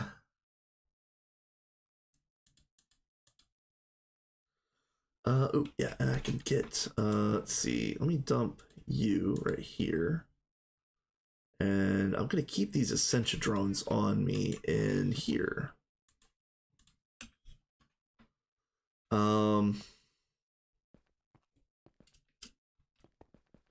So we're doing all right. I expected to get a whole lot more done on this stream. I think I'm gonna go ahead and throw it over to 9 here in a second, because I only have like 10 minutes until the next ad break comes, and I'm actually thinking about cooking something. I'm hungry. Think about cooking something, and then also potentially recording another piece or two of Albert. So let's see about this.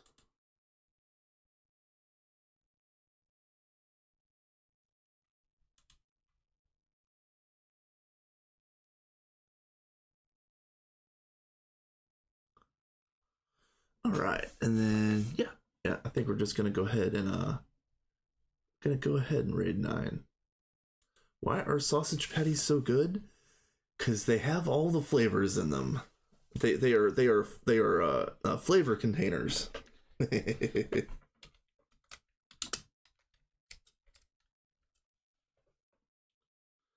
Okay. Yep. Thank you everybody for hanging out. My next stream is most likely going to be Wednesday afternoon. Until then, thank you so much. Feel free to join my Discord. It's linked in the channel description if you want to. We post some fun meme things there, and then if you want to keep track of any of my extracurriculars outside of GTNH, that'll be where I post it. Until then, have a great night, you guys. Peace.